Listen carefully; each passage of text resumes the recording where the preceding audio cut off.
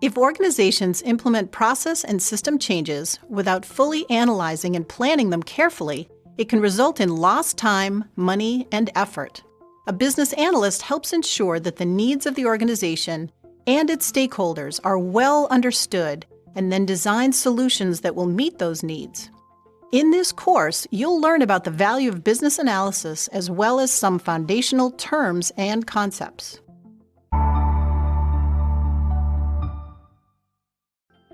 Business analysis is a set of practices that are used to analyze an organization, business unit, or business process to take advantage of opportunities or solve business problems.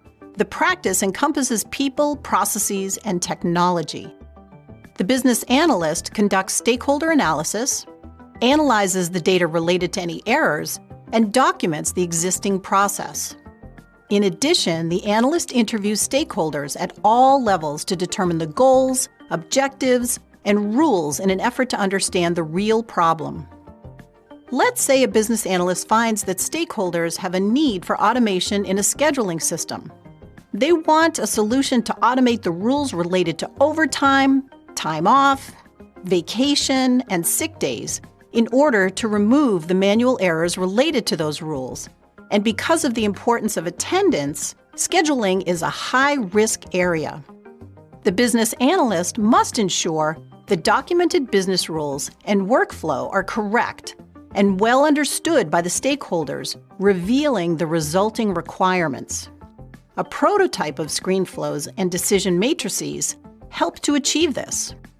Finally, the business analyst will document the impacts of the change to the stakeholders to determine the training needed by them to be successful.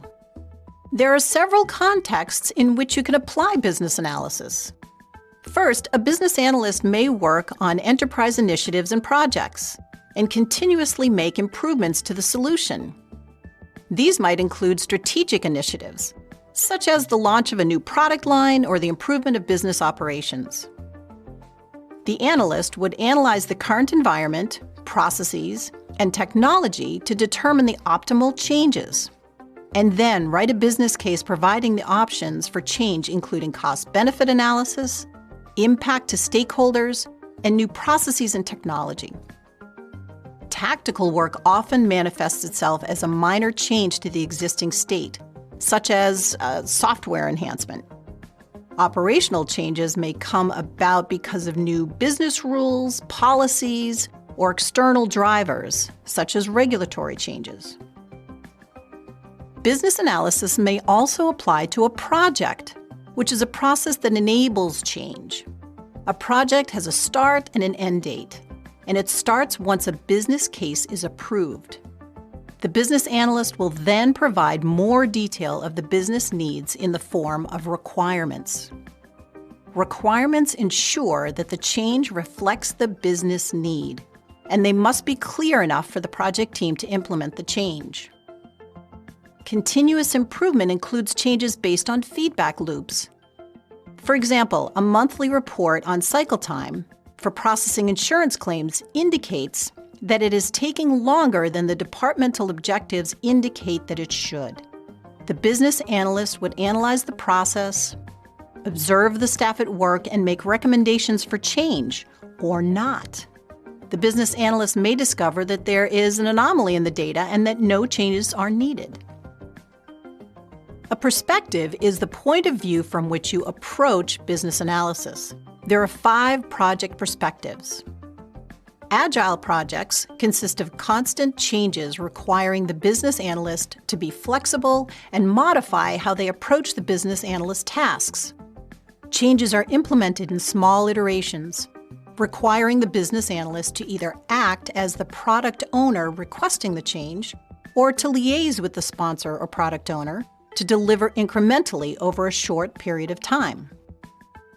The business intelligence perspective utilizes data from multiple sources to provide information, enabling evidence-based decisions, reporting needs, or changes to data integration systems. The business analyst must have skills such as data modeling, decision modeling, and knowledge of information dashboards. The information technology perspective focuses on changes to information technology. The scope varies from enhancements to the implementation of large systems. The business analyst is a liaison between the business and information technology. The business architect perspective provides the blueprints of the business and manages or identifies changes to business capabilities, processes, and they drive the need for a business case and a project. The business analyst does not typically participate at the operational level. The business process management perspective is about improving business processes. Unlike the business architect perspective, the business analyst does most of the work at the operational level. The process manager will create an as-is process model, and after understanding the business goals, objectives, and key performance indicators, will make changes and produce the to-be process. It's quite possible for all business analyst perspectives to work on one initiative.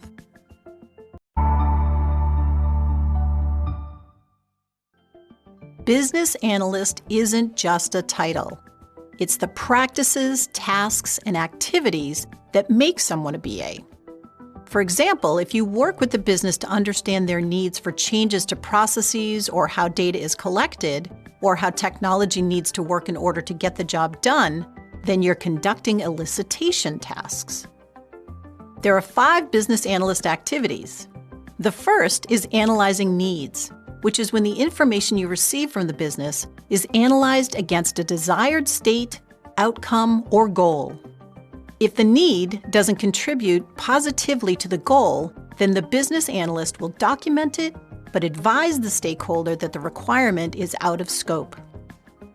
Analyzing solutions occurs once the business analyst analyzes that information and then looks for a solution. When developing strategies, business analysts need to think critically, look at the big picture, and drill down into details and then create strategies to address business issues. Facilitating change is an important task for the business analyst, and ensuring collaboration is one of your primary tasks. Without stakeholders, you have no requirements. Some of the key business analyst roles are systems analyst, management consultant, and product manager. A systems analyst focuses on changes to technology. The systems analyst will write functional requirements describing how the system must behave to reach an outcome. The requirements must be written clearly in enough detail that the project team, designer, programmer, and software quality assurance person understand them, so that the changes can be made to the system. Management consultants work for consulting firms, which advise companies on the best ways to manage and operate their businesses. The firm will take advice on concepts like their business strategy and operational effectiveness and techniques. Management consultants tend to have specialties in niche markets, for example, in insurance or oil and gas. This type of business analyst will conduct benchmark studies, share best practices, and enable change. A product manager is responsible for the development of new products for a company. A product manager needs to understand how a customer perceives the value from the product. New products drive change. There are also several other job titles under the business analyst function: data analyst, enterprise analyst, process analyst, and business architect.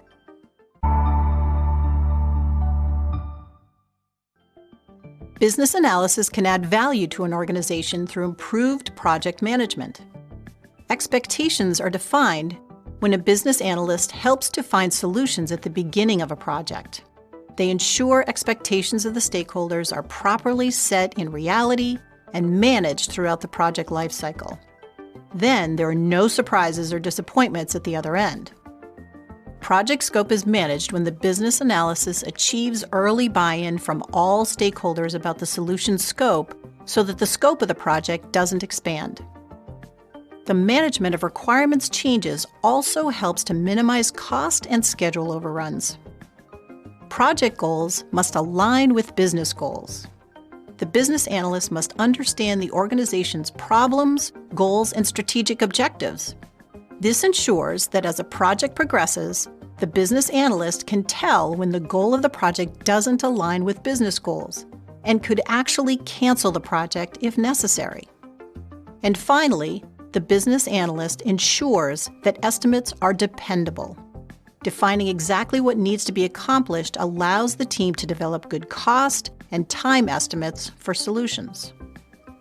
Improved cooperation has several benefits to an organization.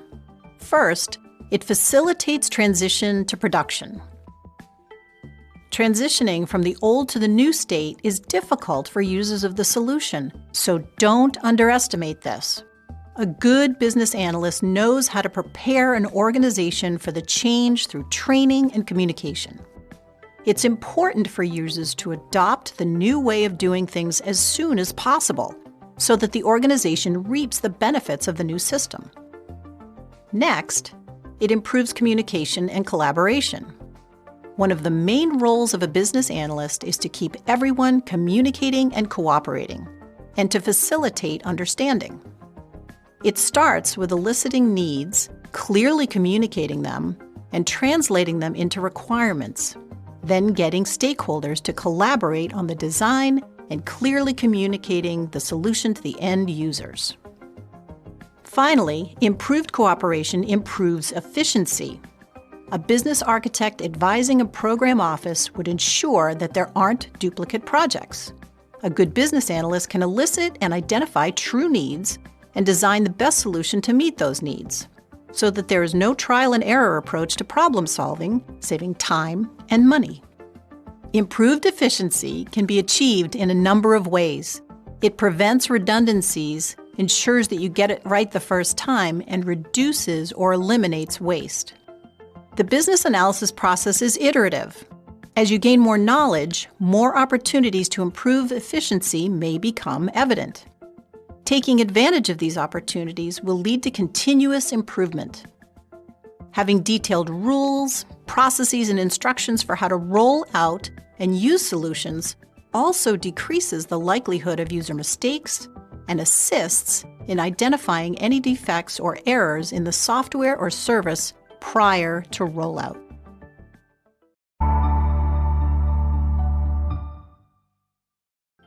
A knowledge area represents a category of expertise that includes tasks and activities a business analyst or a BA would perform.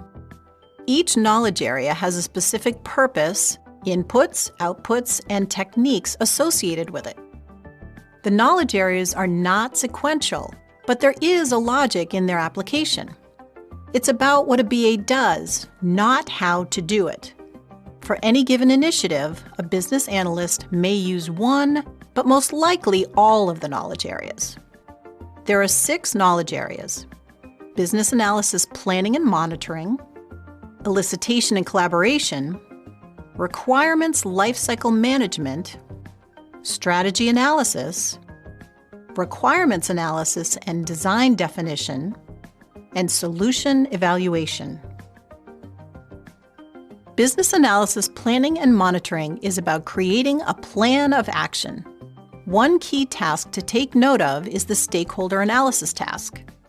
Doing so ensures you identify groups, individuals, or departments who are impacted by the change. This ensures that you have identified all the groups, and therefore, you are more likely to identify all of the needs and requirements, which results in a complete requirements package. You use business analysis planning and monitoring tasks and activities to plan for elicitation and collaboration with stakeholders. The requirements lifecycle guidelines, like managing requirements changes, will be entered into your plan so that both the project manager and your stakeholders understand how requirements are going to be managed. The information gathered during elicitation needs to be analyzed and designed, resulting in the close connection between business analysis planning and monitoring and requirements analysis and definition. The plan will give you the guidelines, the techniques, and how you will analyze and communicate the design. The plan also ensures that you are aligning the requirements to the strategy, hence the connection to strategy analysis. Elicitation and collaboration describes the tasks a BA will undertake to engage with stakeholders and to obtain information. There are a number of key steps, one of which is to prepare. The other is to actually conduct the elicitation activity, which could consist of workshops, interviews, or document analysis. The results from the elicitation activity need to be managed and communicated. This knowledge area has a strong relationship to business analysis planning and monitoring. It also has a strong relationship to strategy analysis. This is important for elicitation activities as these are the activities needed to identify the business need and ensure it's defined. Business analysts are continually eliciting information, even when they are engaged in solution evaluation activities. Collaboration is critical to business analysis success. If relationships are not nurtured or the requirements plan isn't communicated, stakeholders may not participate or support business analysis activities.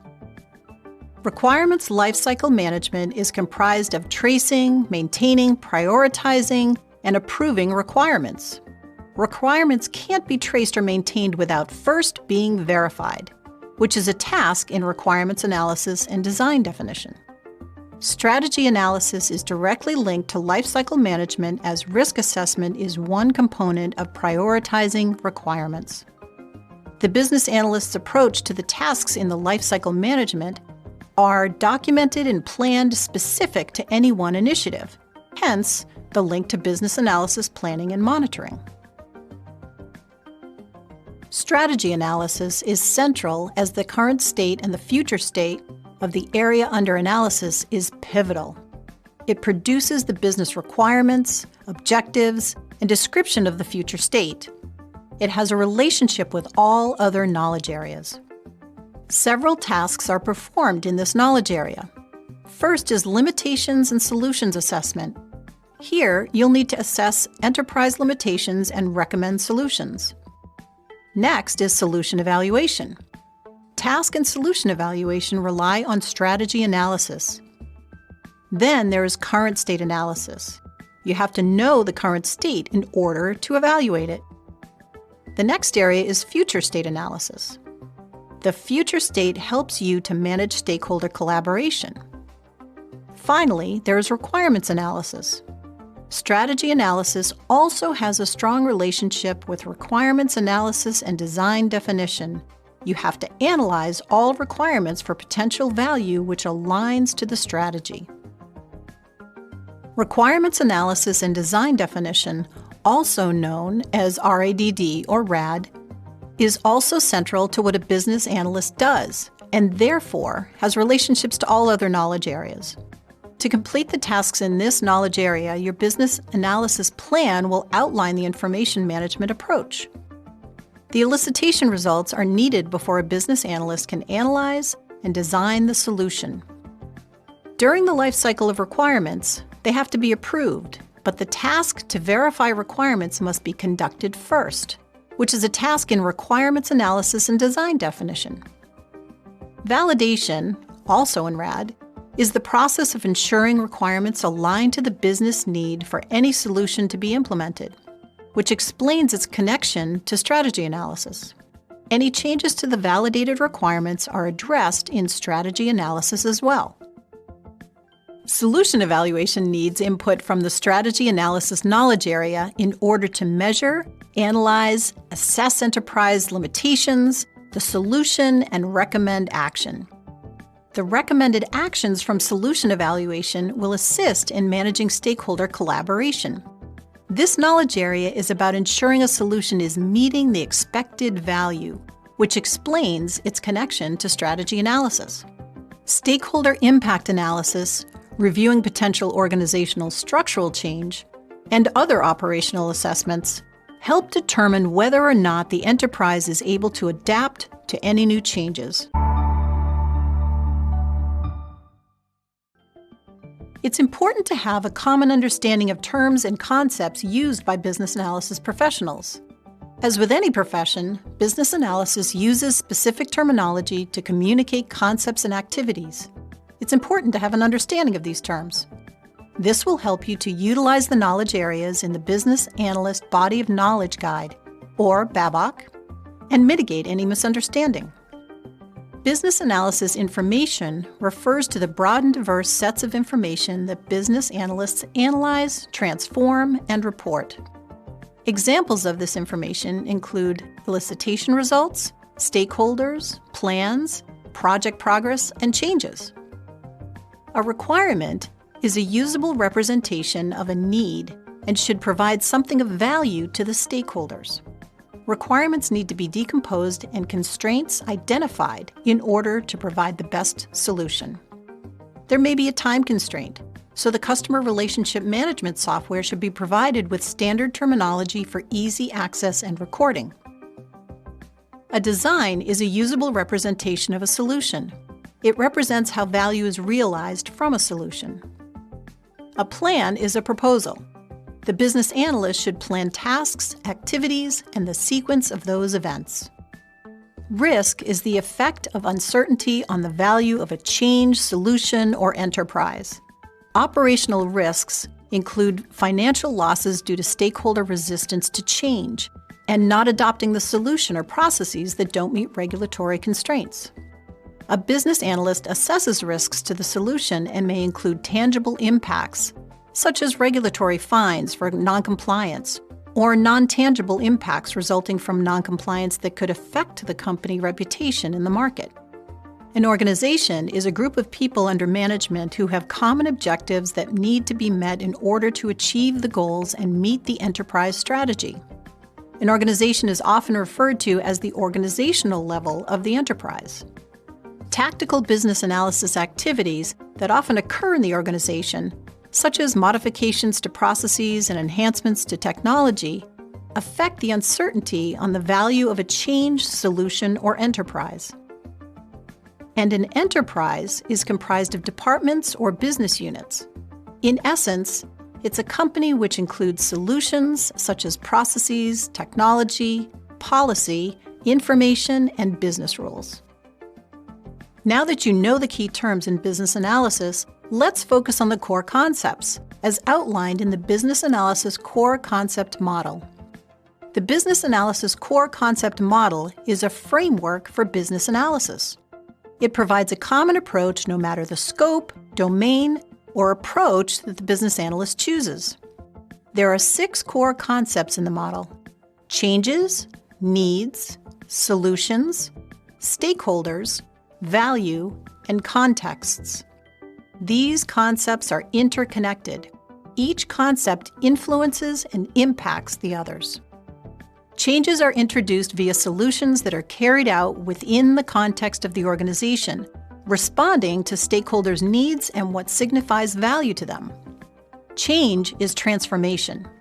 It can be large or small, complex or simple. Change in an organization is predicated on a need. Changes don't always include improvements, but they should, even if the change relates to a regulatory need.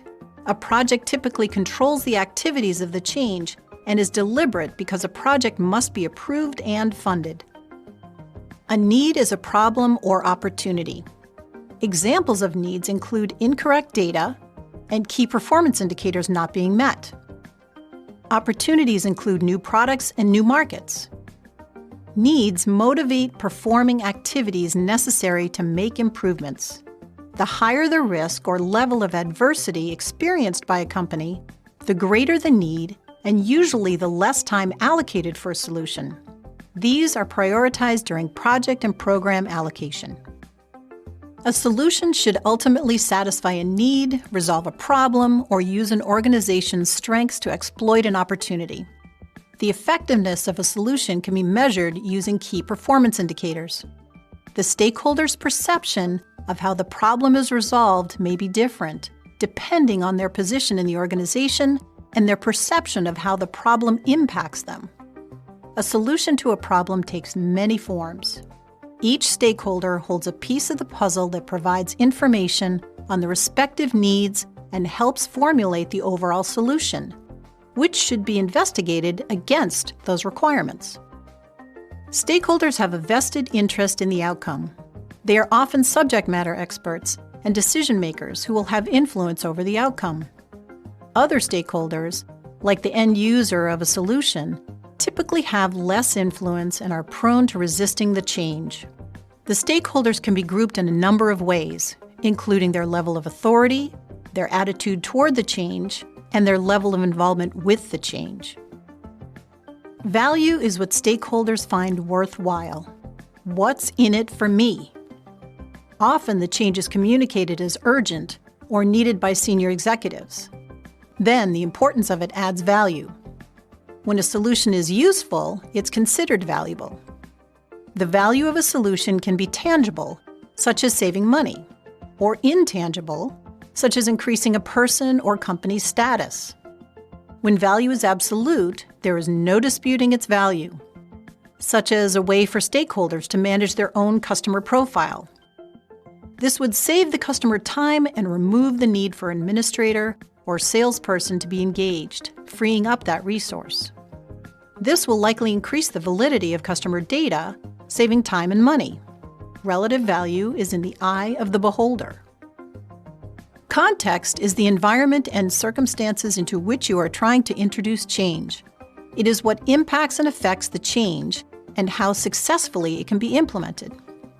The environment under which the solution will operate includes the attitude and beliefs about the change.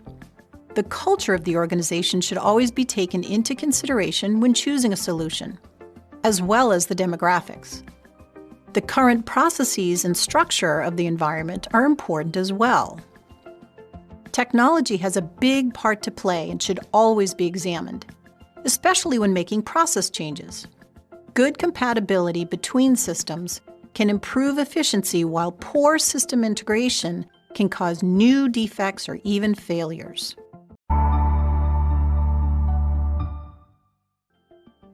There are several key project team stakeholders, including the sponsor, the business analyst, the project manager, the domain subject matter expert, implementation subject matter experts, and the tester.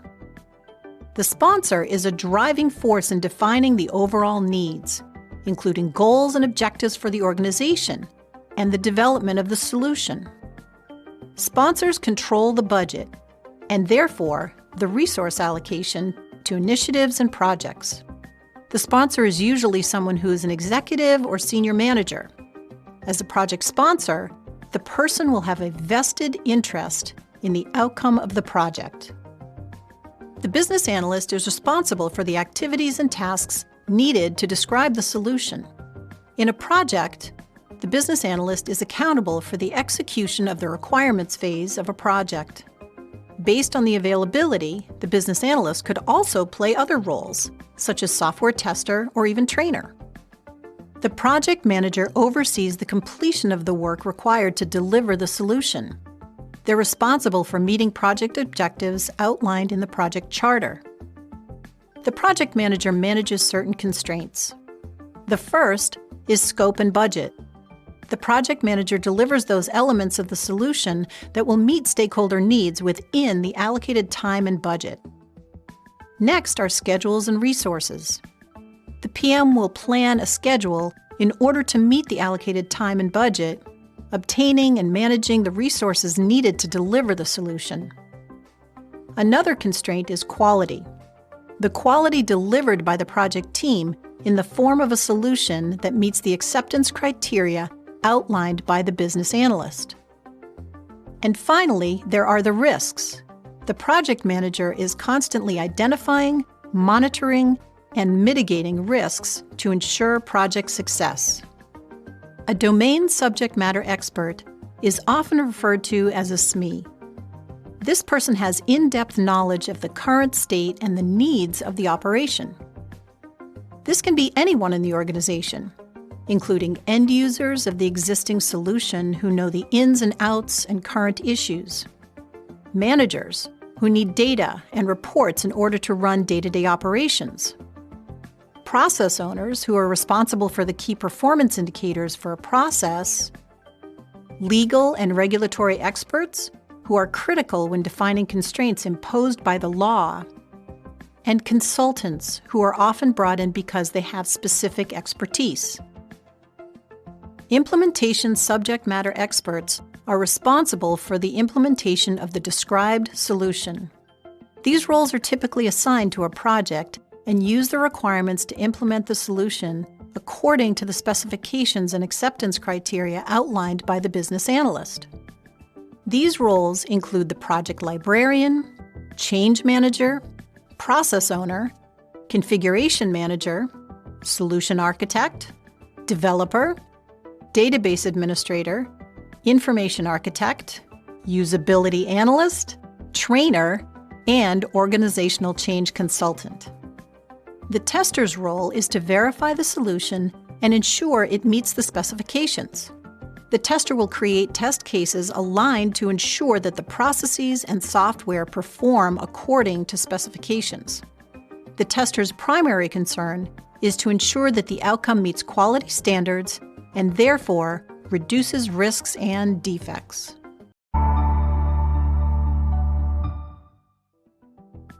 Once the project is over, the solution is turned over to operational support for day-to-day management of the solution. This will include maintenance, updates, and enhancements.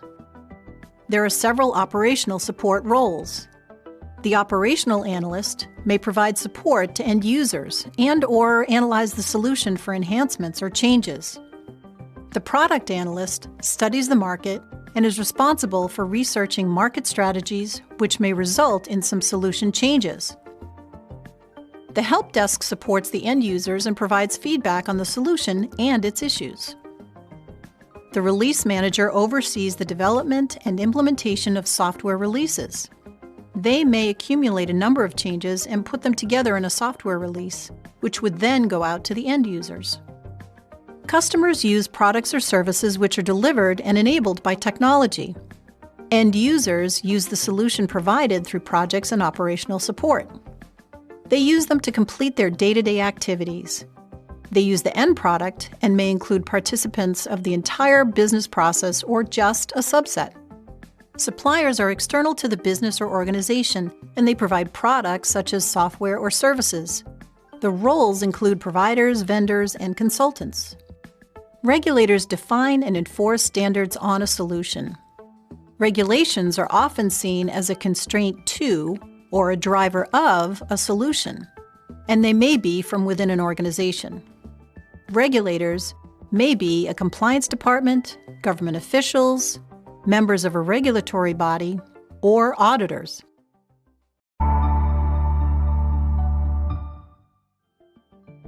Business requirements describe the reason for the change. They are recorded in a business requirements document, also known as a BRD. A BRD describes the goals and records objectives. The requirements include a current state description and a description of the desired future state. A high-level description of processes, business rules, functionality, and data are all included. There's also a description of the stakeholders, which includes their type, demographics, locations, and contact information. Assumptions are also documented. Assumptions are the things that are thought to be true but have not yet been validated. For better management of the project constraints, constraints must be documented by the business analyst.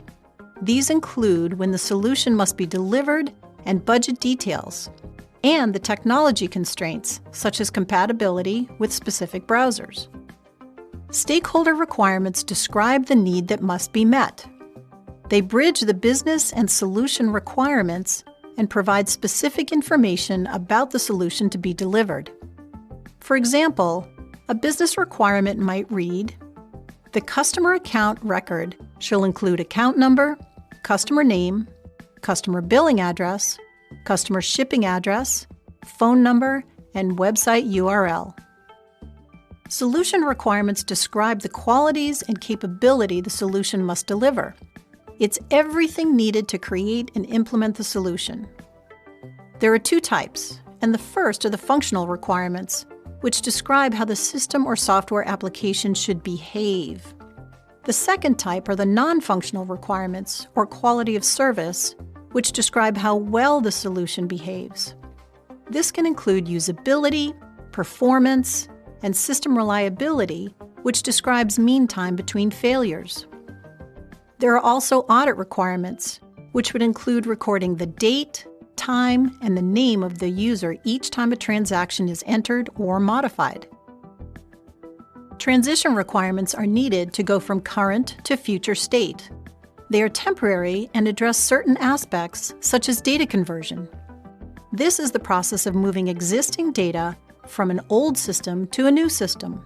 This requires that the data be reviewed, cleaned, and described in a way that the new system can read and record it.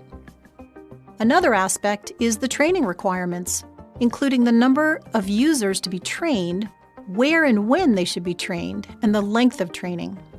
This may also include details like the language the training might be delivered in, and how the training will be delivered, for example, in class or online. And finally, business continuity, which describes how the area under change will operate.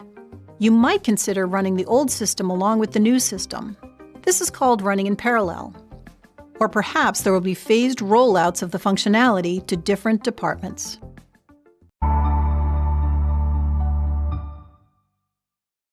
Contrary to popular belief, business analysts are responsible for both requirements and designs.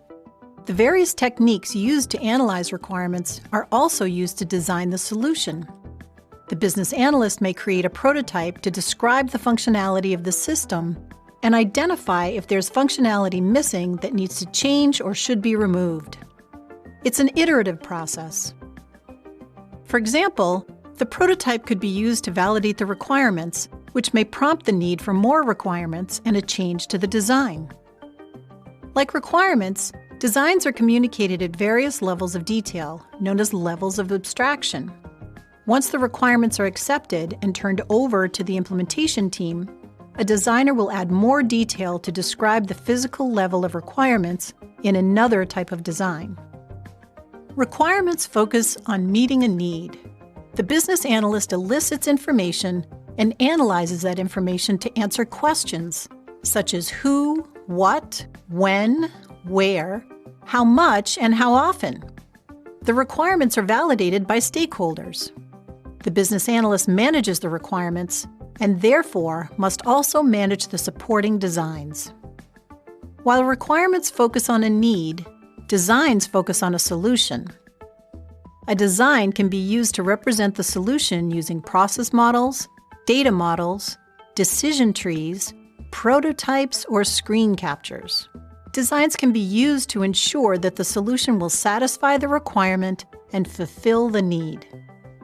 The requirements and design relationship is iterative, meaning that requirements may be revisited and designs updated until the requirements are clearly understood and the design represents an effective solution. The business analyst must clearly define the design and then review the final design.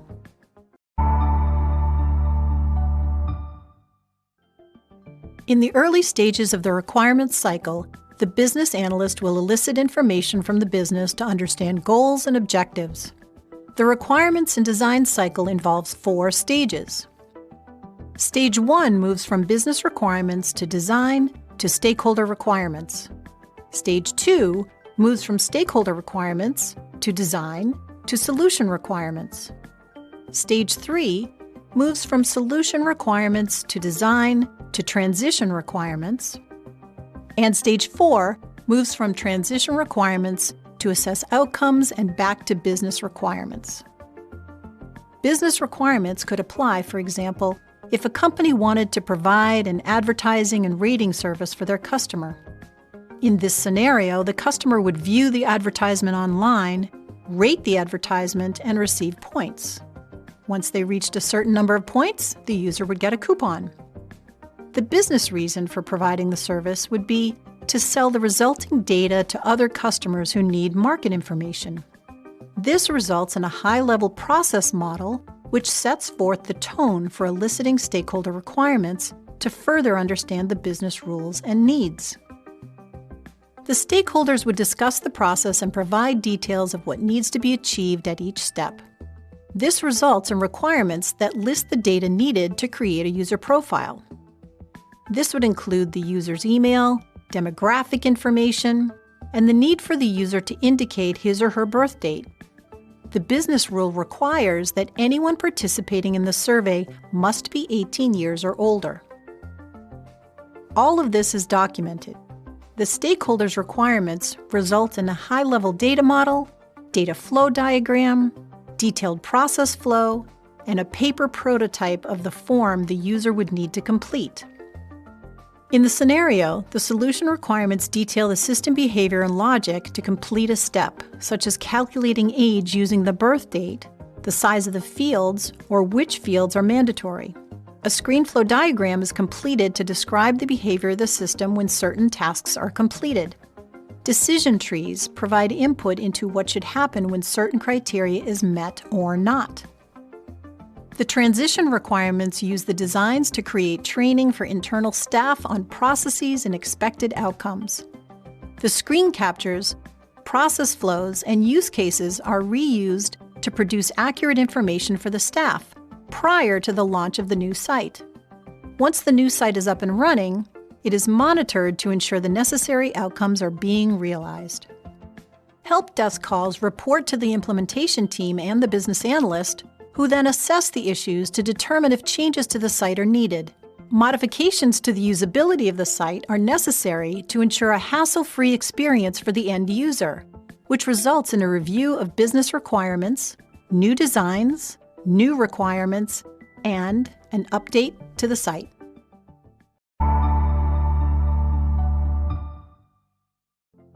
The tasks in the business analysis planning and monitoring knowledge area produce documents that direct you as a business analyst throughout a project. These documents include the general approach you'll take, the plan for engaging stakeholders, and how you'll manage information and changes to the project. In this course, you'll learn how to plan your business analysis activities and identify performance improvements.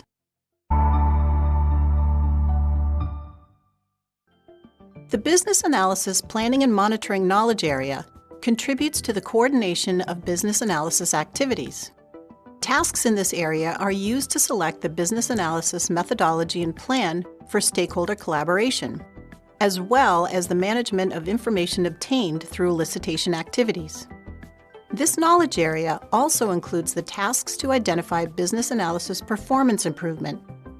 The business analyst will share their plan with the project manager and stakeholders in order to get buy-in for the approach. This knowledge area lists what a business analyst should consider when planning. Its output describes how the business analyst will execute business analysis activities within the context of an initiative or project. There are different activities in planning the business analysis approach.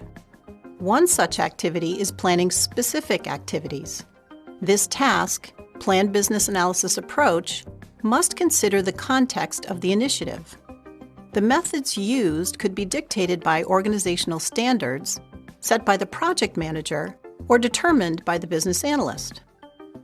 Another activity is defining strategies for managing risk. The business analyst will plan activities based on the approach, which includes strategies for managing risks to the solution and the business analysis activities. The two primary approaches are predictive and adaptive.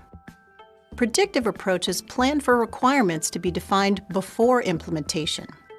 This is intended to reduce risk. Adaptive approaches deliver requirements in short iterations. This approach is used to deliver enhancements or when functionality is delivered incrementally. A variety of activities are required to ensure the success of stakeholder engagement. The first activity is to identify relevant stakeholders.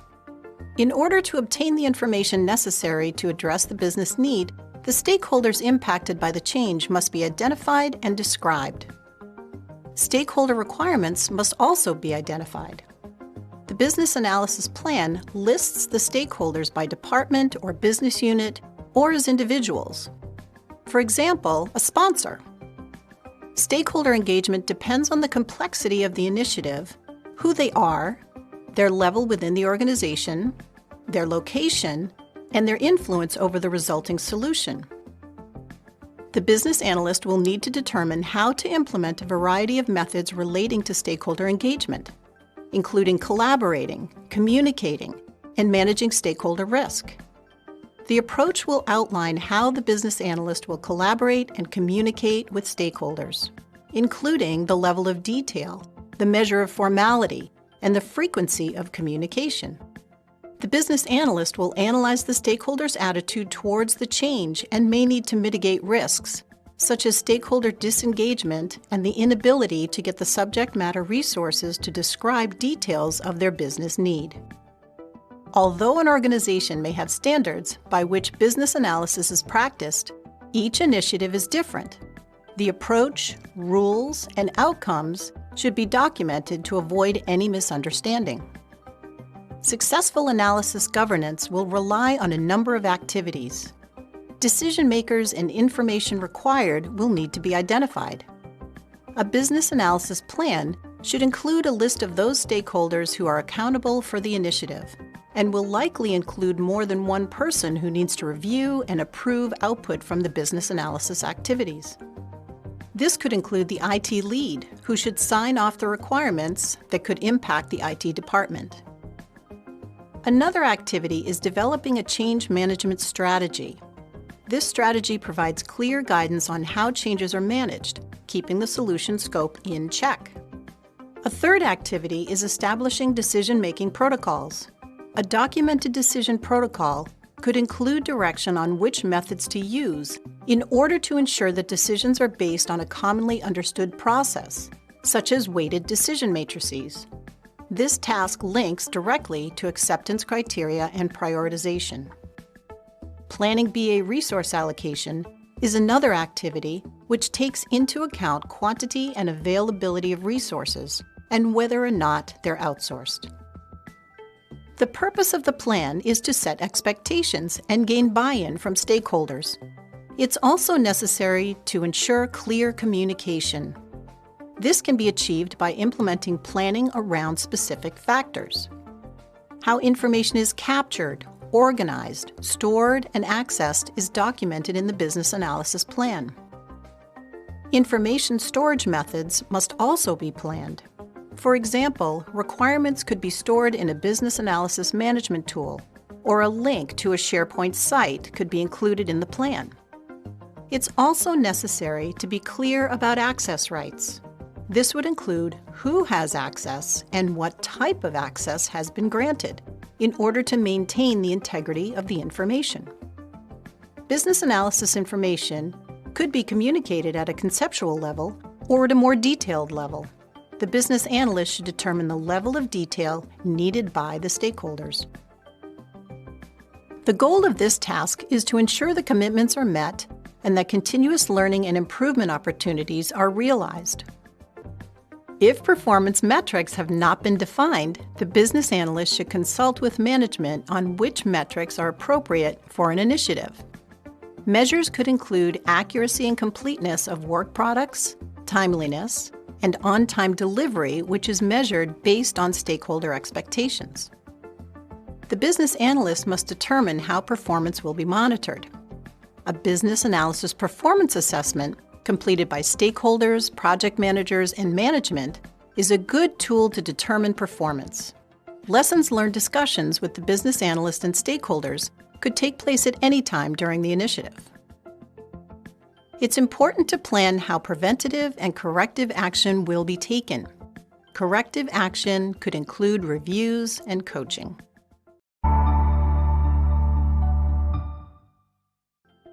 The Business Analysis Core Concept Model, or BACCM, is a framework for business analysis. It incorporates various factors such as changes, needs, stakeholders, contexts, values, and solutions. This framework will provide a common approach, no matter the scope, domain, or approach that the business analyst chooses to use. No matter how thorough a business analyst is, changes will occur. So it's necessary to plan for change and communicate clearly how it will be addressed. Change requests are a formal approach to managing changes. In an adaptive approach, the changes are handled less formally. No matter how a change is requested, the business analyst will analyze it to determine the impact on other requirements and the scope of the solution.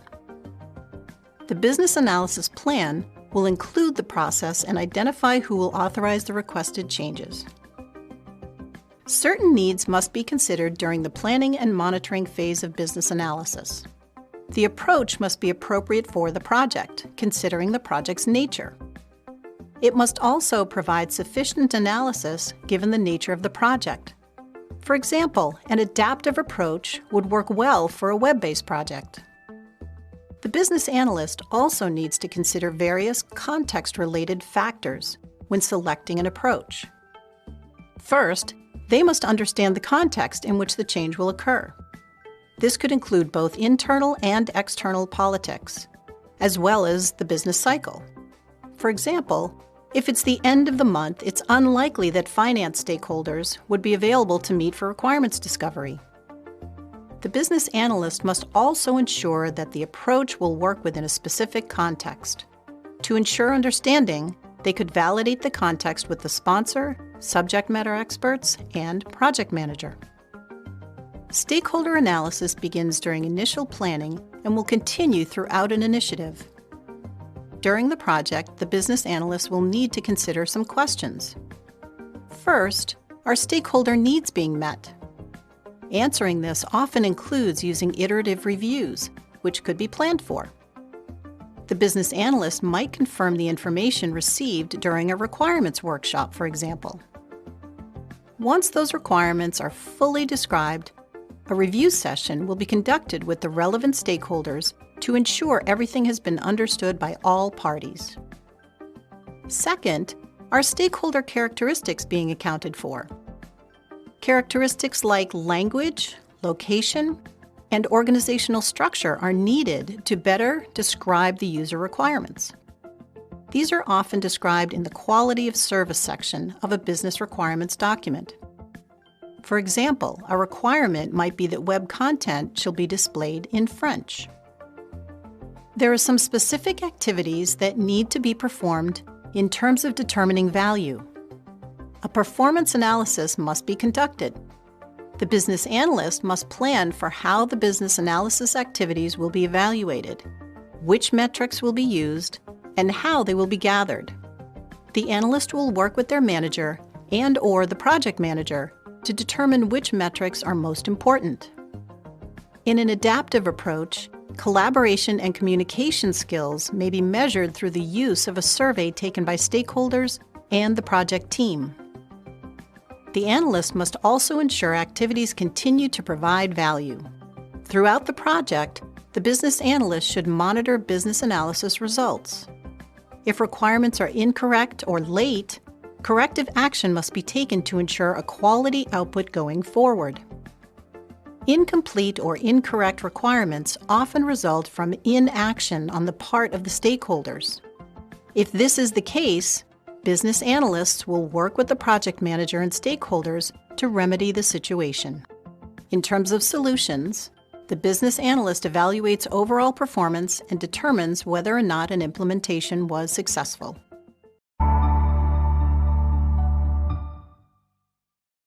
Planning the business analysis approach can only be done once the business analyst understands the needs. Doing this should result in a well-thought-out and documented business analysis approach. So, put another way, the input would be the needs, the task would be planned business analysis approach, and the output would be the documented business analysis approach. There are several aspects of the needs input, which the business analyst should consider and understand. First, they should consider the need, including whether it's a result of an opportunity or a problem. The analyst would then need to determine what knowledge they have about the problem or opportunity. The analyst should also consider how the need will shape the business analysis approach. For example, if there's a problem, scheduling root cause analysis sessions could be included in the plan. The degree of understanding of the need will evolve. Business analysis is about discovery, which means that as the understanding of the need evolves, the plan will as well. The planning approach can be predictive or adaptive. Predictive approaches include completing requirements before implementation. This is called waterfall. An agile project uses an adaptive approach, where planning is iterative and ongoing. The predictive approach is highly formalized and enabled through formal documentation and standardized templates. It also has highly detailed upfront plans. The adaptive approach, on the other hand, is informal and enabled through team collaboration, interaction, and feedback. It's focused on prioritized requirements lists created using various techniques such as backlog management. Typically, you will know which approach to take based on the project methodology. For example, a project with phases is a predictive approach, where each phase must be completed before the next can begin. In adaptive initiatives, a list of requirements is prioritized based on short iterations. You may want to see what can be completed in 2 weeks, for example. After the 2-week period, the requirements may be revisited and further defined. The business analyst needs to focus on certain activities. They need to identify activities required to meet the deliverables. To determine the required activities, you may need to schedule a series of requirements workshops. Activities must be broken into tasks. Scheduling time to prepare document analysis or interviews should be taken into consideration. Work must also be divided into iterations with their own deliverables. Each task should be further explored iteratively until deliverables, such as a series of use cases, are completed. As a business analyst, you will need to determine the timing of tasks. You'll need to decide whether tasks will be performed in phases, with each task completed before moving on to the next, or iteratively. This will be reflected in the schedule. There are several factors to consider. First, availability of resources, including stakeholder availability. Second, the urgency of the needs. The business analyst should know which task to prioritize. There are also various constraints that are considered, such as the amount of time or budget available. For example, the budget may not provide for travel, which would mean that online sessions would have to be used. There are also other initiatives that may need to be completed before the business analyst can utilize resources, or until enough information is available to define certain requirements. There are 2 primary factors that affect business analysis activities: the complexity of the business analysis and the risk involved. The complexity of business analysis can be affected by various factors. The complexity of the change can include the number of business units affected by the change, if the change spans internationally, and the number and types of information technology systems affected. The size of the change will also affect complexity. Although a small initiative isn't as complex as one that affects multiple stakeholder groups and business units, the same activities apply. The business analyst must understand the problem or opportunity, the current state, and the stakeholder needs. The business analyst must assess the risk the changes pose to an organization and plan for mitigation of those risks. The larger projects will have higher risk due to the number of stakeholders and impacted systems. However, sometimes even the smallest change, should it go wrong, can have far-reaching impacts. Therefore, no matter what the size of the initiative, solution risk assessment is part of all business analysis activities. The number of stakeholders will also contribute to complexity. The more stakeholders, the higher likelihood of differing opinions and needs, resulting in complexity to the business analysis plan. The scope is also impacted by the resources involved. As the number and types of resources increase, so does complexity. Multiple vendors and contractors can add another layer of complexity, such as system integration and data migration. The level of risk will depend on a variety of factors, including the experience of the business analyst. The level of risk is increased when a business analyst has little experience with large initiatives or a particular domain. The level of risk is also affected by the stakeholders' attitudes and availability. Stakeholder indifference is a risk to business analysis activities. When the business analyst identifies these attitudes, they should mitigate any risk of missing requirements by engaging the stakeholders. Acceptance of the business analysis approach by stakeholders will assist in plan execution. In some cases, usually in predictive projects, the business analysis plan requires sign-off. Review and acceptance of the approach will ensure that a variety of factors have been addressed, including that all activities are identified, estimates are realistic, and correct roles and responsibilities are identified and assigned. There are a few guidelines, tools, and techniques that are used for the task Plan Business Analysis approach. By reviewing previous performance assessments, the business analyst will implement suggestions to improve their performance. Document analysis is an elicitation technique used to review a variety of business policies, including regulations, contracts with vendors and contractors, and legal obligations such as binding agreements with workers. All of these activities help the business analyst understand the complexity and risks associated with the change.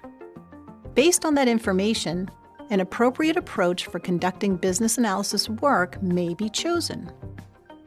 The business analyst will choose from a range of existing frameworks. Procedures must be followed and therefore planned. Methods include project methodologies such as Agile. Specific business rules may have to be complied with during the initiative. For example, if a business analyst is working on a new product, they may have to agree not to discuss the specifics of the product outside of the project. During the planning of the business analysis approach, the business analyst should use the expert judgment offered by interested parties. The expertise that stakeholders bring to the initiative should be considered, which is where stakeholder analysis comes in. Stakeholders can provide information on policies and regulations and, as subject matter experts, engage in the business analysis activities. Consultants can provide a wealth of information about their areas of expertise. Industry groups provide insights into how to conduct business analysis effectively as it relates to the profession itself, or with regard to the type of initiative. If you're engaged in creating information dashboards for marketing departments, the business analyst could do research on best practices from marketing associations. Stakeholder concerns and needs could also provide insight into the approach taken by the business analyst. For example, stock trading is an intense environment, and there's little time to sit down and explore the needs. The business analyst may want to shadow a stakeholder and ask questions when time allows. There are different techniques that will help you to plan the business analysis approach. Analysis can refer to various review processes, including document analysis, financial analysis, risk analysis, and estimation. Document analysis will give insight into the contractual obligations of the initiative, and reviewing other business documents, such as processes, policies, and procedures, may provide valuable information into the complexity of the domain under analysis. Reviewing the business case and financial analysis provides information about the potential value of the solution. Risk assessment and management will help to determine which business analysis tasks should be prioritized. Estimating how much time it will take to conduct business analysis is based on the experience of the business analyst, the complexity of the project, and the stakeholder makeup. Modeling may include process modeling and scope modeling. The business analyst creates and reads models to determine the best approach. Scope modeling, such as context diagram and use case models, provides insight into the complexity of the business analysis effort. Group techniques include a number of different activities. Brainstorming engages expertise from other business analysts and stakeholders to share ideas on the business analysis effort. Interviews with other BAs can be used to build plans. Surveys and questionnaires may provide insight into, among other things, the stakeholder opinions on the current solution. Conducting workshops provides a collaborative setting in which to plan business analysis activities. And requirements reviews may drive the necessity for the business analyst to change their approach. Various tools may also be used, including item tracking, which is used to list and manage issues. Functional decomposition is used to break down the business analysis deliverables into manageable pieces. And two types of document reviews can be performed. The business case should be reviewed in order to understand the business goals and objectives, as well as any dependencies or constraints. The lessons learned outcomes of earlier business analysis activities will provide valuable feedback and an opportunity for the business analysts to improve their performance.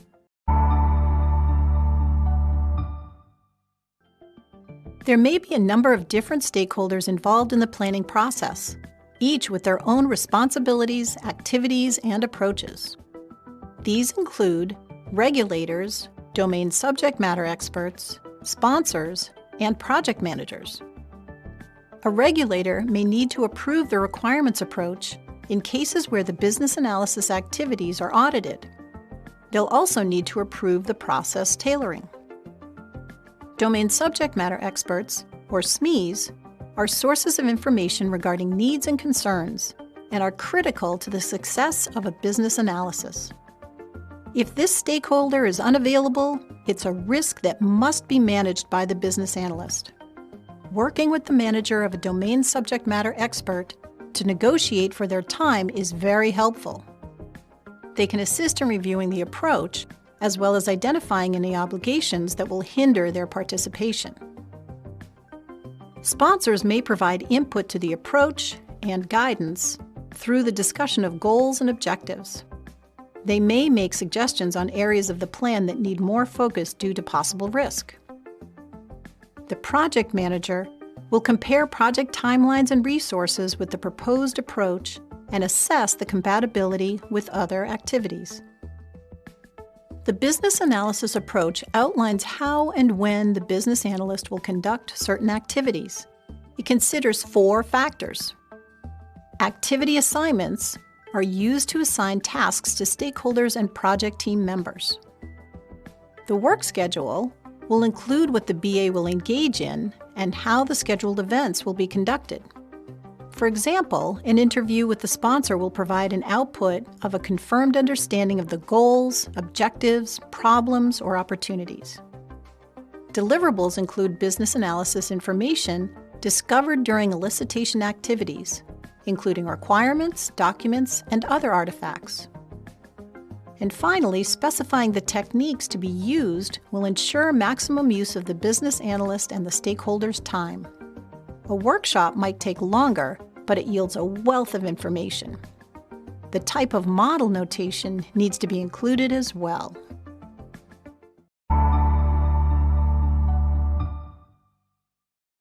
The inputs to plan stakeholder engagement include the business needs and the business analysis approach. The task is to plan stakeholder engagement, and the output is a documented stakeholder engagement approach. When it comes to inputs, there are different aspects to consider. For instance, if a business need is to manage customer information, then sales and marketing would be stakeholders. The business analysis approach will determine various factors. The first factor is the type of stakeholder analysis. For example, you might use a stakeholder matrix to understand influence levels and the impact to those stakeholders. Another factor determined by the BA approach is collaboration. This includes how the business analyst collaborates and shares information with each stakeholder group. If you are working with stakeholders using an online tool, you may want to schedule a series of short meetings with very specific outcomes. How the business analyst will communicate with stakeholders is also considered. For instance, if the business analyst is addressing a need for small enhancements to an existing application, email will be an informal way to communicate. Stakeholder analysis requires the business analyst To understand the different roles of the stakeholders, assess their attitudes, identify their authority levels, and determine the degree of power and influence they have. Understanding roles includes understanding the stakeholders' role in the organization, as well as their role during business analysis activities. One stakeholder may approve requirements, while another could be a subject matter expert. Assessing attitudes can be difficult when a stakeholder is continually objecting to change and bringing up problems. This stakeholder could be a valuable source of information, but is likely to have a negative attitude towards the change and must be managed. When identifying authority levels, an organizational chart will help the business analyst to determine the degree of power and influence, but that alone is not enough. When determining the degree of power and influence, the analyst should ask other business analysts and the project manager for advice. There are several considerations when it comes to stakeholder collaborations. Factors to consider include whether they're internal or external, whether meetings must be planned or can be spontaneous, the timing and frequency, the location and tools needed, as well as delivery methods. If a stakeholder is external to the organization, spontaneous meetings are highly unlikely. It may be difficult to schedule a meeting with a senior executive, so the business analyst will have fewer meetings with this group due to access and the amount of time that could be devoted. The location of the stakeholder and the corresponding time zones should also be considered, and may prove to be a challenge. If the stakeholder is remote, access to online conference tools must be provided. The business analyst needs to consider the communication needs of the stakeholders. You need to consider what has to be communicated, such as status reports to the project manager. Considering to whom and how often dictates how you will engage. For example, in a presentation for senior managers or emails to subject matter experts.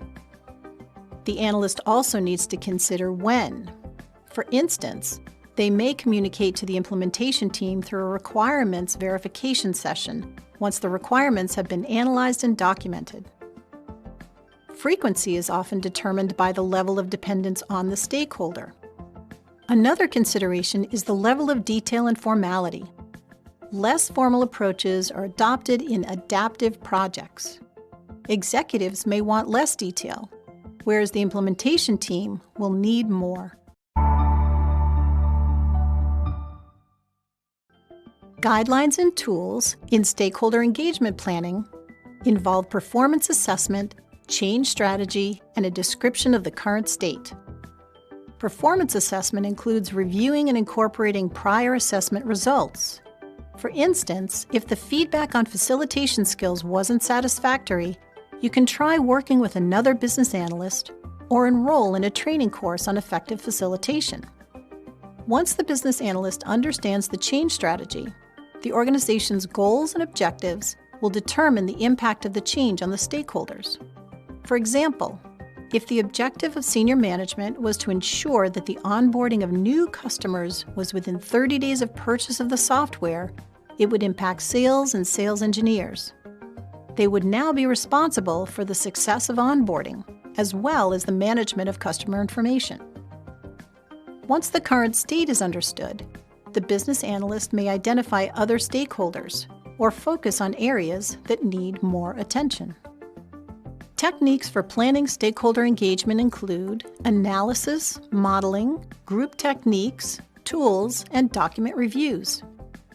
The analysis technique may be applied to various elements. In document analysis, existing documents such as policies and procedures may give insight into how to engage stakeholders. If the documents deal with sensitive information, an interview would be more appropriate than a group meeting. Business rules analysis provides information on the source of the rule, or at least which department issued the rule. Risk analysis and management is used to assess the risks associated with stakeholder involvement, which is critical to success. There are various types of modeling that can be utilized. Organizational models will help you identify stakeholders who are impacted by the change and who they report to, as these roles are impacted as well. Process models provide a wealth of information about stakeholders, what they do and what they use, and what the downstream and upstream impacts are. Scope models provide information on which stakeholders are in scope or out of scope for the initiative. The scope model will also provide information on the scope of the stakeholder needs. Group techniques may take different forms.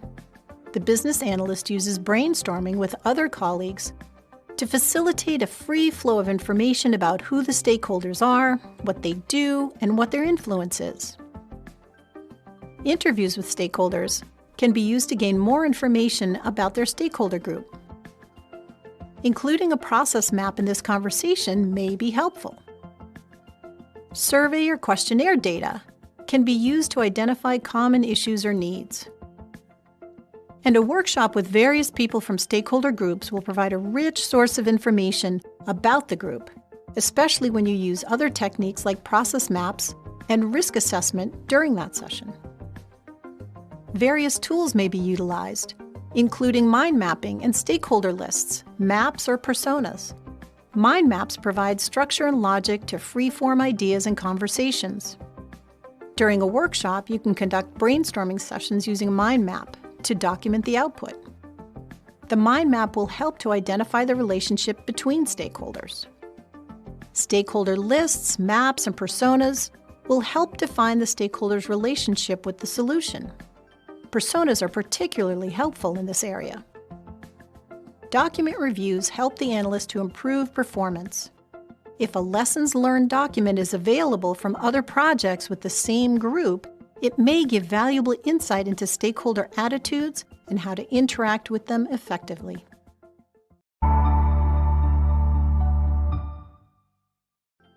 Stakeholders can be classified as being either internal or external. Internal stakeholders include the end user, domain SME, sponsor, and project manager. The end user is considered by some to be the most important internal stakeholder and is directly impacted by the change. This category will include customers. When defining the approach, the business analyst will determine if they can communicate directly with customers or will need to speak with someone who knows the end customer. If the stakeholder is internal, the business analyst could consider observing their use of the system or their interaction with external customers. The domain subject matter expert, or SME, will help to identify stakeholders. The sponsor may suggest stakeholders and could influence the availability of stakeholders. They may also provide suggestions on who should be included in the business analysis team. The project manager conducts their own stakeholder analysis and is a good resource for identifying stakeholders and their characteristics. External stakeholders consist of the customers, suppliers, and regulators. Customers could be individuals. Customer service is paramount to organizations with lots of customers, and the business analyst must ensure that the approach has a strong focus on the customer. On the other hand, a manufacturing company that sells to a distribution channel will have other companies as its customers. In both cases, the customers come first. Suppliers may be impacted by the business rules imposed by the organization purchasing their products. Many large retailers have vendor agreements, which stipulate pricing and sometimes even exclusive rights to sell the product in their stores. Suppliers, also known as vendors, may provide services in the form of consulting or participation in projects. The approach relating to these stakeholders is likely to be along the same lines as the approach used when working with the implementation team. Regulators drive many of the processes and changes to software systems. A large organization will have a compliance department, which the business analyst can consult for information on rules. However, if compliance expertise isn't internal, then the business analyst may have to contact the regulator directly. The stakeholder engagement approach will include a list of stakeholders' contact information, such as a primary contact name, email, phone number, and location. In the case of an external stakeholder, like a customer, contact information for the marketing department would be included. Stakeholder characteristics include additional demographic information.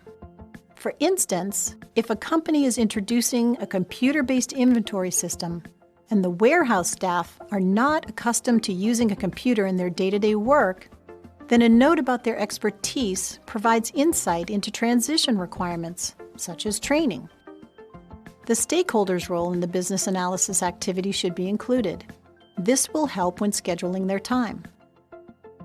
A statement of the various methods of engaging the stakeholders could also be included in the list.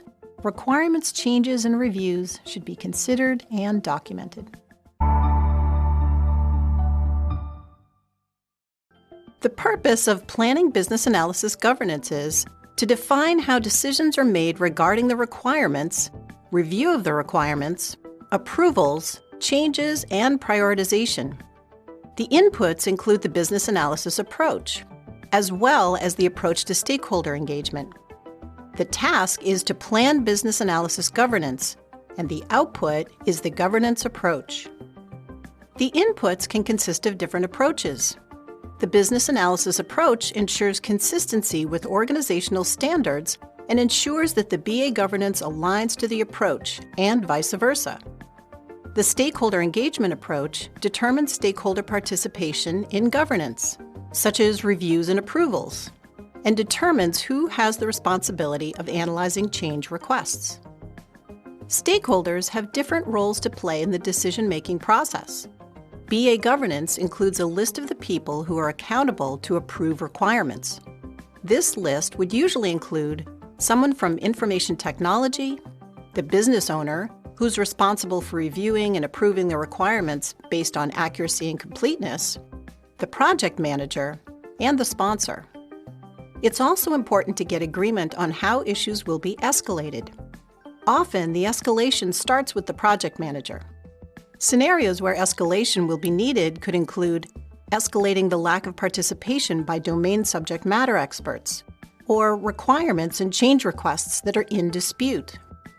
There should always be a final decision maker, and he or she will likely be the sponsor. Change requests usually come from the business owners or subject matter experts. However, information technology could also submit change requests.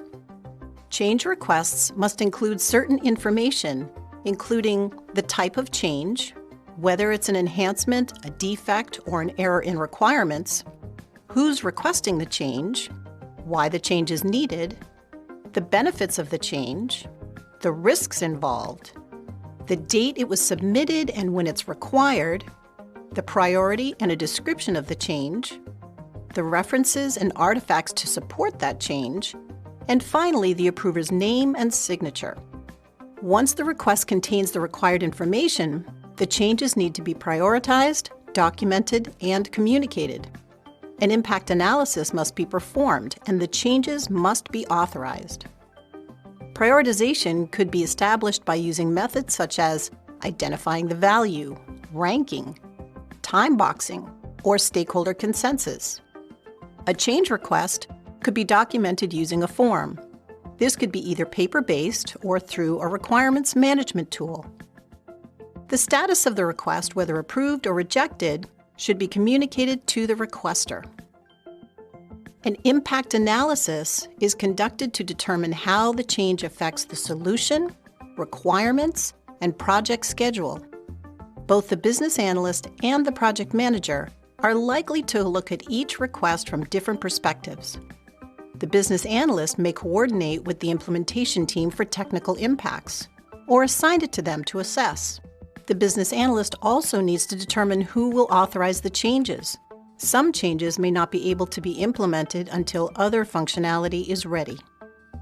There are a number of considerations involved in the prioritization process. Timelines and dependencies are influenced by the market, customer demands, and regulation. Therefore, understanding the reason for timing will inform prioritization. Methodologies to use should also be considered. The method used could come from the business analysis plan or may be dictated by the project. Prioritization methods include grouping by high, medium, and low ranking, or time boxing, and stakeholder consensus. you should always consider the expected value of the change. Finally, resource constraints should be considered. The resources needed by the business analyst may not be available and therefore impact the change priority. The governance approach includes what is eligible for approval. Generally, if something costs time and money, it will need approval. Approvals are required in order to move from one phase or iteration to another. The process for obtaining approvals may be the same for every initiative based on the enterprise policy, or the process from a similar project could be used to document the process. It's important to determine who will do the approving, as well as how these approvals will be tracked. This responsibility could fall to the business analyst or the project manager.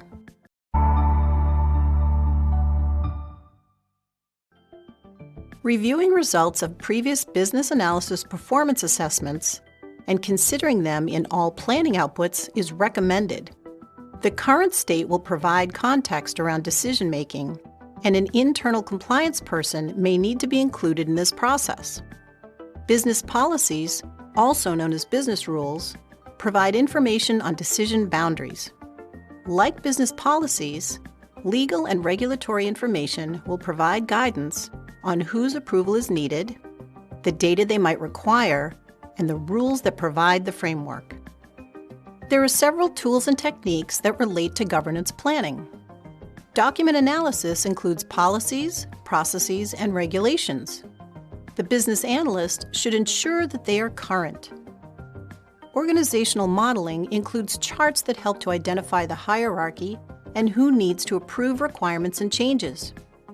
Process models are used to document the governance process. Group techniques include brainstorming, interviews with 2 or more people, and workshops. These techniques will provide varied information about governance approaches. A questionnaire could also be sent out with questions specific to governance. This will work well when stakeholders are unavailable for a meeting, especially when they're in remote locations. Reviewing the governance plan is an important step to take before seeking approval for it. Tools such as item tracking will help to manage any issues and items awaiting approval.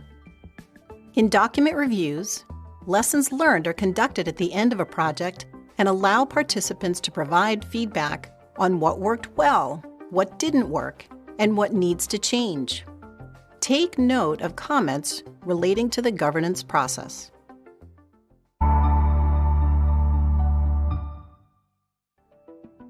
Stakeholders include regulators, domain SMEs, sponsors, and project managers. Each of these stakeholders has a specific role to play. Regulators play a key role and help ensure governance is understood and realized. Reach out to the regulators, both internal and external, to ensure your governance is aligned with organizational guidelines. A regulator may also be a source of requirements changes. Domain SMEs are usually a source of change requests. They may also contribute to discussions about the changes, prioritization, and urgency of the change. The sponsor participates in change dialogue and typically approves changes when submitted. The project manager reviews the governance plan to ensure it aligns with project governance. The project manager is a good source of information on business analysis governance. The output from the task Plan Business Analysis Governance is the governance approach. This output will be used to plan business analysis information management, prioritize requirements, assess change requests, and approve requirements. It assigns responsibility and authority and identifies who sets priorities, approves changes, and formalizes the process for managing changes to requirements and designs.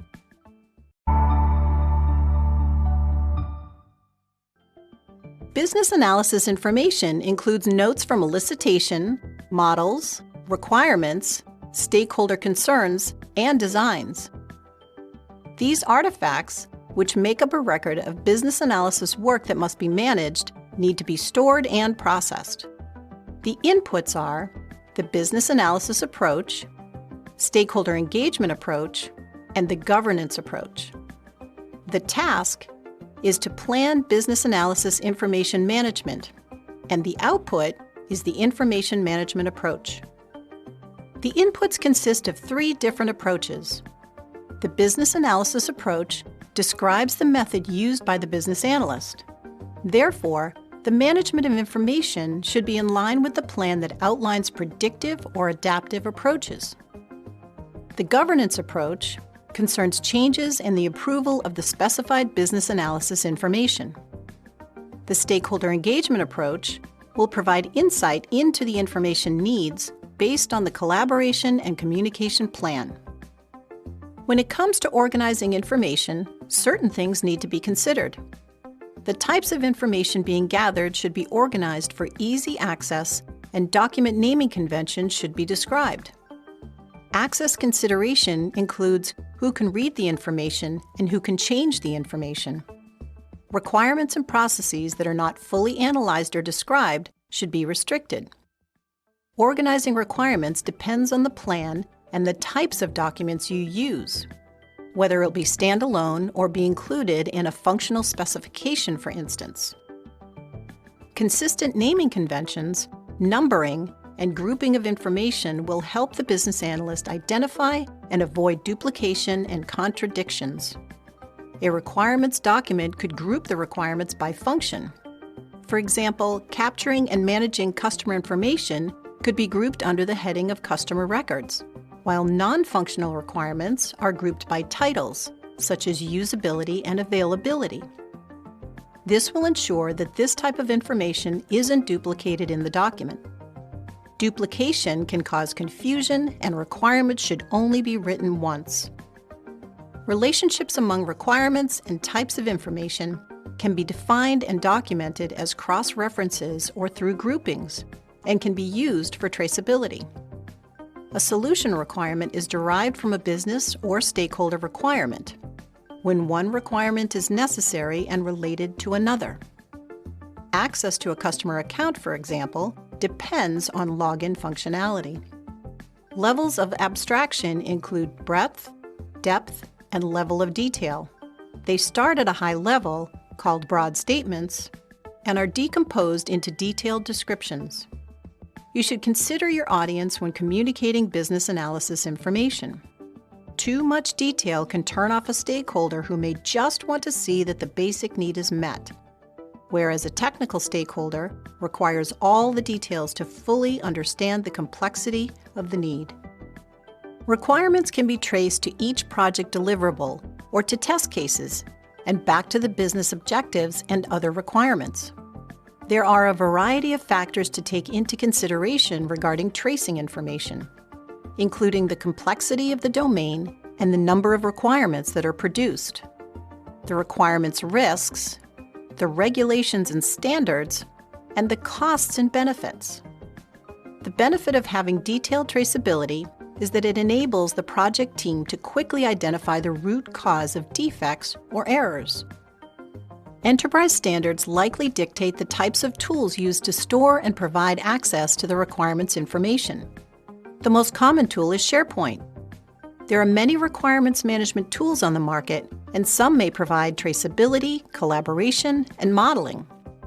When planning for the management of business analysis information, you must consider who should have access to the information, what they can have access to, and how often. You could choose to provide limited access, or the implementation team could be provided with access to requirements when a review is pending. Many tools have the functionality to check out a document so that others can't access it until it is checked back in. Attributes describe the requirement and include absolute references, otherwise known as a unique identifier. This distinguishes one requirement from another, which reduces miscommunication. A record of requirements should be kept, as well as a catalog of recurring requirements. At a minimum, requirements need a unique identifier. Other attributes help to manage requirements. These attributes include the source of the requirement, priority, urgency, and status.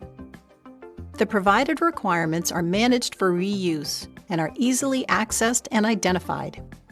Reusing requirements not only saves the business analyst time, but ultimately saves the organization money. Solutions that undergo constant change and need to meet regulatory constraint business rules, like regulatory requirements, contractual obligations, and quality standards, are primary candidates for reuse. Items that should be managed include business policies and rules. Business rules drive the behavior of solutions, software and processes, and are often managed using business rule systems. These business rules include legal and regulatory information, such as contracts, service level agreements, and legislative rules. These can be accessed through organizational intranet sites, managed by compliance. When referencing contracts, the document name, date, clause, and subclause should be included. The tools used to manage requirements and information are varied. They can be as rudimentary as a file folder or as sophisticated as a wiki, SharePoint, configuration management system, or robust requirements management tool. Planning information management can be accomplished through various techniques. Process modeling provides a wealth of information when planning business analysis information management. The actions, inputs, and outputs are documented using tools such as Visio. Group techniques like brainstorming, interviews, surveys, and workshops can help to define stakeholder business analysis needs. Brainstorming can be used during requirements workshops to identify information, as workshops often provide information in the form of flip charts and notes taken by the business analyst. All of this information needs to be managed. So once it's organized, the accuracy of the workshop outcomes are confirmed with the stakeholders who were present. Their comments also need to be stored and managed for future reference. Tools include item tracking and mind mapping. Item tracking captures issues, including those related to business analysis information management. Mind mapping can be used independently by the business analyst or in a group situation to identify and categorize information. Document reviews can provide tips on how to effectively manage business analysis information. These tips may be found in notes from lessons learned sessions from past projects.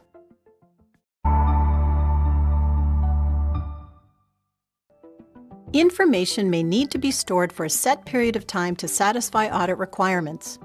Stakeholders include regulators, domain SMEs, and sponsors, each of whom have specific responsibilities. Regulators define rules and processes. Domain subject matter experts not only provide information, but also use it for activities such as requirement reviews. The domain subject matter expert is required to review business analysis work products to confirm the information is correct and reflects the value expected from the solution. The sponsor is accountable to approve the requirements. The output of this task will outline how information is stored, for how long, how it is used, and by whom. It is important to follow organizational standards and utilize the tools available to reduce miscommunication and enable ease of access. Business analysis information should be stored and managed during the project or initiative. The information management approach should also include how long the information is stored once the change is complete. This allows for the reuse of requirements for enhancements and maintenance activities once the solution is turned over to operations. The audit policy should also be reviewed to ensure the documents are stored appropriately for easy retrieval.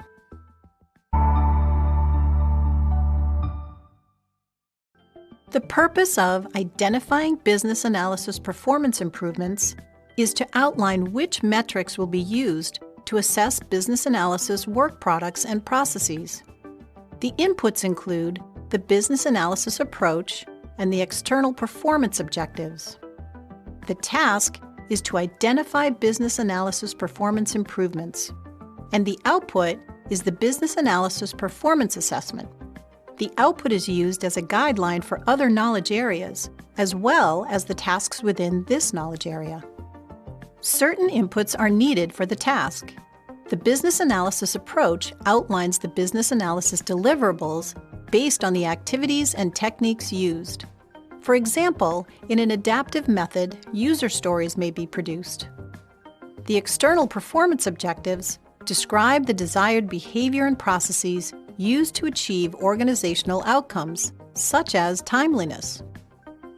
For performance analysis, the standard will depend on the context, while the scope of the work performed by the business analyst will drive the types of measures used.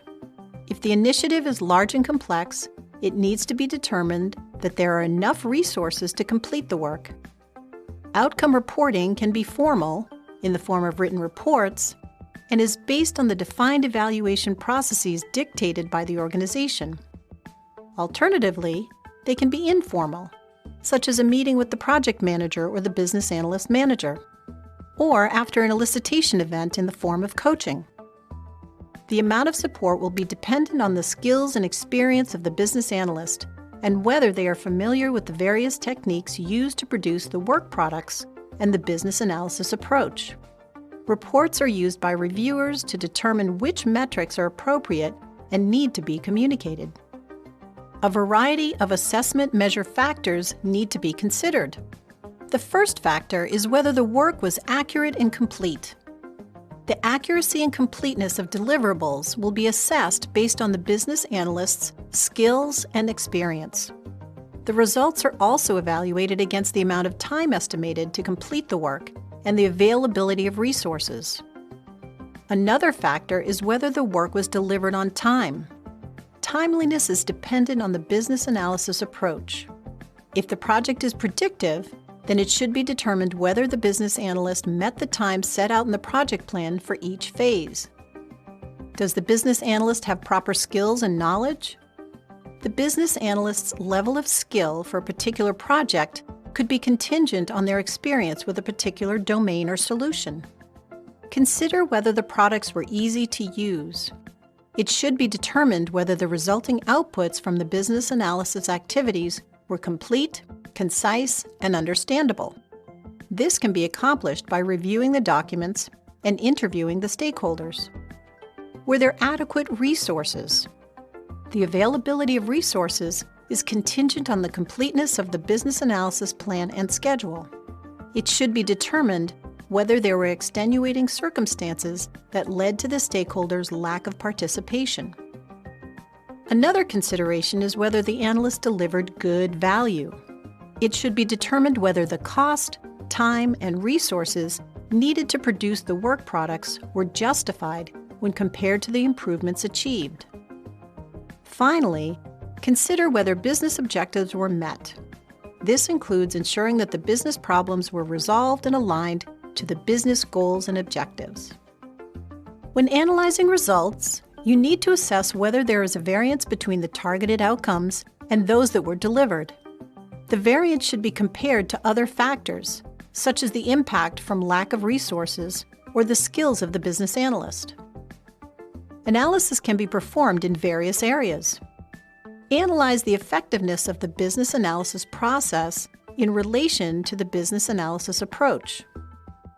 Analyze the resources used and their availability, as well as the accuracy of the information provided from them. For example, policies and current state processes may be out of date, resulting in an incomplete gap analysis. And finally, determine if the deliverables were in line with the process and organizational guidelines. Did they adequately define the business objectives, goals, and stakeholder needs?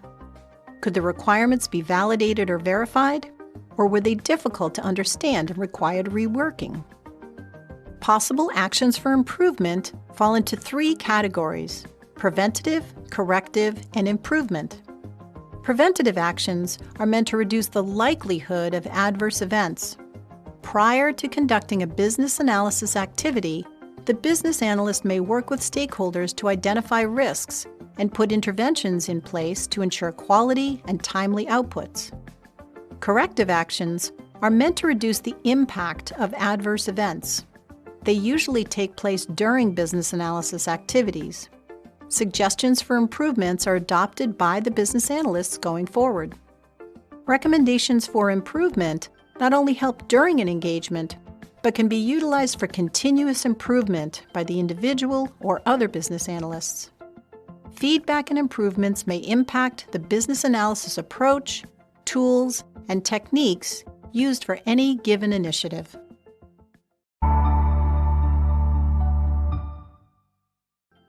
The organization may have metrics to assess business analysis performance. This can include competency guidelines from the International Institute of Business Analysis, or the IIBA.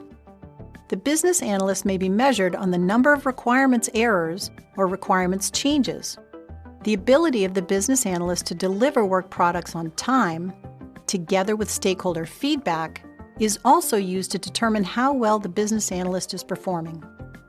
The metrics should be easy to collect and relevant to the particular initiative. For executives, information about the cost, time, and resource investments to produce business analysis work is used to justify the value delivered by business analysis activities. Several techniques are used in performance improvements. Analysis includes process, risk, and root cause analysis. Process analysis is used to determine if the business analysis processes are achieving the desired results. At the beginning of every initiative, risk analysis should be used to determine if there are conditions that may affect how well the business analyst can perform their tasks, notwithstanding the ability of the business analyst. Root cause analysis is used to understand the underlying reasons for poor performance. Process modeling is used to define business analysis processes and to analyze those processes in order to reduce cycle times and handoffs and support downstream processes such as software testing. Group techniques include activities like brainstorming, interviews, surveys, reviews, observations, and workshops. Brainstorming is used to generate ideas on how to improve the business analyst's performance or business analysis processes. A business analyst manager may interview stakeholders to get feedback on the analyst's performance related to the stakeholder management and elicitation effectiveness. Surveys are also a good tool to get feedback from stakeholders and the project team. Reviews are used to identify any changes to business analysis processes and deliverables. This is a helpful technique that can be used during the initiative. Observations are used to get first-hand information on how a business analyst is performing. This is particularly useful for assessing facilitated elicitation events. A workshop could be used to gather information about the performance of a business analyst from a group of stakeholders. Tools include item tracking, metrics, and key performance indicators, or KPIs. Item tracking is used to track issues related to the business analyst's performance and to rectify issues at a later date. For reporting purposes, determine reasonable metrics based on the size and complexity of a project or initiative. Performing document reviews of lessons learned sessions is an excellent workshop technique to elicit specific changes that need to be incorporated into future projects.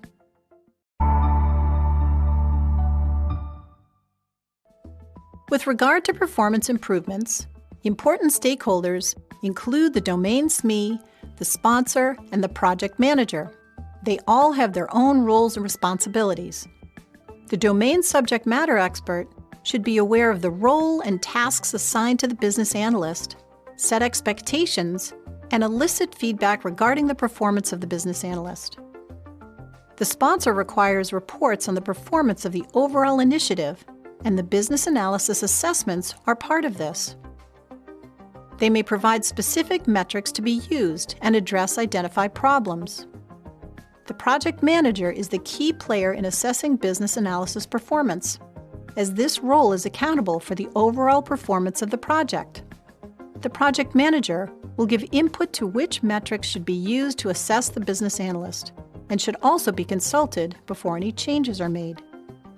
The business analyst's performance assessment will include a comparison of expected performance against their actual performance. For example, the expected turnaround time for documented requirements is measured from the first elicitation event up to a delivered work product. The variances will then be analyzed using root cause analysis to determine the reason for the delays.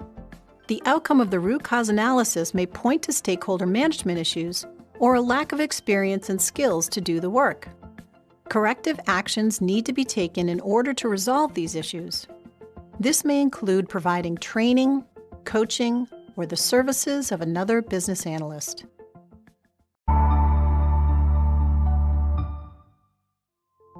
The key to designing effective solutions is eliciting useful information from stakeholders by fostering good relationships, establishing strong collaboration, and monitoring stakeholder activities. In this course, you'll learn about the inputs, guidelines, and techniques that are used in elicitation and collaboration tasks.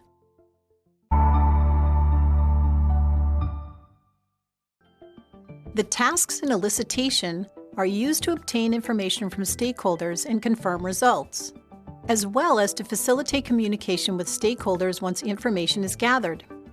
The business analysis plan outlines how to obtain information from stakeholders. The business analyst, or BA, elicits information about the current state and desired future state, and strategy analysis. Elicitation results are used to analyze and design requirements. Within the knowledge area model, solution evaluation, strategy analysis, and requirements analysis and design definition are interrelated at the core. Business analysis planning and monitoring, requirements lifecycle management, and elicitation and collaboration are secondary knowledge areas. Elicitation and collaboration is the result of the relation between solution evaluation and strategy analysis, as well as business analysis planning and monitoring. It's used to obtain information from stakeholders and confirm results, as well as to facilitate communication with stakeholders once information is gathered. Observation and other elicitation techniques are used to evaluate the current solution. Elicitation is used throughout the requirements lifecycle to understand needs and evaluate requirements changes. Elicitation is defined as to draw out or bring forth. This involves talking with stakeholders and using various techniques. Elicitation enables collaboration with the stakeholders. The primary objective of elicitation is to identify requirements and discover design information. There are 4 tasks to complete when preparing for elicitation. Preparing for elicitation is about determining the scope of the elicitation activity and choosing the right technique. The BA will prepare for elicitation by first determining the information needed and the desired outcomes of the session. This includes determining the best elicitation technique based on the topic and the audience. The BA will define the roles and responsibilities of the stakeholders participating in the session and share expectations. For example, a subject matter expert, or SME, would be responsible for confirming current state processes and explain the challenges experienced in order to communicate his or her needs. Another task is to identify and secure required resources. Resources include a room or online meeting tool, flip charts, whiteboard, sticky notes, and other items needed to engage stakeholders in the discussion. Finally, the BA must ensure stakeholders have the right information. The BA sends a meeting agenda explaining the desired outcomes of the session and forwards other information, which could include existing processes and, among other items, requirements stated in earlier sessions that need to be validated. For the most part, you will interact with stakeholders during elicitation sessions. Key objectives include understanding stakeholders' needs, brainstorming to determine possible solutions, and discovering information relevant to the need, such as business rules and constraints. You could use a questionnaire in an interview, or conduct a workshop with cross-functional teams, which is ideal for combining a variety of techniques such as brainstorming, root cause analysis, and process modeling. There are 3 types of elicitation: collaborative, research, and experiments.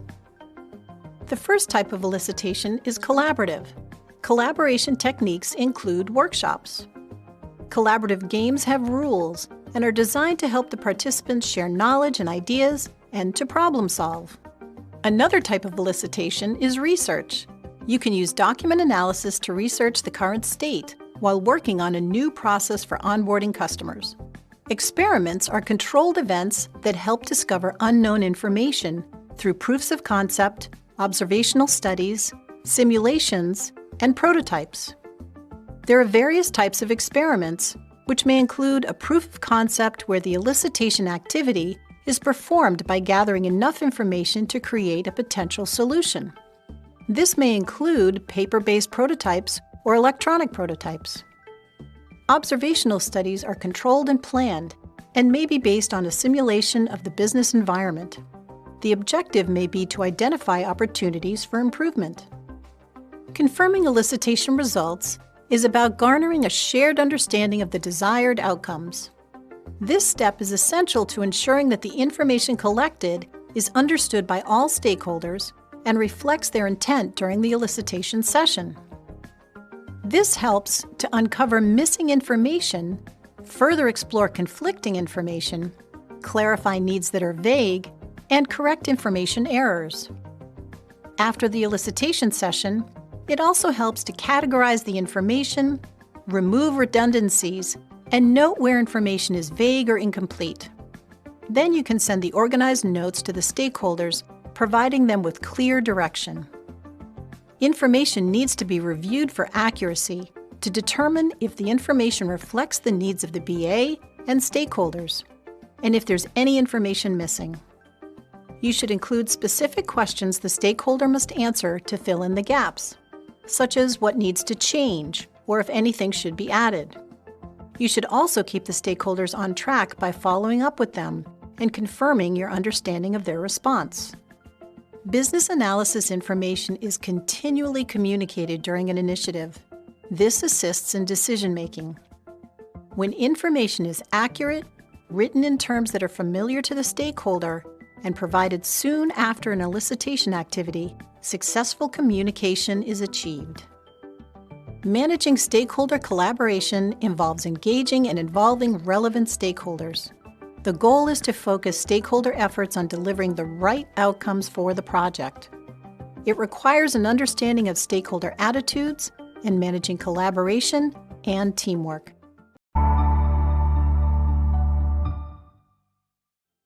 The primary focus of elicitation and collaboration is discovering the stakeholders' needs as they relate to understanding current state, future state, and solution scope, as well as obtaining information that supports the business analysis.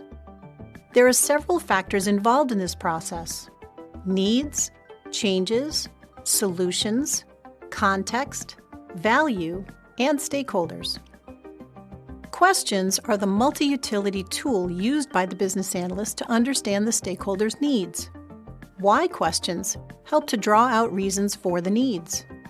Open and closed probing questions encourage the sharing of requirements, details, constraints, and assumptions. Change is a result of a need. Therefore, during elicitation, the business analyst uses various techniques to describe the desired change. Process models, functional decomposition, and reviews ensure the business analyst is on the right track. Analyzing business rules helps to understand the policies that constrain the solution. Prototyping is used to confirm and further elicit system functions. Focus groups, interviews, and workshops help to drive out stakeholder concerns and determine stakeholders' attitudes towards the change. A solution satisfies a need. Through elicitation activities, the BA works with stakeholders to determine what the solution should do to meet their goals and objectives. Focus group surveys and prototypes are excellent techniques to engage stakeholders in the assessment of the proposed solution. Reviews provide an opportunity for the BA to communicate solution features and functions. These sessions give the stakeholder a chance to review a complete picture of the requirements and provide feedback or request changes before implementation begins. Context provides an understanding of the change. Active elicitation will uncover things that are relevant to the change. When stakeholders talk about political environment, attitudes about the change, and external forces, the BA should record these elements, which will be used to analyze requirements. Discovering the factors that influence the change provides a complete picture and helps to uncover requirements that might otherwise not be included. Eliciting the potential value of a feature or function of a solution helps determine its importance and will facilitate the prioritization of requirements. Each stakeholder will have a different perspective of the value of a change. So during elicitation, the BA looks for commonality of opinions on a change and why the change adds value. Asking questions will help achieve the business objective. Elicitation activities provide a perfect environment to foster collaboration between stakeholders. Requirements workshops engage stakeholders to work toward a common goal, solve problems, and make recommendations. When stakeholders work together, the opportunity to understand the needs and opinions of others is provided. Relationships between stakeholders and the BA are cemented through better understanding of needs and challenges.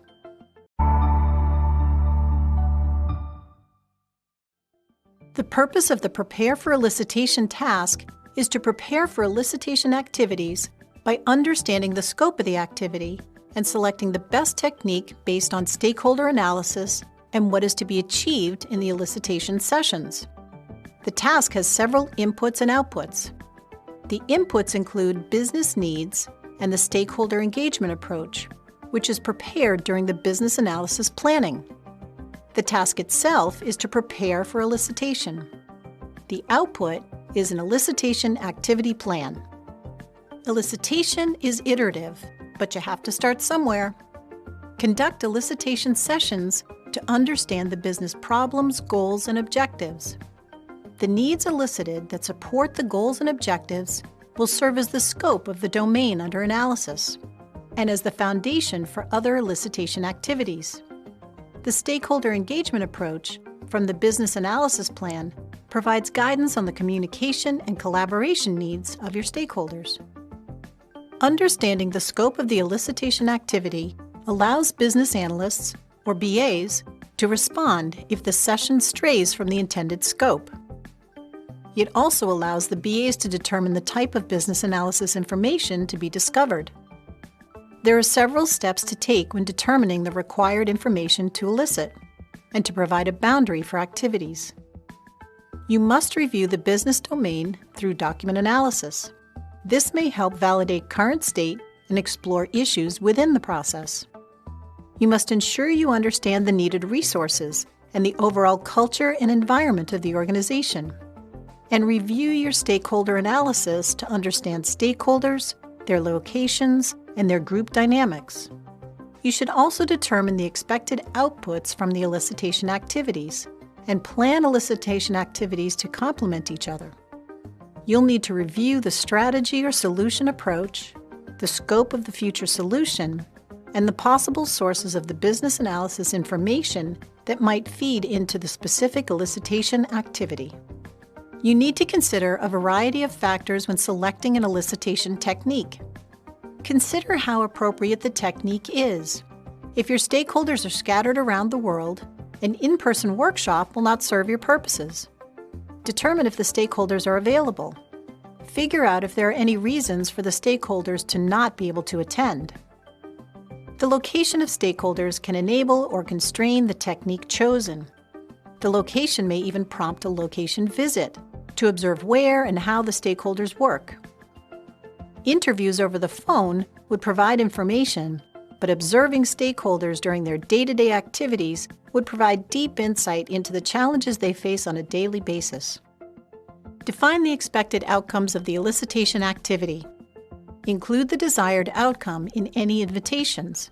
For example, say something like, "The outcome of the session is to define the information needed to communicate sales results." Consider commonly used techniques. Business analysts rely on interviews, document analysis, workshops, and observation as their primary source of requirements. Typically, interviews will be used when eliciting from executives. A half-hour session with the right questions will yield a lot of information. Workshops take more time to conduct and plan. So consider how stakeholders will work together to reach the desired outcome. Workshops are an excellent approach when supporting techniques are incorporated, such as root cause analysis, process modeling, and mind mapping. Mind mapping is an effective way of capturing ideas and information and linking those thoughts together. When setting up your logistics, consider what you're trying to achieve through the elicitation activity. If you're trying to prioritize requirements, work with the stakeholders to define the benefits of including the feature or penalties if the feature isn't included. Sticky notes or voting dots could be used for stakeholders to express their preferences. Include information about the roles and responsibilities of each stakeholder. Responsibilities would include coming prepared and details about how they should be prepared. If you have a scribe, work with him or her to specify how to contribute to the session. A scribe is your partner, someone who will capture key information, provide feedback to the facilitator on stakeholder behavior, and make suggestions on next steps. The elicitation method will dictate the size of the room, or if you need an online communication tool. For example, a presentation in an online session will help to drive conversations. Surveys can also be used to facilitate opinions. Supporting materials include outlining current states such as process models, business rules, and even the existing software solution to be used. Sources of information can be verbal, electronic, or written. Documented requirements should be provided to stakeholders at least 1 week prior to a requirements review session.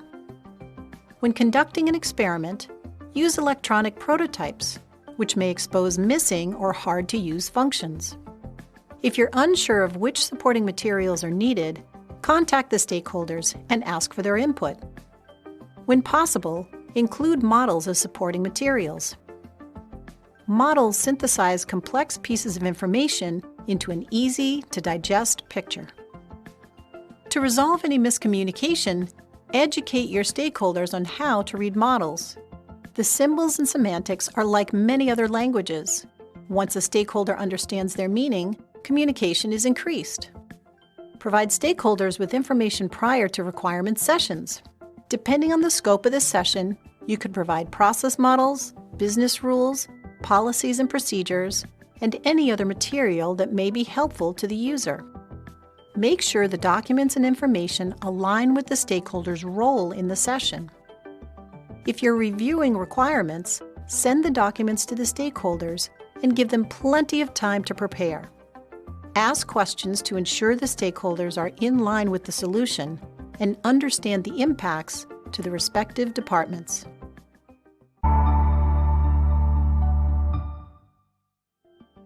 The business analysis approach provides general guidance on elicitation methods that should align with the project method.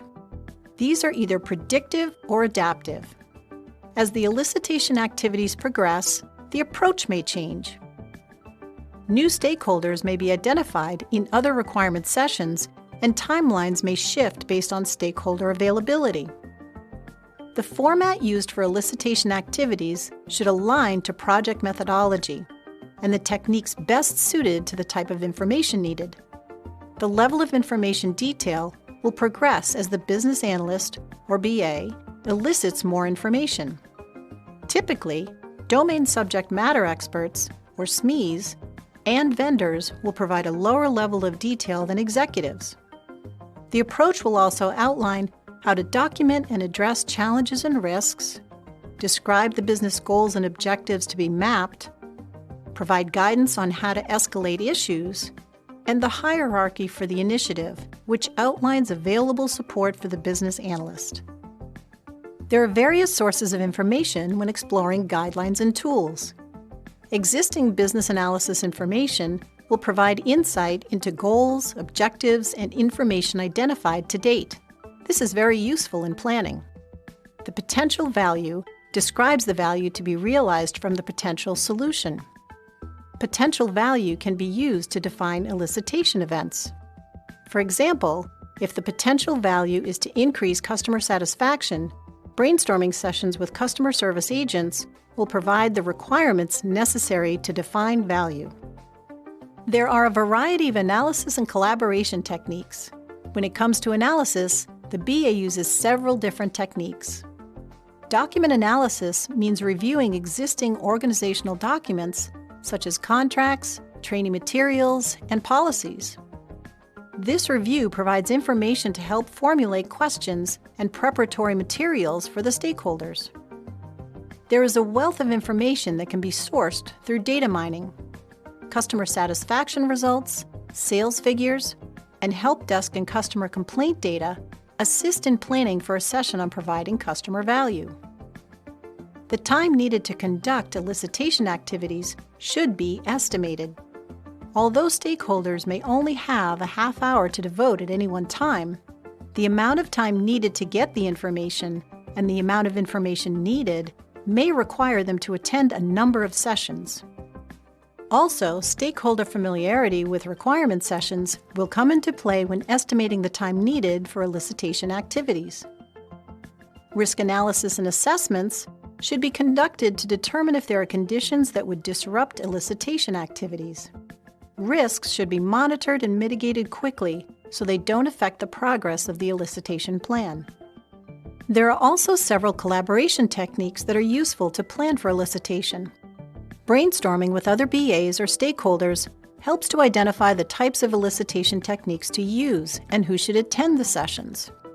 Interviews can provide information about concerns related to the elicitation activities and be used to gain support for those activities. Mind mapping, like brainstorming, helps to identify sources of information and the types of elicitation methods to be used. Stakeholder lists, maps, and personas identify the stakeholders that should be in attendance and what their roles should be.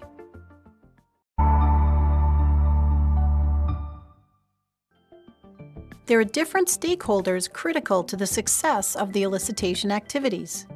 The sponsor can ask specific stakeholders to participate and is a key decision maker who may participate in activities that require final decisions. The project manager is your partner and will help to ensure stakeholders are available for activities. The domain subject matter expert, or SME, provides expertise in a specific area. Project team members who will implement the solution can be considered domain SMEs. It's important to elicit any concerns stakeholders may have and build relationships to mitigate any risks to the elicitation approach. There are several factors to consider when planning an elicitation session. The elicitation activity plan applies to all elicitation activities and will outline the logistics needed to meet and facilitate discussions. The scope of the activity may include the amount of time, the desired outcomes, and the expected participation by stakeholders. The chosen methods and techniques will also be included, which will inform the logistics needed. For example, a workshop requires a large room that could be formatted into work groups. When voting for a solution component, voting dots allow stakeholders to assign a dot to those components they consider valuable. Flip charts facilitate brainstorming and capture information that will be further analyzed by the business analyst. Supporting information includes the information needed by the business analyst and the information that is to be shared with the stakeholders prior to the event or to support the event. These include process maps, policies, state of requirements, business goals and objectives, and contracts.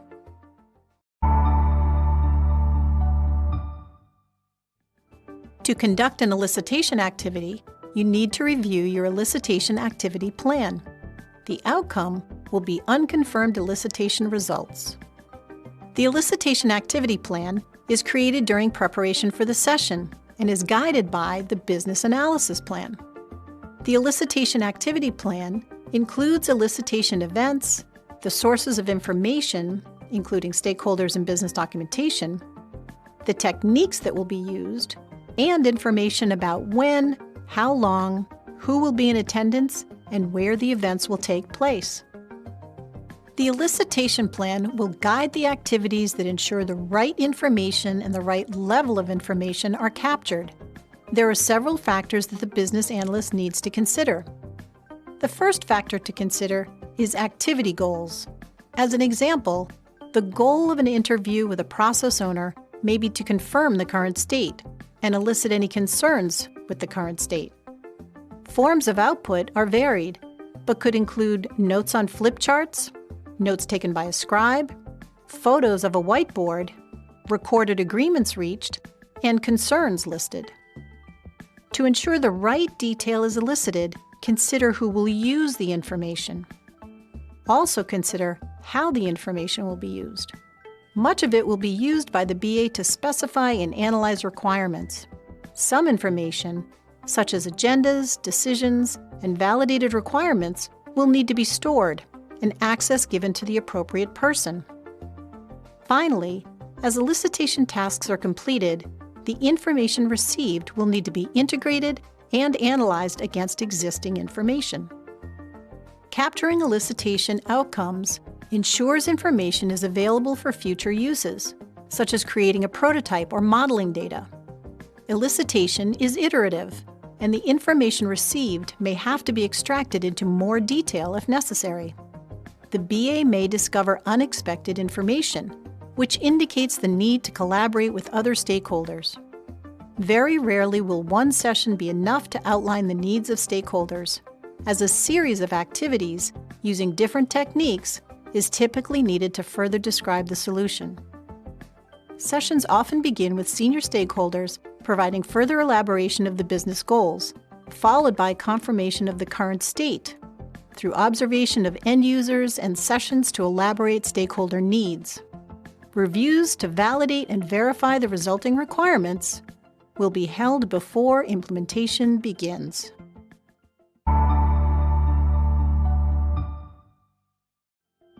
There are 4 primary areas of guidelines and tools in the elicitation and collaboration knowledge area. The first area is business analysis approach. The business analysis approach identifies the types of outcomes needed to describe the solution. It also affects the performance of the elicitation activity. The next area is existing business analysis information. This area can guide questions and approaches used to elicit information. Perhaps there are some outstanding questions from an end user or a previous elicitation session. Observation data may prompt the business analyst to create a process map to be used in future elicitation sessions. The third area of guidelines and tools is the stakeholder engagement approach, which is designed to optimize communication and collaboration between stakeholders. This may include a kickoff meeting to launch business analysis activities, to communicate roles, responsibilities, and expected outcomes. The final area is supporting materials. These materials will help to prepare both the business analyst and the stakeholders for elicitation events. Supporting materials include tools and equipment needed to conduct the session. There are several information sourcing techniques.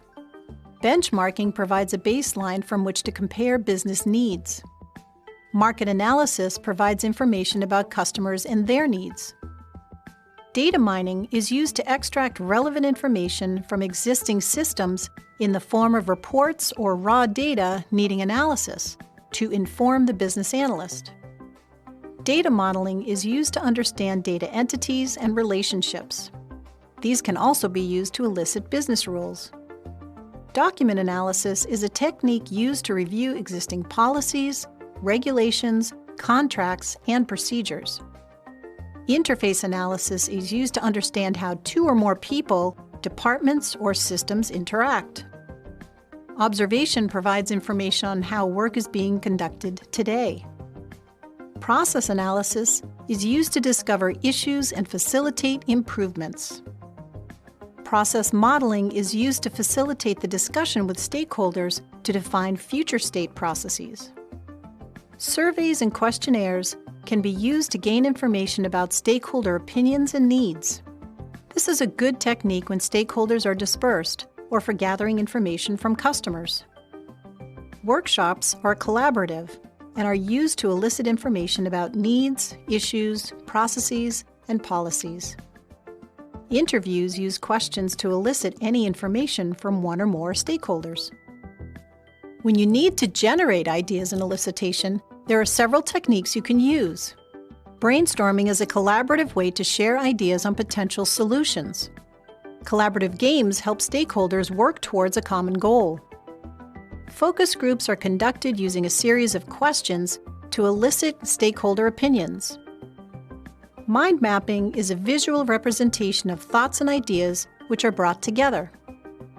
Prototyping is not only a great tool to illustrate user interface needs, but can be used to validate requirements.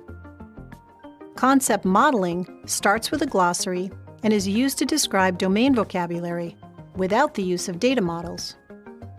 Business rules analysis is used to identify the information that shows daily work activities of the stakeholders.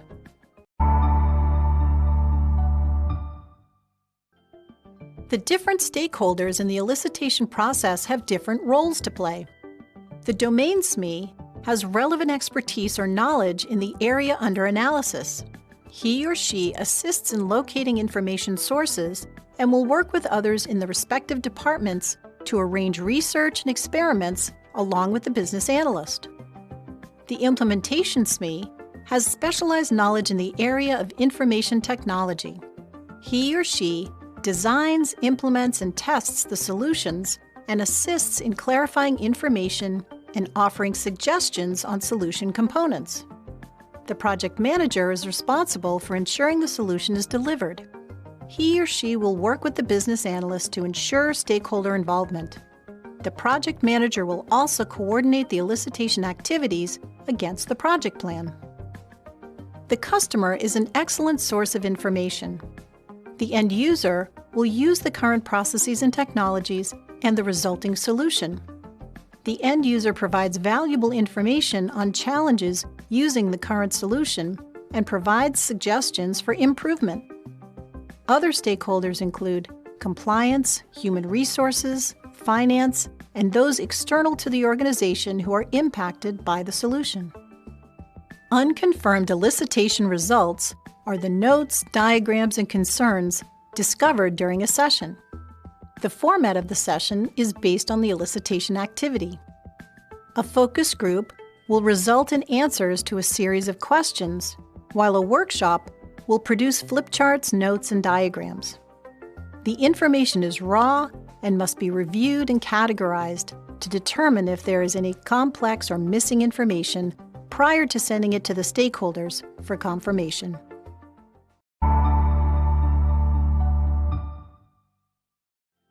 The purpose of the Confirm Elicitation Results task is to check that the information you received as a business analyst during a session is accurate and consistent with other confirmed elicitation results. The input is unconfirmed elicitation results, or information that you have elicited and discovered during various sessions. The results could be discovered during a workshop or meeting, with prototypes, or through a survey. This information needs to be evaluated in the Confirm Elicitation Results task. The output is Confirmed Elicitation Results. Collaboration with stakeholders ensures the information captured is accurate and complete. The information could be reviewed in a meeting or through email with follow-up for clarification. Sources for clarification could include stakeholders, other documentation, and reviews with implementation subject matter experts and the person who provided the information. Elicitation results are compared against confirmed elicitation results from other sessions. The business analyst will address any variances with stakeholders that may require additional elicitation sessions. The more information you get, the more information you need. Modeling the information received will help to identify any inconsistencies or additional information which may require additional elicitation sessions.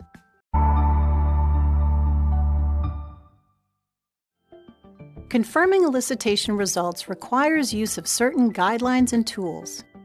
The elicitation activity plan is typically formatted with a list of various activities, who will attend, and how the plan will be conducted.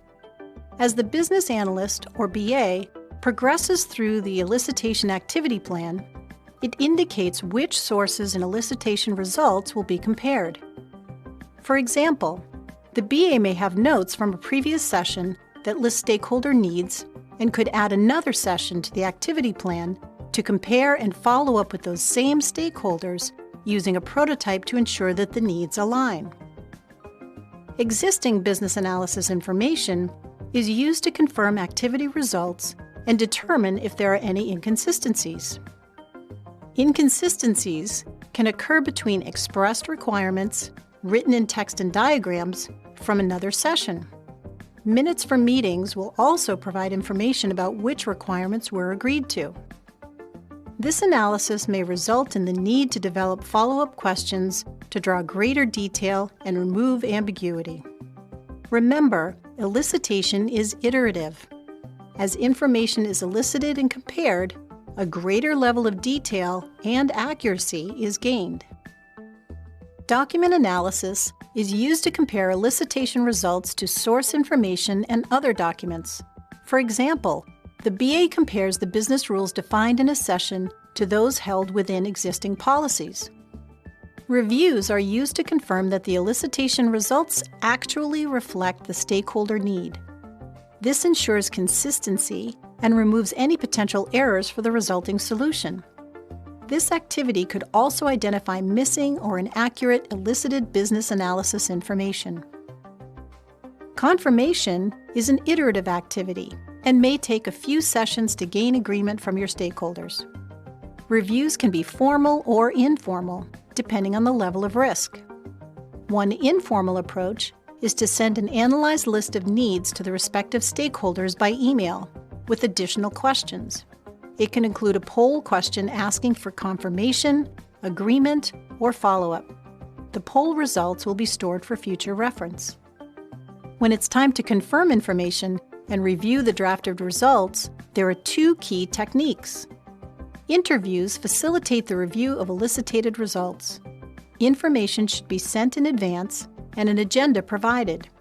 The stakeholder should be advised that he or she will be required to provide further feedback leading to an agreement. Workshops are a great way to review drafted elicitation results. In a workshop, the business analyst could break the participants into pairs to discuss the information. This is a great way to encourage participation and feedback. An agenda provides clear direction on what is expected in the session and of the review, and it keeps the session on track.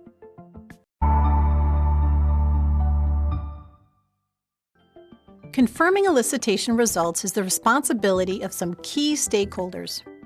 Because domain subject matter experts, or SMEs, will be a prime source of elicitation results, they'll confirm those results. Often, once a SME has time to think about the results, he or she will provide additional or corrected information. Scenarios are a great way to help the domain SME through their requirements, in the context of what they do on a day-to-day basis. Other stakeholders will review and confirm the results. They may not have been in the session, but they may provide insight into the information. An implementation SME may review any requirements for an automated solution. A meeting is a good way to work with this type of stakeholder, as the business analyst, or BA, will be able to ask clarifying questions and find out if there are any technical constraints or non-functional requirements. The objective of confirming elicitation results is to ensure all stakeholders agree on the results and confirm that they're valid and accurate, appropriate to the context in which they work and provide value, relevant to the respective departments, and useful as input to further work for the BA, such as conducting requirements analysis and designs and assessing solutions.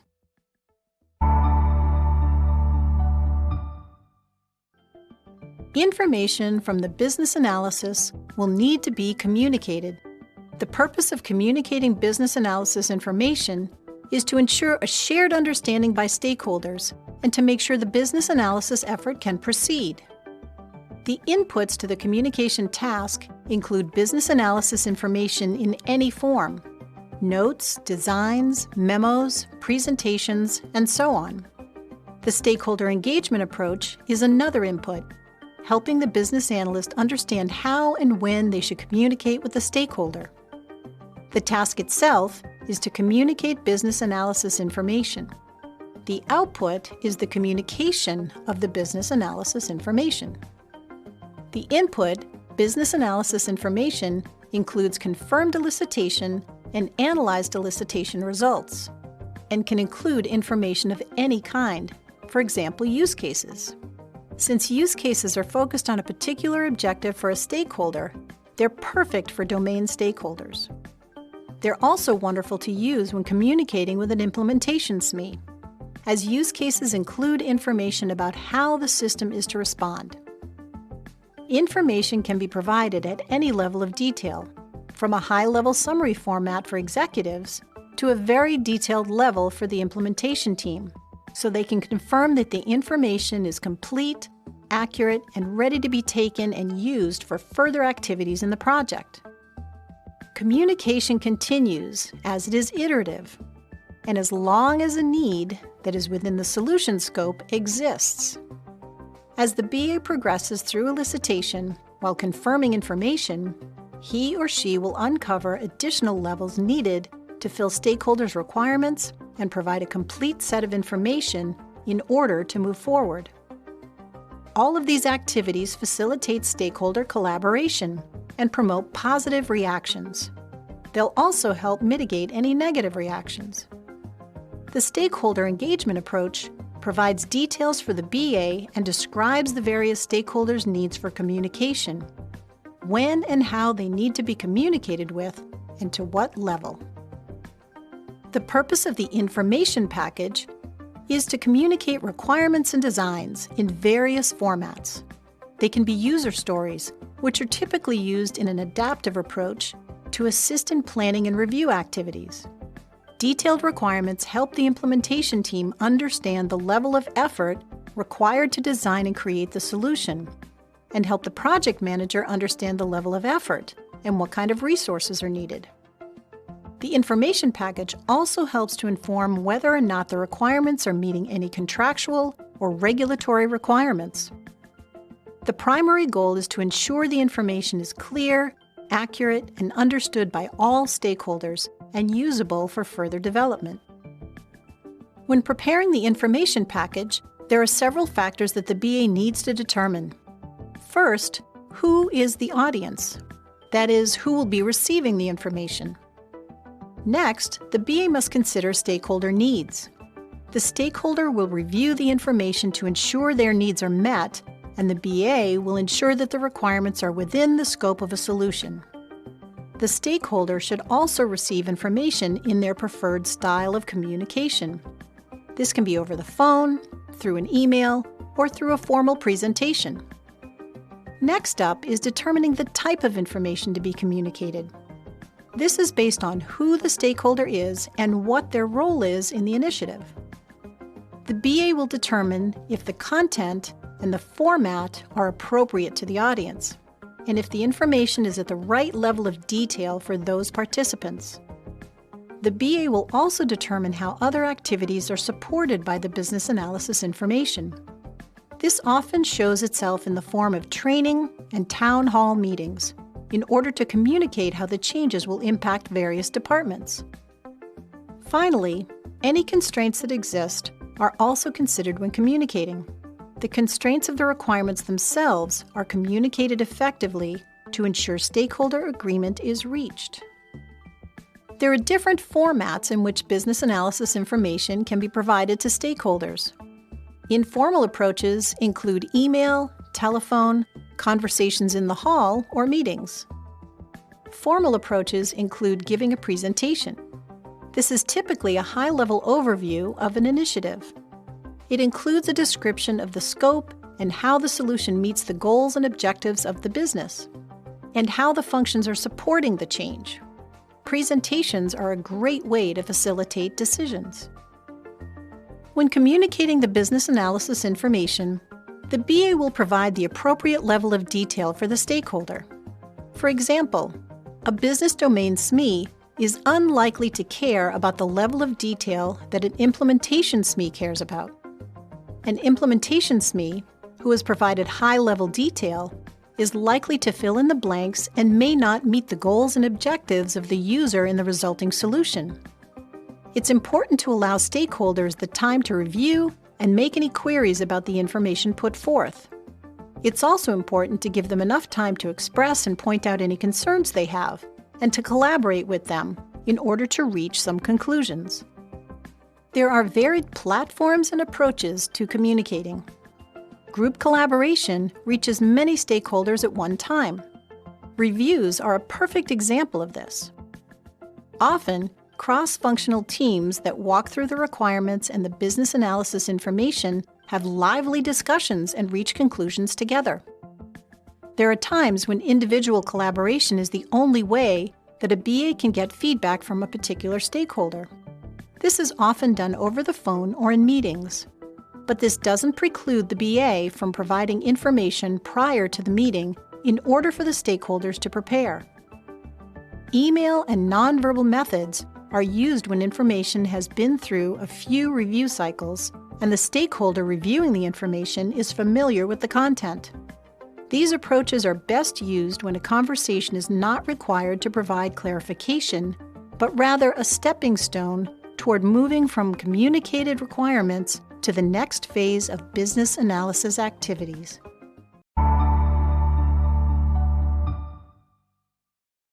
When it comes to communicating information, the business analysis approach provides guidance on the formality and level of detail needed by stakeholders.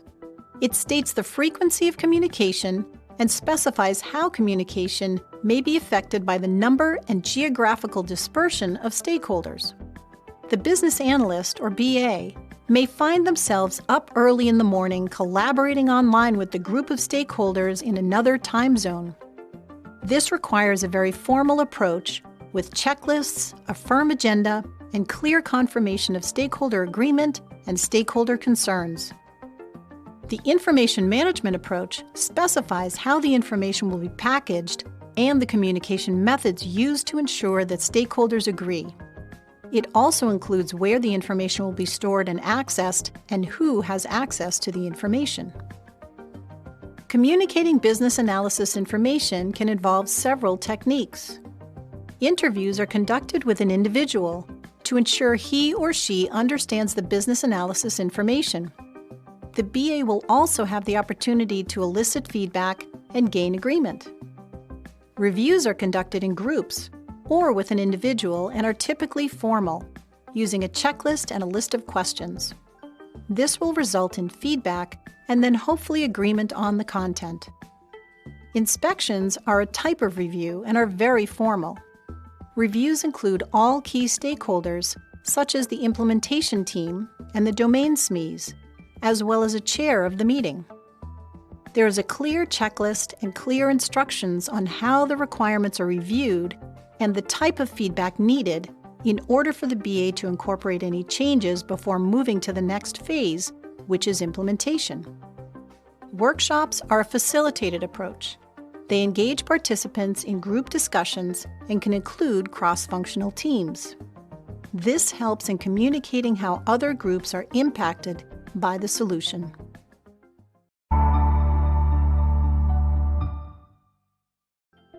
It's important to recognize how to work with stakeholders when communicating business analysis information. There are different approaches to take based on each stakeholder's needs. The domain subject matter expert will validate the business analysis information. They need information that is specific to their particular domain and will also require information about goals and objectives of the business in order to ensure that their needs are aligned to the business goals. The implementation subject matter expert will use the business analysis information in the form of requirements and designs to implement the solution. He or she may have needs that will result in requirements, such as data integration and non-functional requirements. The tester must understand the requirements in order to create test cases. They are excellent sources for information needed to create testable requirements. You may need to communicate with customers to explain what form the change will take. As with customers, you'll need to communicate with the end user at the appropriate time to help them adjust to the change and prepare for the new solution. This assists in the adoption of the new solution and allows for a quicker realization of the return on investment around productivity. Other stakeholders, such as compliance or legal departments, will need to be informed at appropriate times during the project. Typically, the BA will communicate with a regulator or a compliance expert only when the requirements are at a sufficient level of detail and completion to inform the regulator of how the requirements might be impacted by regulation, and to ensure that all business rules are included. Human resources may need to be informed that the roles and responsibilities of stakeholders will change. This will include any union representatives in order to ensure that any process changes and activities within a process align with collective agreements. Business analysis information is considered to have been communicated when stakeholders understand the content. The BA will know a stakeholder understands the content when there is some sort of agreement. It's important for the BA to communicate to the stakeholders the implications of the change and the impact the solution will have on their respective departments. This may raise additional concerns, which will need to be addressed by the BA to ensure that the solution is of sufficient value to meet the stakeholders' needs, but not necessarily their wants.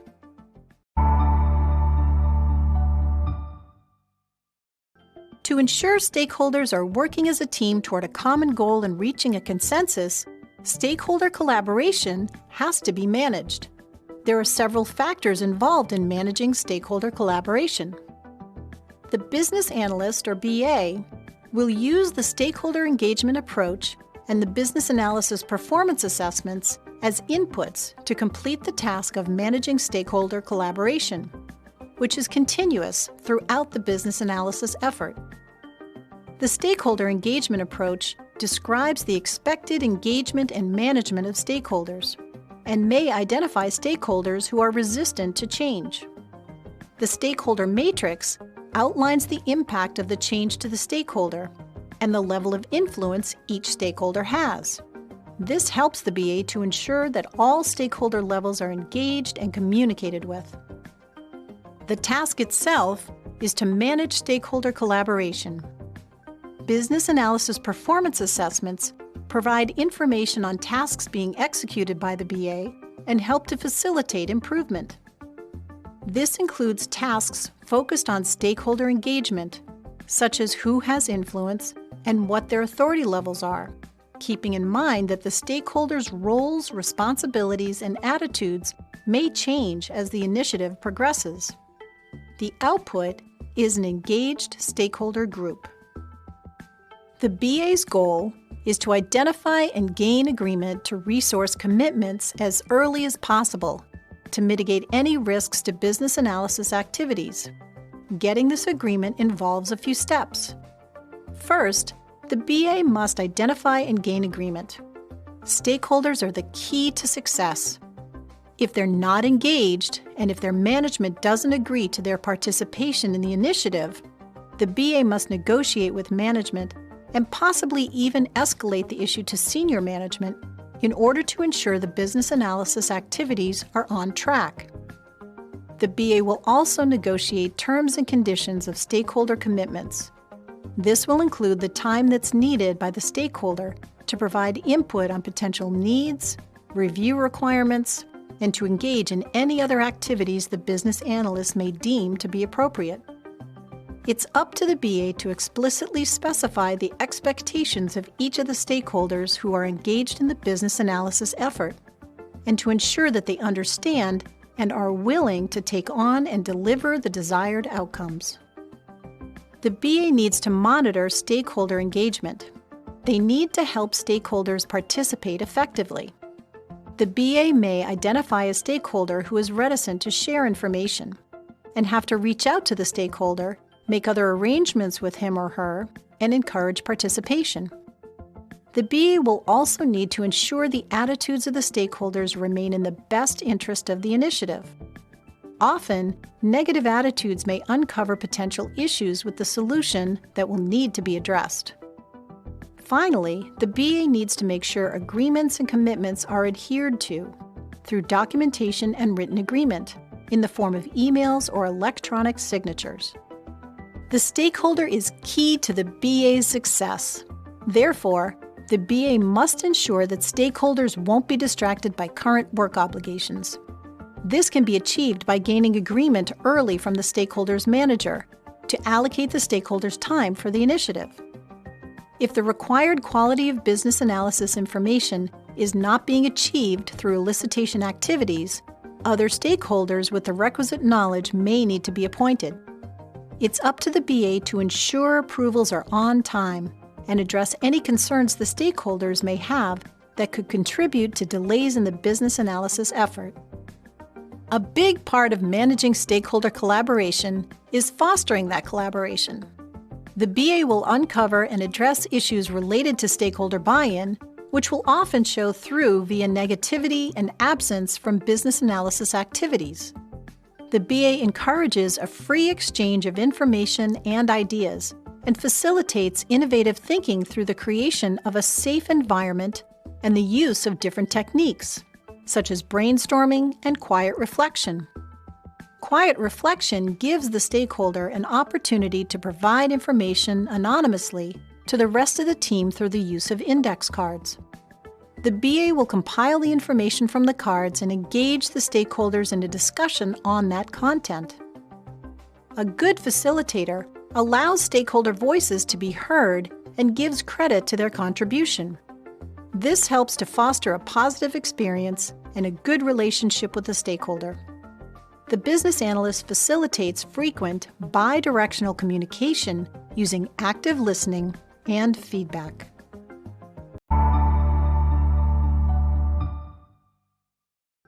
The business analysis approach identifies the nature and level of collaboration of each of the stakeholders, engaging stakeholders only when it's absolutely necessary. The business objectives direct efforts towards reaching the future state, which focuses the efforts of stakeholders on achieving a common goal. This process starts by ensuring that the goals are understood by each of the stakeholders. A variety of guidelines and tools contribute to effectively managing stakeholder collaboration. The future state description identifies the value delivered by the future state. It also focuses stakeholders on a common goal and is used to facilitate and gain agreement. This is often facilitated through a requirements walkthrough or a presentation.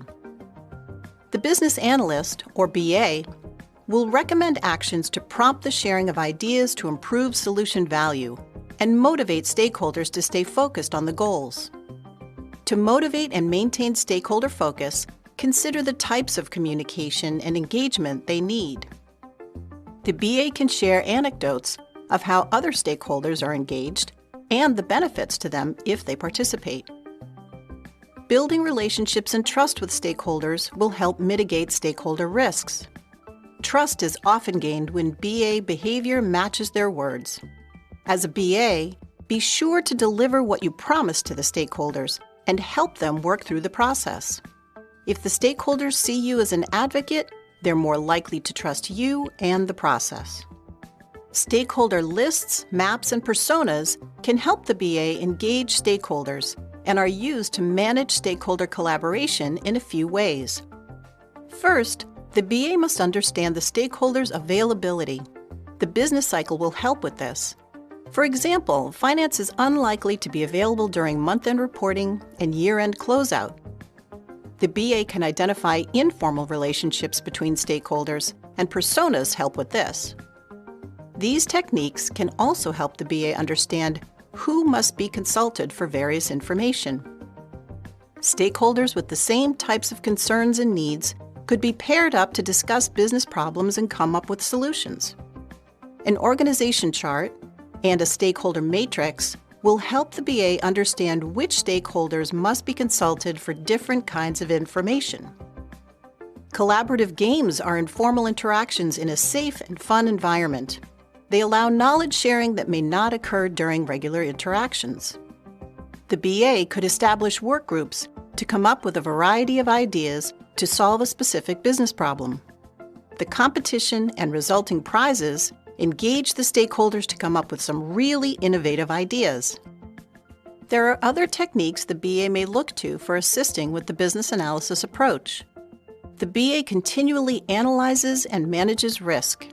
He or she does this by working directly with those stakeholders who are not engaged in the effort. The BA may have to identify other sources of information. The BA focuses on stakeholder involvement and participation. Stakeholders are necessary for the successful outcome of any initiative. Some stakeholders may not have the requisite knowledge and may not want to divulge information during an elicitation session. It's incumbent upon the BA to determine if stakeholders are knowledgeable enough in the domain under investigation to mitigate any requirements risks. Lessons learned information helps the business analyst understand the satisfaction or dissatisfaction of stakeholders from past initiatives. Feedback may be given throughout the business analysis effort. The BA will facilitate opportunities for improving work relationships through active listening, frank discussion, and evidence of trustworthiness.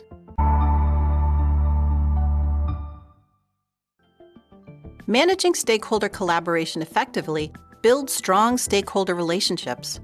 All stakeholders are important to the business analyst, or BA. However, the key stakeholders share some important characteristics. They provide services to the BA and, in turn, depend on the BA's services. They participate in business analysis tasks, and they have the knowledge necessary to provide needs and feedback. The relationship between the BA and the stakeholders should be strong, positive, and trust-based. Responding quickly to the stakeholders' concerns and being supportive helps build stakeholder relationships. But relationships can break down if the BA fails to provide useful information.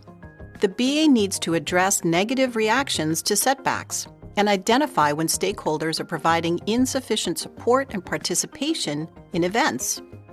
A brief meeting with the BA expressing the importance of the stakeholders' involvement will often mitigate these issues. The BA must share important information as early as possible to avoid rumors from spreading. Engaged stakeholders are willing to contribute positively to business analysis activities and are willing to interact with the BA whenever necessary.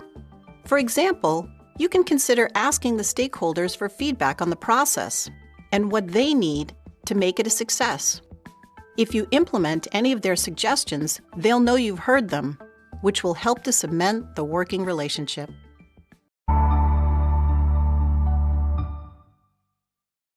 The requirements lifecycle guides business analysts in managing requirements throughout their lifespan.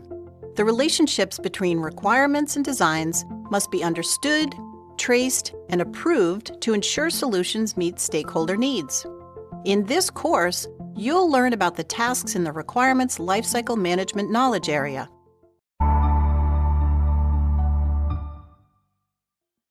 The purpose of requirements lifecycle management is to ensure requirements and designs are implemented according to business and stakeholder needs. This involves prioritizing requirements, assessing changes and establishing consensus among stakeholders, tracking changes to requirements and designs, and ensuring the proper alignment of business, stakeholder, and solution requirements. Requirements lifecycle management impacts and is impacted by activities undertaken during solution evaluation. Business planning and monitoring uses lifecycle management tasks such as how requirements will be prioritized and traced and how changes will be managed. The requirements analysis and design definition knowledge area ensures that requirements and design relationships are traced to each other and to the solution. Strategy analysis uses prioritized requirements and designs to assess risks to the value of the solution and to ensure the value of the solution is brought to the stakeholders. A requirements lifecycle isn't really cyclical, like some other life cycles. It's more linear, like a project lifecycle. It begins with the representation of a business need as a requirement in the form of a business case or other initiating document. It continues through the development of a solution through a project or initiative, and ends when a solution and the requirements that represent it are retired. Requirements are maintained throughout the solution's life cycle as long as the business needs remain. The life cycle begins with a potential requirement or need. The potential requirement is assessed, possibly through a business case, to ensure it meets the business goals and objectives. Then a decision is made whether to go forward. This requires approval and consensus. If that's obtained, the requirement will be managed and updated when changes to the existing solutions are needed. When the solution is retired, the requirements will also be retired. There are various core concepts that are applied during the requirements lifecycle management tasks. First, requirements lifecycle management ensure the requirements are traced back to the business need. The requirements are prioritized and maintained to ensure the need is met. The current state is assessed to determine if there are any gaps. Any requirements coming out of this activity will be managed to ensure they continue to meet the business goals and objectives. The tasks in requirements lifecycle management determine how changes to requirements and designs are evaluated during an initiative to ensure that they meet the stakeholders' needs. The Trace Requirements task ensures requirements trace back to the business need and forward to the solution. When maintaining requirements, the context is analyzed to support tracing and prioritization requirements. Requirements are maintained as long as the business has the need. This means the requirements provide value and can be extended to other initiatives through requirements reviews. Circumstances change, as do stakeholders' needs. The business analyst communicates with stakeholders to ensure that they have an understanding of how the solution meets their needs. Once the stakeholders agree that the solution provides value, the requirements can be approved. The purpose of traceability is to ensure that requirements and designs at different levels are aligned and that changes to any one level are reflected properly on the related requirements and that the solution conforms to the requirements. In order to do this, the inputs are the requirements and the designs. The task is to use various tools and techniques to trace the requirements both forward and within the requirement structure. The outputs are traced requirements and traced designs, which will be continually managed throughout the initiative. As an input to the Trace Requirements task, requirements are traced to the business goals and objectives, the needs of the business and stakeholders, the solution requirements themselves, and the components of the solution. Transition requirements are also traced. This includes data conversion and training. The business rules need to be traced to the appropriate requirements, and requirements will be traced to the other work products, such as solution designs. Designs are traced to other requirements to ensure there is alignment and that the design accurately reflects the requirement itself. Requirements designs are also traced to solution component designs, which are typically at a lower level of abstraction than the requirements designs.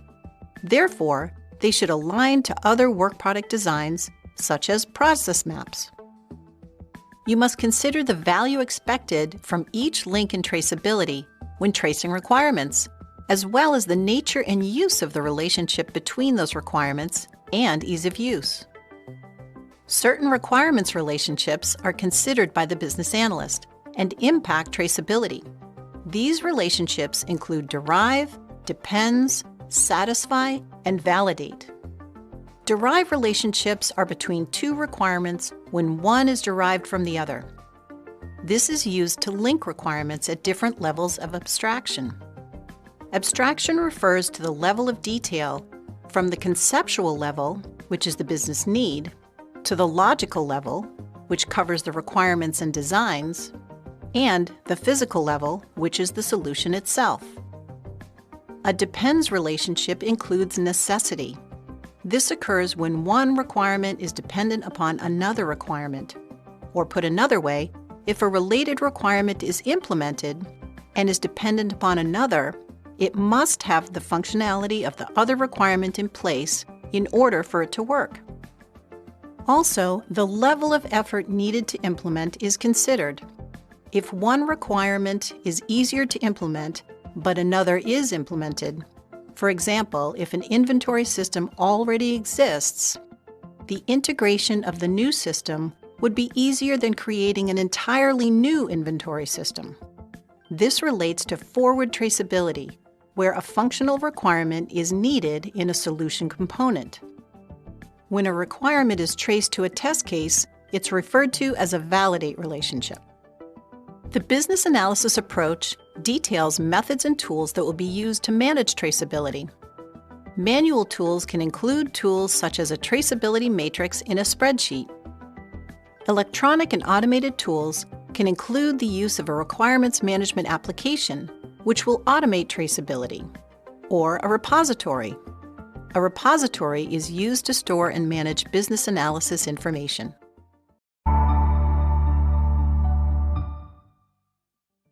When undertaking the Trace Requirements task, there are a variety of guidelines and techniques to use. Guidelines include domain knowledge, which is the knowledge and expertise needed by the business analyst to support traceability. Another guideline related to legal and regulatory information is following regulations and rules, especially if the organization is heavily regulated. The information management approach includes decisions regarding the traceability approach, which is determined in the business analysis plan. Trace requirements techniques include business rules analysis, which aligns business rules to requirements. One business rule may inform 2 or more requirements. Another technique is process modeling, in which a high-level future state process is traced to the business goals and feature sets. As the initiative progresses, the abstracted functions are traced to the process activity and task levels, as well as to requirements. In scope modeling, requirements are traced to a scope model to ensure they're within scope. Supplier-consumer scope models show how information is shared within a system. There are many stakeholders involved in the Trace Requirements task, each with their own role to play. The sponsor will approve the trace requirements and the relationships. The domain subject matter expert makes suggestions on how requirements are traced to a solution component or allocated to a phase or release. Operational support stakeholders provide information that helps trace an issue to a root cause. The traceability matrix is particularly helpful for the project manager. He or she will use these documents to manage project change in scope and to determine when implementation work has been completed. A tester will trace requirements to test cases and identify any gaps in test coverage. The implementation subject matter expert uses traceability documents during the implementation of a solution and may update the traceability matrix. These subject matter experts use the documentation to trace components to the business needs and identify dependent requirements. The customer may be consulted about traceability relationships to ensure their needs are being met. The end user may need specific traced requirements and will identify those requirements that are dependent and those that satisfy a solution component. The supplier has a lot of input into traceability and will provide information about which requirements are affected by the solution. The outputs of the Trace Requirements task are the traced requirements and traced designs, which have clearly defined relationships with other requirements.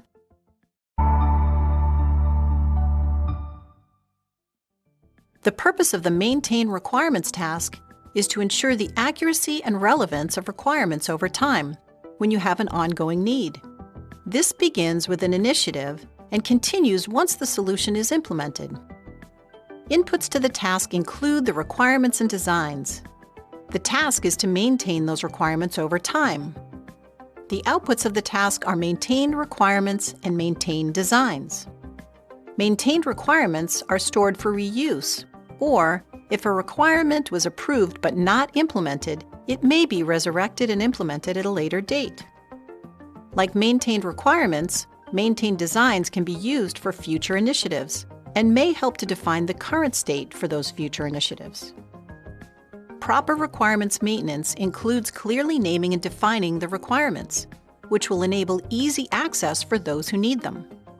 updated relationships of any new or modified requirements enable traceability. It's important to consider the requirements management taxonomy. A taxonomy is a dynamic list of words and phrases that are used to describe the content and includes a named group of similar words, relationships, attributes, and entities, which are nouns that are easily identified in the content. There are several requirements attributes documented during a requirements activity. One is priority, which may change even though the requirement itself stays the same. Priority is maintained throughout the project, and it does change as other requirements are introduced. Another attribute is the source of a requirement. This could include a process owner, domain subject matter expert, or an implementation subject matter expert. Complexity is also documented. This refers to how difficult it is to implement the requirement. Requirements that will be reused reflect the current state and are considered for continuing use. They should be clearly named and defined and easy to retrieve. Reusability depends on the level of abstraction. Lower-level requirements are allocated to specific solution components and therefore are less likely to be reused. Requirements must be validated against the current state before being reused. Techniques facilitating reuse include business rules analysis, data flow diagrams, data modeling, and document analysis. The information management approach from the business analysis plan is the only guideline for the maintain requirements task. It describes how information should be used and stored. It includes access rights and the location of the information. It defines how the business analysis information is used. It also defines the reuse of requirements, which could include information such as contractual and regulatory requirements, business rules, and process documents. There are several techniques you can use when identifying requirements for reuse. The functional decomposition technique illustrates the business need and how it breaks down into business requirements, stakeholder requirements, and functional requirements. This illustration is ideal when looking for requirements for reuse. The higher the level of abstraction, the better the requirement is for reuse. Process modeling helps to identify operational areas that may be candidates for reuse of requirements. For example, a domain that is subject to constant regulatory changes is a perfect candidate for requirements reuse. Use cases and scenarios are excellent document candidates for reuse by other departments. For example, use cases for product sales may be reused by a service sales department. Like use cases, user stories can be used by other departments with the same types of personas. Several stakeholders are involved in the maintain requirements task. The domain subject matter expert reviews the use case goal and the user path for functionality to ensure that they accurately reflect his or her need.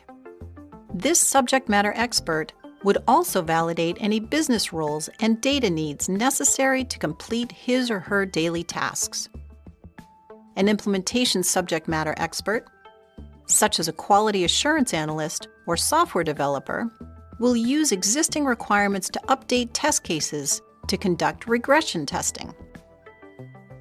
Operational support stakeholders use existing models like process models to confirm the current state, reviewing the inputs, activities, and outputs. They will identify gaps to ensure that the future state aligns to their needs. The regulator ensures the reuse requirements meet regulatory standards. The tester will use functional decomposition to create the right level of test cases. This stakeholder will also use user stories, scenarios, and use cases to create test plans and test cases. The purpose of the Prioritize Requirements task is to rank requirements based on their relative importance to stakeholders. This is an ongoing process that addresses which requirements should be implemented before others. The requirements are also prioritized based on the sequence of implementation, which ensures those requirements dependent on one another are all the same priority. Designs include diagrams and prototypes that illustrate business needs, which are also prioritized. The Prioritize Requirements task inputs are the requirements and designs that have been analyzed and created by the business analyst. The task is to work with the stakeholders using various tools and techniques to prioritize the requirements. The outputs are requirements and designs that are prioritized. There are several factors that influence prioritization. These include benefit, penalty, cost, risk, stability, time sensitivity, regulatory compliance, and dependencies. Stakeholders can influence prioritization based on their position in the organization. However, it's incumbent upon the business analyst to work with stakeholders to ensure they understand the needs based on regulatory and implementation considerations. The prioritization approach, outlined in the business analysis plan, addresses requirements that may appear to conflict. This is where trade-offs are negotiated with stakeholders. Priorities can shift as the initiative moves ahead and more requirements are added, prompting the business analyst to review already prioritized requirements. Requirements are prioritized at a high level. As the requirements are further defined, prioritization may need to be revisited. Prioritization criteria evolve as the requirements move closer to being realized as solutions. The implementation team may implement low-priority requirements because of the ease of implementation. Higher priority requirements may be delayed due to business or technical constraints or dependencies. When prioritizing requirements, there are a whole host of guidelines and tools that can be used, each one containing different information to support prioritization.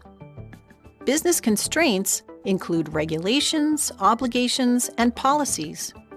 Requirements that meet regulatory constraints will likely be assigned a high priority to meet the timeline of the regulation and avoid the risk of penalties. The change strategy will outline the cost, timelines, and value that need to be realized by the requirements. The business analyst needs to have domain knowledge and expertise to effectively prioritize requirements. The governance approach will provide information for prioritizing requirements. The approach may be based on ranking or time boxing and on the allocation of time and money. The requirements architecture describes the requirements' relationships with other requirements and products. One requirement may be dependent upon another requirement. A perfect example is the function to log into a system. This requires a password. The requirement to change a password is dependent on an existing password being present. The requirement management repository stores the information with regard to requirements prioritization and the attributes related to those requirements. The solution scope provides the boundaries around which possible solutions could be realized. There are 4 key technique areas for prioritizing requirements. One technique area is analysis. This includes financial analysis, decision analysis, and risk analysis. Risk analysis examines the impact if a requirement is realized because of the priorities. It may be determined that there is a high likelihood there will be a negative impact if a requirement isn't implemented within a desired time frame because of a regulation. Then that requirement is assigned a higher priority. The business analyst could use decision analysis to determine if the value of the requirement is sufficient to warrant a high priority. Another technique area is group techniques. There are various group techniques that can be used, including interviews and workshops. The business analyst could conduct a workshop with a group of varied stakeholders to determine the value of a particular requirement and assign a priority level. Voting based on criteria and a weighted decision matrix is helpful when prioritizing requirements. Tools are another type of prioritization technique. There are various tools to manage requirements prioritization. Backlog management is used in adaptive approaches. Item tracking is used to record any stakeholder concerns regarding the prioritization. Estimation is another tool. A document review technique is business cases. A business case can provide information about the cost and benefit of one feature over another. There are various stakeholder roles involved in the Prioritize Requirements task. These roles are categorized as either operational or other. Operational stakeholders include the implementation SME, who provides input on technical dependencies. He or she may change prioritization based on technical constraints. The project manager uses prioritization as input for the project plan, assigning resources and delivery dates for higher priority requirements. The sponsor will validate the prioritized requirements to ensure that the business goals and objectives are met. Other stakeholders include the customer and end user, who provide insights into which requirements deliver the most value for them in their day-to-day operations. Another stakeholder is the regulator, who ensures that requirements meet compliance and advises on which requirements must be implemented to remove the risk of penalties for not meeting regulations. The outputs of the Prioritize Requirements task include prioritized requirements and designs. Requirements meeting customer needs are likely to be implemented first. Prioritization may be dependent, for example, on a marketing initiative where advertising has been scheduled just in time for tax season. Prioritized requirements and designs align and are available for implementation. This focuses the business analysis effort to ensure the requirements are communicated at the right level of abstraction, validated by stakeholders, and verified by the implementation team.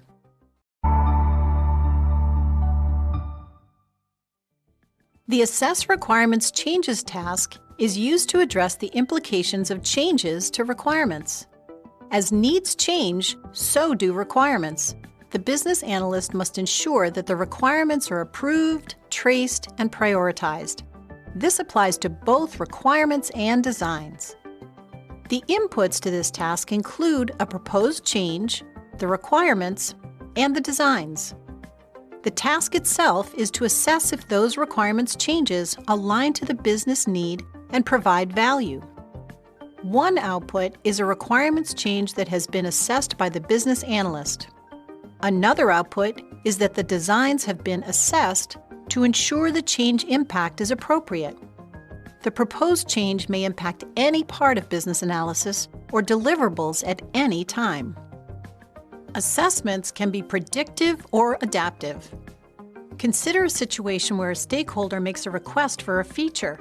You need to analyze the request and evaluate the data model, data dictionary, and prototype to ensure the change is reflected therein.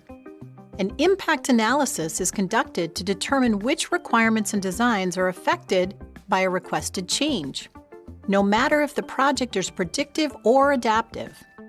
The business analyst will determine if the change will reap a benefit for the organization. The impact of change needs to be analyzed. The analysis focuses on 5 key areas. First, the benefits. These may include a competitive advantage, regulatory compliance, or a positive experience for the customer. The costs associated with rework are also considered. If the cost to implement the change foregoes other requirements, then you should also consider the costs associated with rework to implement the change, and the costs of foregoing other requirements to accommodate the change. Another consideration is urgency. Regulations, security, and other implications will dictate how urgent the change is. The change request will be analyzed to determine how the change impacts the schedule. You'll also need to examine existing delivery commitments. The impact itself, including what is changed or added to the requirements and designs, should also be reviewed. The traceability matrix will help to identify if primary and dependent requirements are impacted as well. The trace state the requirement is in will help to define cost impacts based on the phase of the traceability. Predictive approaches require authorization for any changes. In some organizations, a change control committee would review and approve or refuse the changes. Impacts and resolutions are documented and communicated to all stakeholders. the business analyst can get guidance from the information management approach and from requirements governance.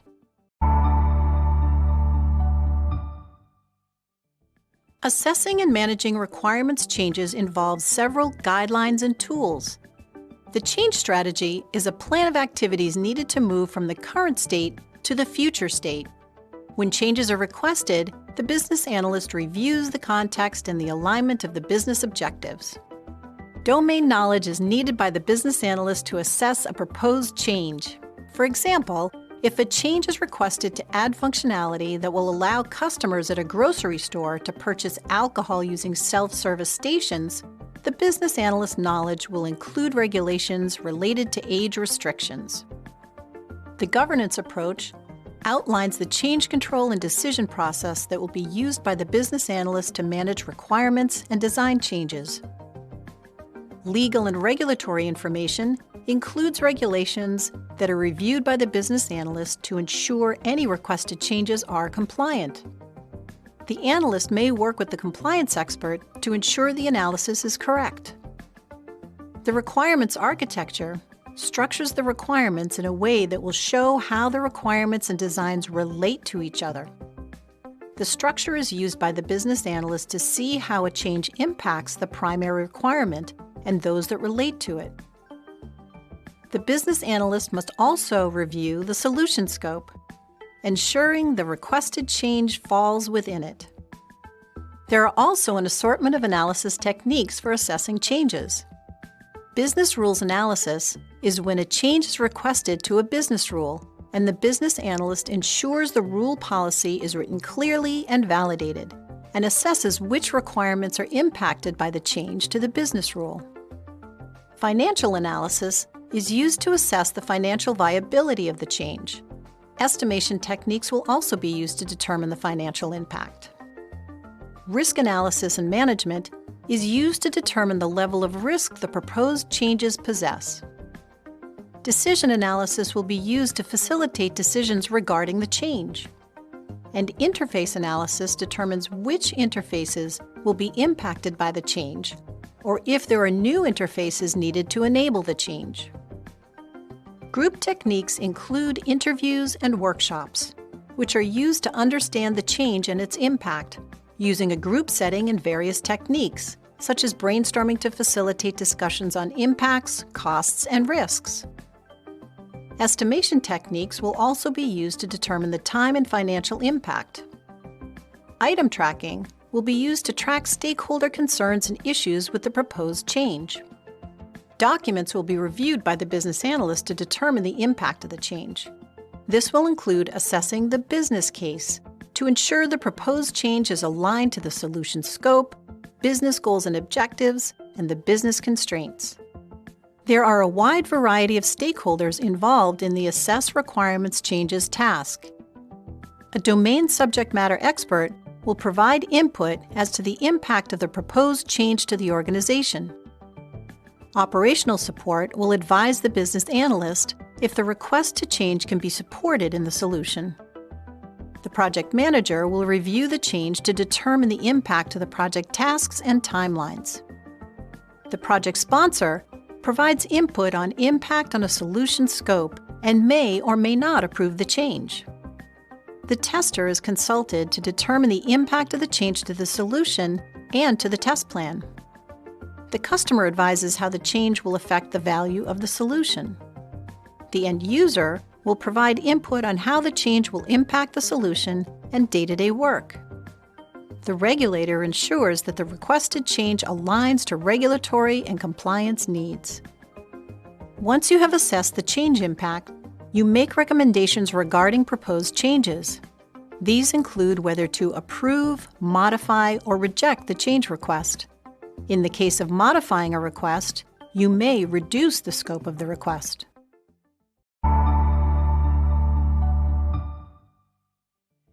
As a business analyst, you help to facilitate the approval of requirements and designs, allowing the development of the solution to proceed.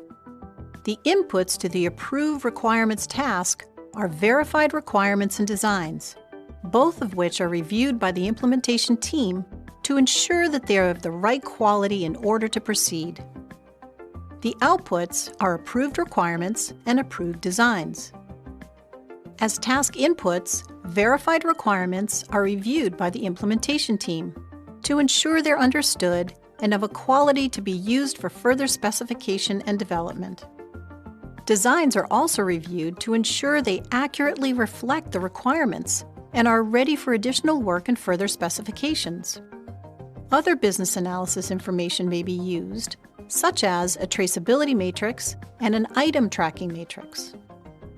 When dealing with stakeholders, approval signifies an agreement to invest in a solution. The approval and consensus-gaining processes are defined during the planned business analysis governance task and are documented in the governance and information management approaches. As a business analyst, you are responsible for facilitating stakeholder consensus. You need to know who has decision-making authority, consult with influential stakeholders to make sure they have the information they need to make an informed decision, and obtain stakeholder approvals through presentations or requirements walkthroughs. In addition, you need to get proper sign-off as stated in the governance approach. You'll also inform stakeholders about the requirements, identify lack of agreement as a risk, and work with the sponsor and project manager to resolve any conflicts. If you continually communicate the progress of the requirements, the approval process should be seamless. It is your responsibility to manage issues and facilitate consensus among stakeholders. They may hold conflicting views of the value of a particular requirement and its priority.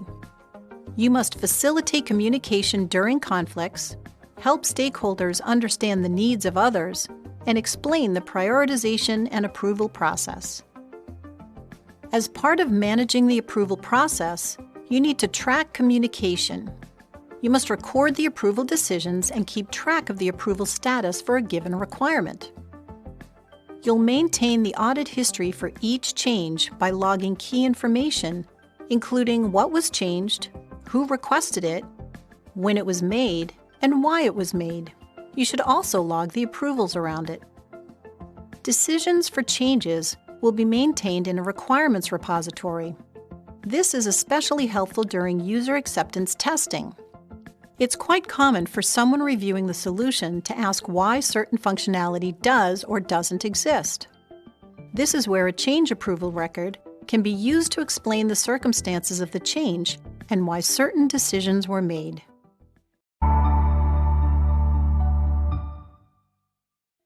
When it comes to the Approve Requirements task, there are various guidelines and tools used by the business analyst.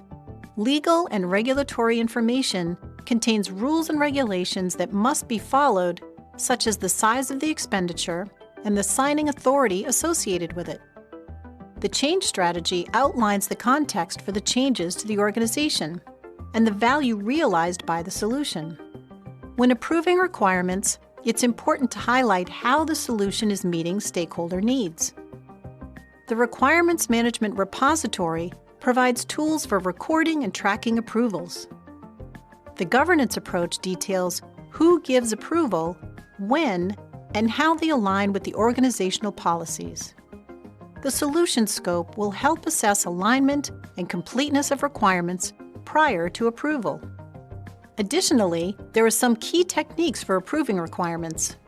Decision analysis ensures the value and impact of a solution are understood by the stakeholders by pointing out the goals and objectives of the business and how the solution aligned to them. The business analyst elicits areas of uncertainty, providing information to ensure understanding and agreement. Acceptance and evaluation criteria outline the outcomes and conditions that the requirements must meet in order to approve the requirements. Item tracking is used to document and manage issues and conflicts that will keep the requirements from being approved. These have to be managed closely by the business analyst. Reviews facilitate the evaluation of the requirements by the stakeholders to ensure they meet their needs. This is also referred to as validation. Implementation subject matter experts review the requirements and designs to assess whether they are sufficient quality for work to begin. Workshops are used to gain consensus from a group of stakeholders. Various stakeholders have a role in approving requirements. The domain subject matter expert reviews the respective requirements to approve them. Your role is to walk the domain SME through the requirements to ensure they understand them and their respective value. Operational support ensures the requirements can be supported once they are implemented, and may make suggestions on which requirements can or cannot be supported. The project manager manages project risks associated with the solution and may manage the approval process. The sponsor reviews and approves the requirements, while the tester verifies that the requirements are testable. The customer or customer advocate, such as marketing, ensures value and that the customer needs are met. The end user will review the requirements to ensure they meet their daily needs. And the regulator ensures requirements are legally compliant and meet internal business policies. The output of the Approve Requirements task is requirements and designs that are agreed to and approved by stakeholders and ready to use.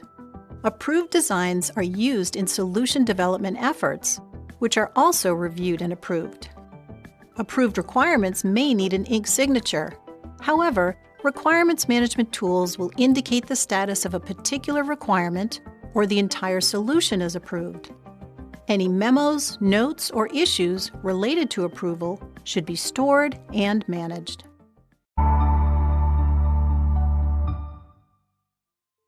Before the solution to a business problem can be implemented, a business analyst must perform strategy analysis. This involves assessing the organization's current state as well as its desired future state to determine what the change strategy will look like. In addition, the business analyst must assess the risks of making proposed changes and decide whether the benefits outweigh the costs. In this course, you'll learn about tasks in the strategy analysis knowledge area. Strategy analysis is a key step in the implementation of a business solution. The purpose of the strategy analysis knowledge area is to define the current state and future state that address the business need. Possible solutions are identified to address both strategic and tactical initiatives. This knowledge area addresses needs for the enterprise, division, department, product, project, or iteration. Strategy analysis contributes to the overall solution and describes the business analysis work that must be performed to collaborate with stakeholders. It impacts elicitation and collaboration in order to identify the need that contributes to requirements analysis and design definition. The resulting solution in solution evaluation will align with the higher and lower level strategies. It contributes to the business analysis plan by providing solution scope. The value spectrum illustrates how business analysis activities begin with identifying the need and potential value, by defining solution scope, and then continue through requirements analysis and design definition to align requirements to the value delivered. Conducting a solution evaluation identifies if the resulting solution meets the business goals. Strategy analysis activities define effective ways to achieve business objectives by providing the context for the requirements and design tasks. You would engage in and facilitate strategic thinking to identify value and transition states. The activities in strategy analysis identify needs at a strategic or enterprise-wide level through initiatives or new product releases, or at a tactical level to address performance needs. Strategic analysis defines future and transition states, which is going from current state to future state. The nature of the range of possible solutions can have varying predictability. An easily defined future state contributes to a predictable outcome. When transition states are clearly defined by the stakeholder, it's easier to predict the outcome. When the stakeholder knows what their goals and objectives are, a strategy can be planned. If the outcome is unpredictable, you focus on mitigating risks and testing assumptions and plans. This is often an iterative activity, where you will establish some assumptions, assess risks, and work with stakeholders to define what the future needs are.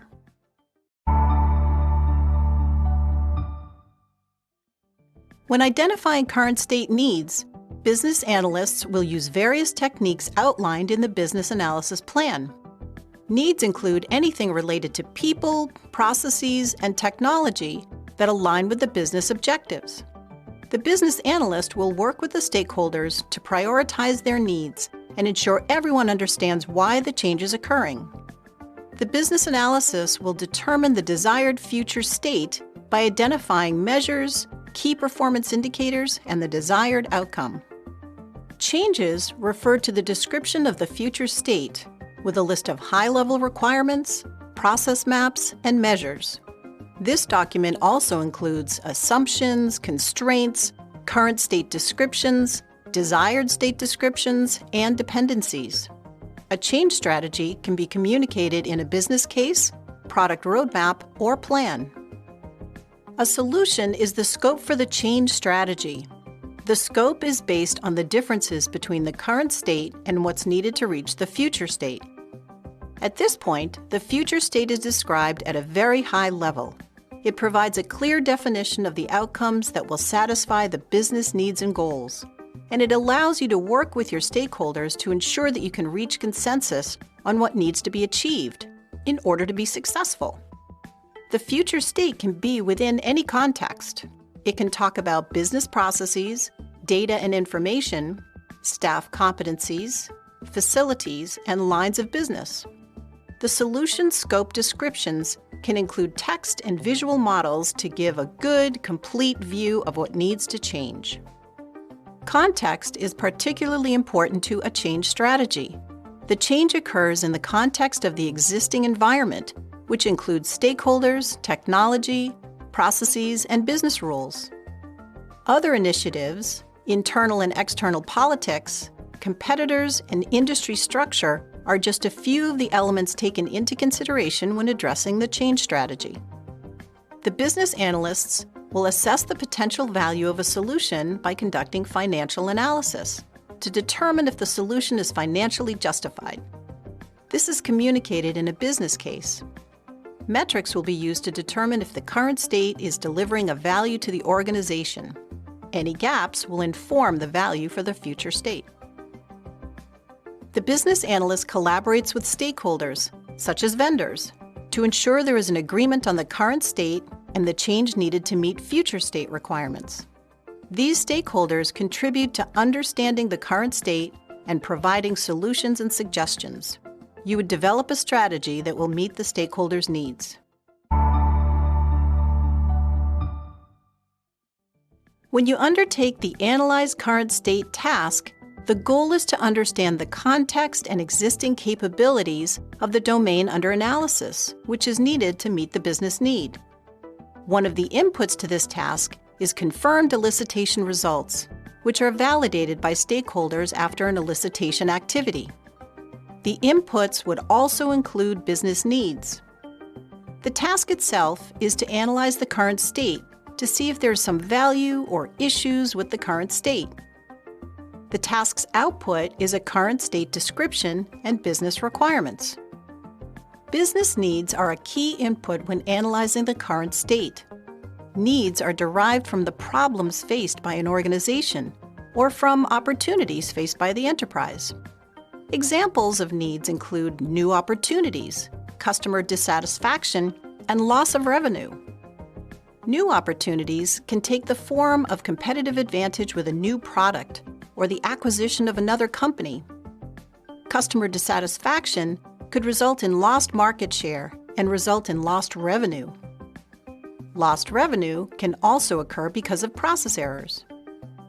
Describing the problem or opportunity is the starting point for all business analysis work. It explains why the change is needed and is the initial step in describing the scope of the initiative. Needs drive analysis of the current state and help to identify areas for improvement that could include reduction of errors and cost or increases in productivity. The organization's structure and culture also play a role in analysis. To analyze the structure, The business analyst assesses the reporting structure within the organization.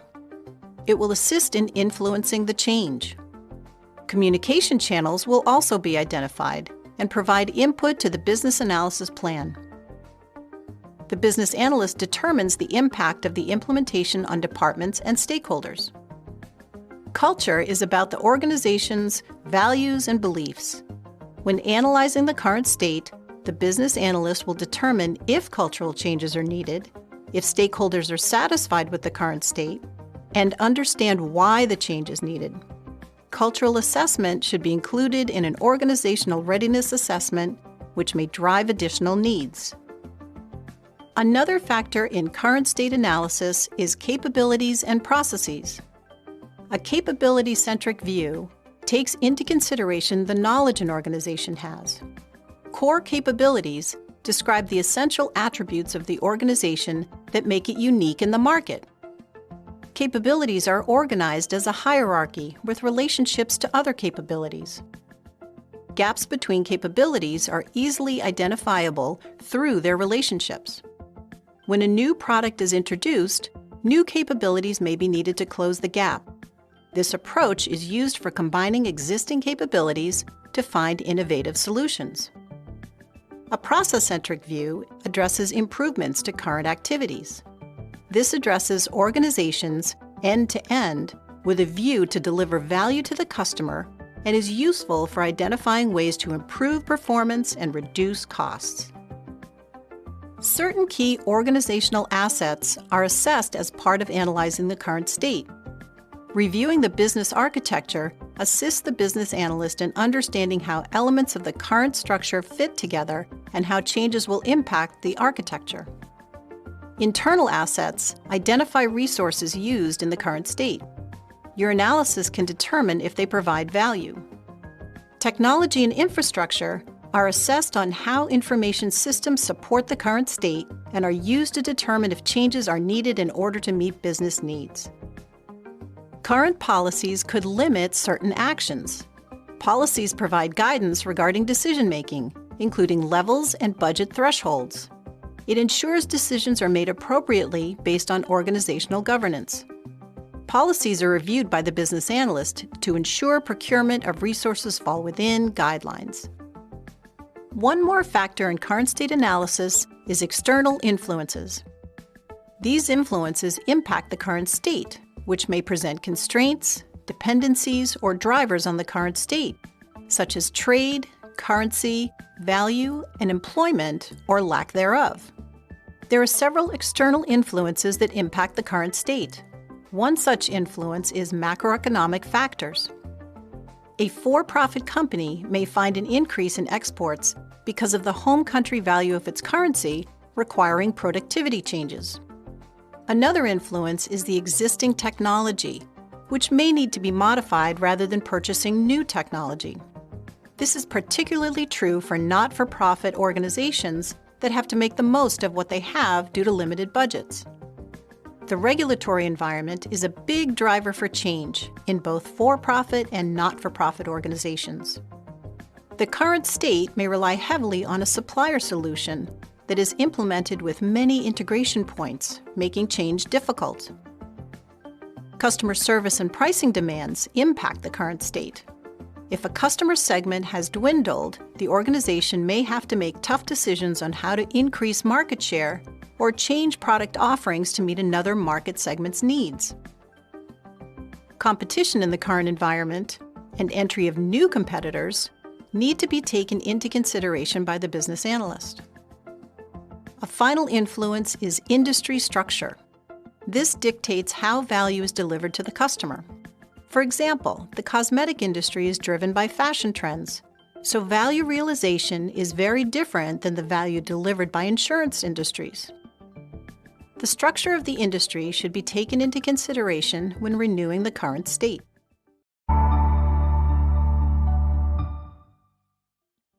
When undertaking a current state analysis, there are several guidelines and tools that can be used for support.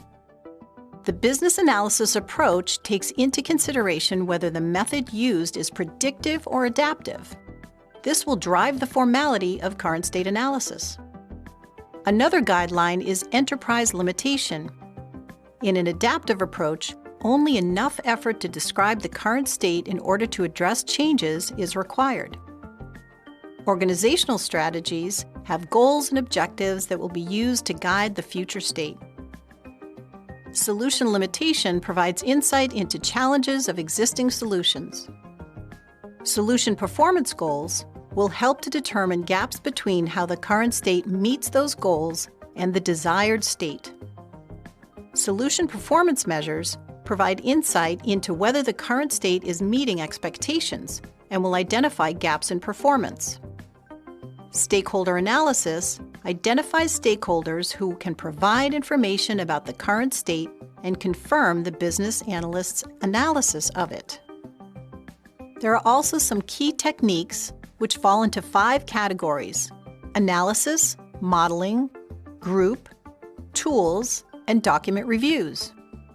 Analysis techniques include benchmarking, which compares the current state to like organizations that are considered best in class.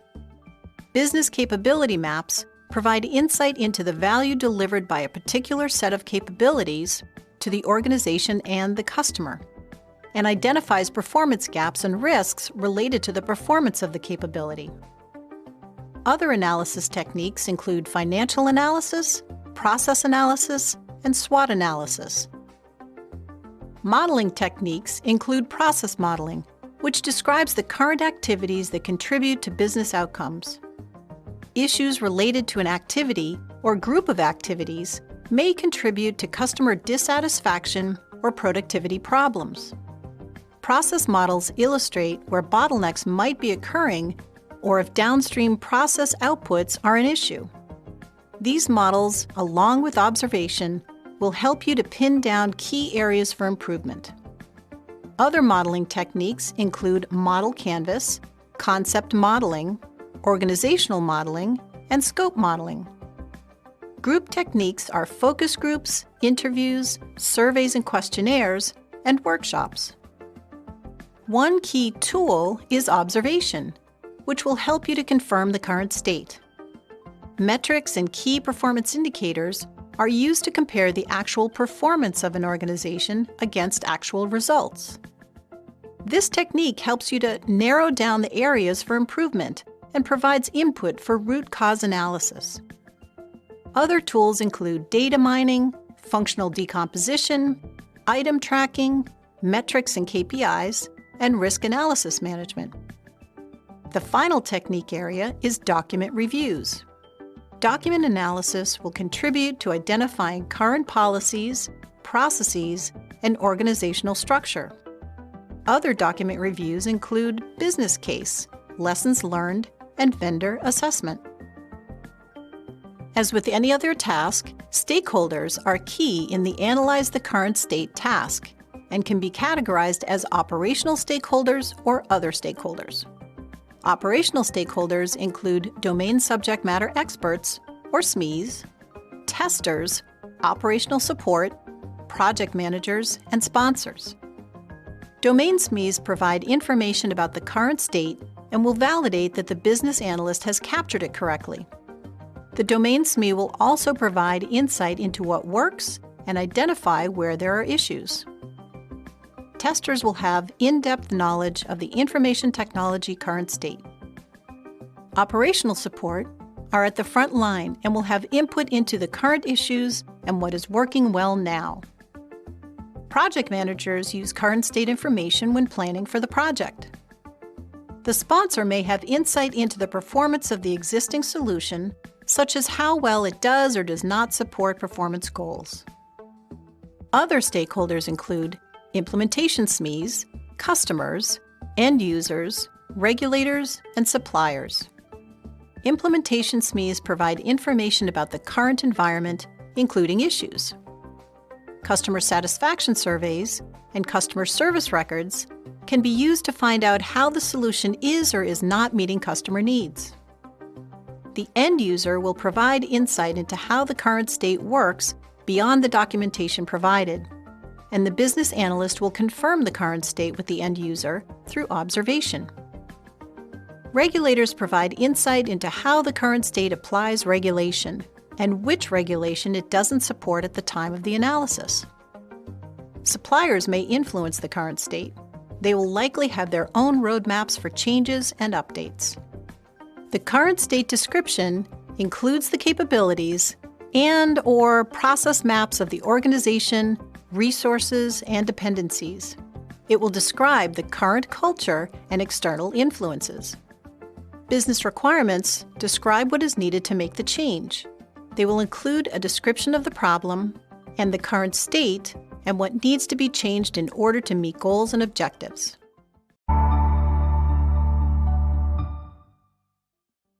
To provide information that allows stakeholders to agree on the scope, constraints, risks, and details of a change that will be affecting the enterprise, the future state needs to be defined. The future state can also include requirements that define smaller changes. The definition of the future state provides information for the implementation team as well as the stakeholders. The inputs to the defined future state task include the business requirements. These requirements include information about assumptions, constraints, and risks, and can include business processes, functions, organizational structures, locations, data, and information that will be used by the enterprise. The description of the requirements, or the business requirements, includes visual models and text. This helps to define the scope and boundaries. The task is to define the future state. The business requirements will provide information about the problems and opportunities and constraints that the future state will address. The outputs include business objectives, a future state description, and the potential value that the requirements bring to the business. The goal of the defined future state task is to inform a statement of desired needs, which tend to be long-term and ongoing. Qualitative descriptions describe what needs to be accomplished, for example, to reduce the costs associated with processing a customer order. Objectives describe what needs to be accomplished to meet the goal. They are granular and specific to the goal. They are also measurable. For example, saying the cycle time to process an order will be reduced by 20%. The criteria needs to be SMART: specific, measurable, achievable, relevant, and time-bound. This means the outcome should be specific and observable, measured using metrics and key performance indicators, also known as KPIs, feasible and achievable, and aligned with the organizational vision and mission, and it should be clear when the results will be realized. The scope of the solution defines which options can be considered and includes important factors for deciding on these options. The value of each option, the time frame to achieve the goals and objectives, and the opportunity costs, which are costs associated with not pursuing a different business need to be considered. Some of the options that might make up the solutions base include changes to the organizational structure, capabilities, processes, and technology. Policies are a common source of constraint on the future solution. When changes to an existing policy are made, such as a policy allowing hosted solutions based on information security restrictions, this may open up new opportunities for a solution. There are a variety of constraints. For example, budget and timeline restrictions will limit future state options. Prioritization of stakeholder needs help to mitigate issues in this area. Technology and infrastructure can also create a constraint. This includes limitations such as integrating software as a solution to existing databases, which may limit which solution is chosen for the future state. Another potential constraint is team competencies. Limited resources are always a challenge when identifying the future state. The business analyst will have to consider this when determining the future state, perhaps with automated solutions.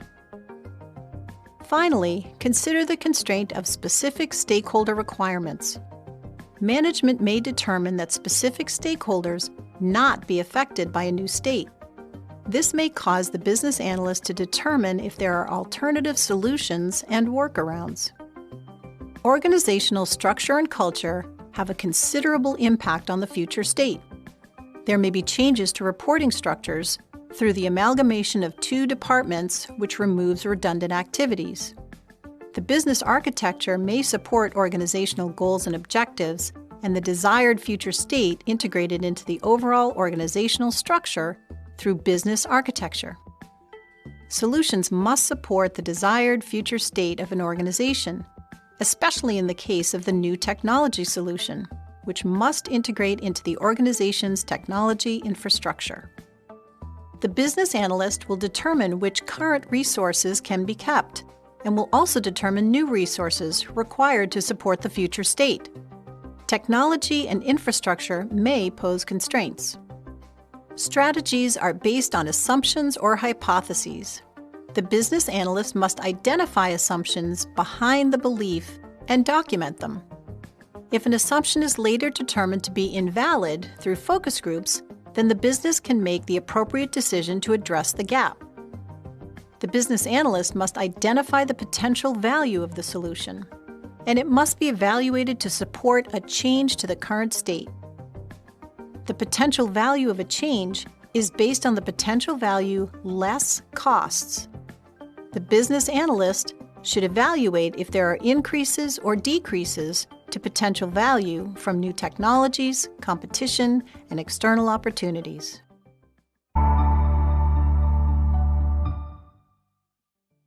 An assortment of key guidelines and tools can be useful when describing the future state.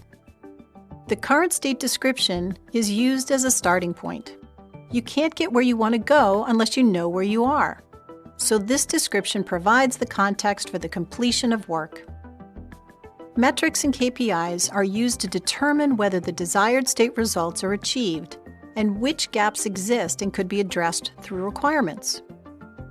The organizational strategy outlines the approach to achieve the desired future state. This could include a roadmap, method, or approach needed to achieve the desired state. There are also an assortment of techniques for defining the future state. Analysis techniques include benchmarking, which will provide information about best-in-class practices related to the desired future state. Other analysis techniques are market analysis, business capability analysis, financial analysis, process analysis, and SWOT analysis. A key modeling technique is process modeling, which will describe how work would be done in the future. It is used to define new capabilities needed by the organization to be successful. Other modeling techniques include business model canvas, concept modeling, organizational modeling, and scope modeling. Group techniques include workshops using process models, which are an effective way to get a group of stakeholders to describe the future state, keeping in mind the goals and objectives of the organization. Other group techniques include focus groups, interviews, and surveys and questionnaires. Using tools, a baseline describes where the organization is based on metrics and key performance indicators and provides information needed to determine what is reasonably possible in the future state.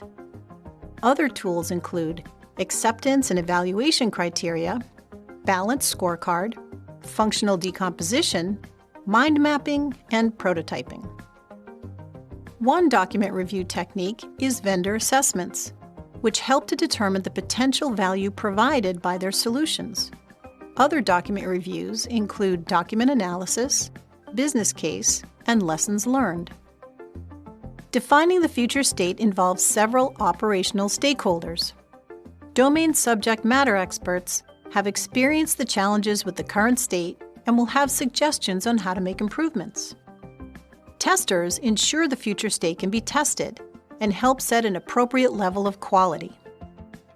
Like the domain subject matter expert, operational support stakeholders have experienced the challenges and may have suggestions for the future state. They're also consulted to ensure the future state can be supported. Project managers may have opinions on how manageable the future state is. The sponsor will set expectations for the future state and approves funding for the project.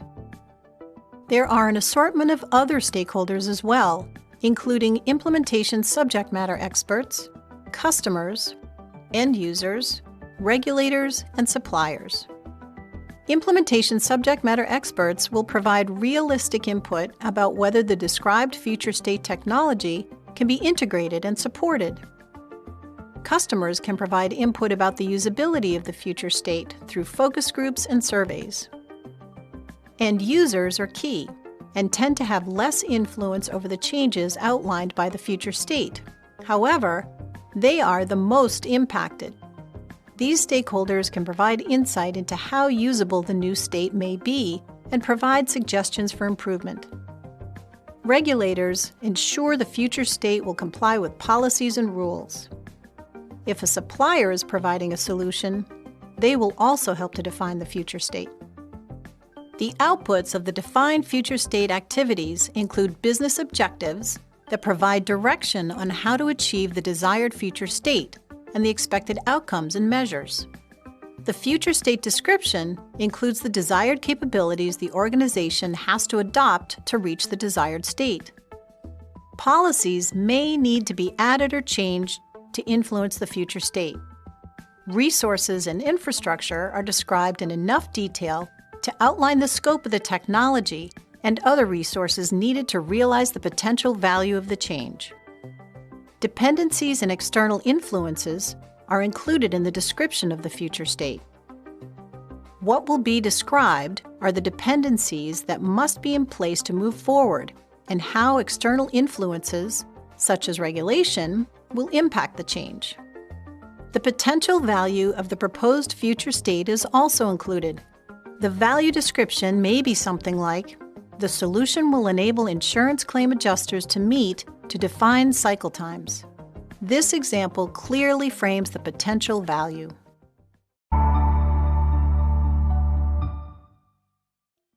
When considering change, the business analyst has to assess the risks of making the change. The purpose of the Assess Risk task is to identify negative consequences of implementing the change and how to manage those risks. The inputs to the Assess Risks task include influencers, both internal and external, elicitation results, business objectives, the potential value of the solution, and prioritized requirements and designs. The task is to assess those risks using various techniques, and the output is risk analysis results. There are some risks that are unknown or can't be known. The business analyst will work with stakeholders to identify those risks that are known or in the current state, but also brainstorm possible risks by asking what-if questions. Constraints could be risks to the new state. For example, constraints related to the technology could limit a solution that will realize value. Assumptions may be restated as risks. One assumption may be that the end user will adopt the solution within a certain amount of time. Dependencies may limit the realization of value, especially if value is related to the timing of the solution. Events may also negatively impact value. For example, if there's a weather influence like a flood or tornado. There are three primary organizational attitudes towards risk. The first attitude is risk-seeking. High-tech companies tend to be risk-seeking. They always want to come up with the latest gadget in the market. Another attitude is risk-neutral. Companies with this attitude accept that there is a risk as long as the resulting issue doesn't impact revenue or costs. The final attitude is risk-averse. Organizations such as banks don't accept much risk unless there is a good mitigation plan. Risk-averse organizations will avoid risk or accept a lower value from the solution to mitigate the risk. The business analyst will come up with a course of action. Possible recommendations include pursuing the change regardless of the risk, when the benefits outweigh the risks. This is the case when a new product is expected to exceed the value provided in the market to customers. Another course of action could be pursuing change while investing in risk reduction. This includes mitigation strategy. Another course of action is to identify ways to increase benefits versus risks. Prototypes and usability testing will identify if the user interface is providing value and where it isn't. Managing and optimizing opportunities is one way of managing risk. Alternately, the organization could choose not to pursue the change at all. Several guidelines and tools will help during risk assessment. The business analysis approach contains information on how you will analyze risk.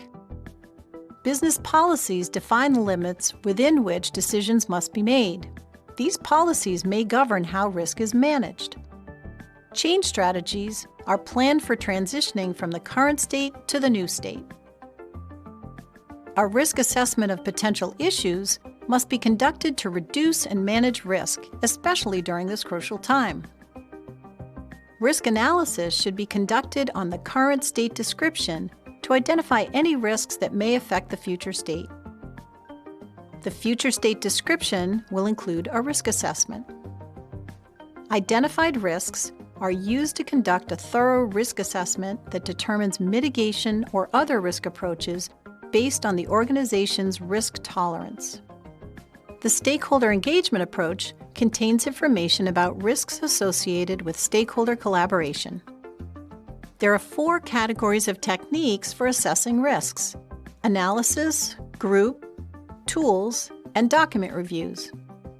Financial analysis is one type of analysis technique used to determine the cost of risk and the financial value of a solution. Root cause analysis is used to determine the underlying reasons for the risk. Other analysis techniques include decision analysis and risk analysis and management. Group techniques include brainstorming, used to identify and categorize potential risks. The business case describes and rates the risk of each solution option. Other group techniques include interviews, surveys and questionnaires, as well as workshops. Tools include mind mapping. Document review techniques are related to the business case, lessons learned, and document analysis. There are several operational stakeholders who provide input to the risk assessment task because of their experience and knowledge of the area under analysis. Domain subject matter experts are critical contributors to the risk assessment.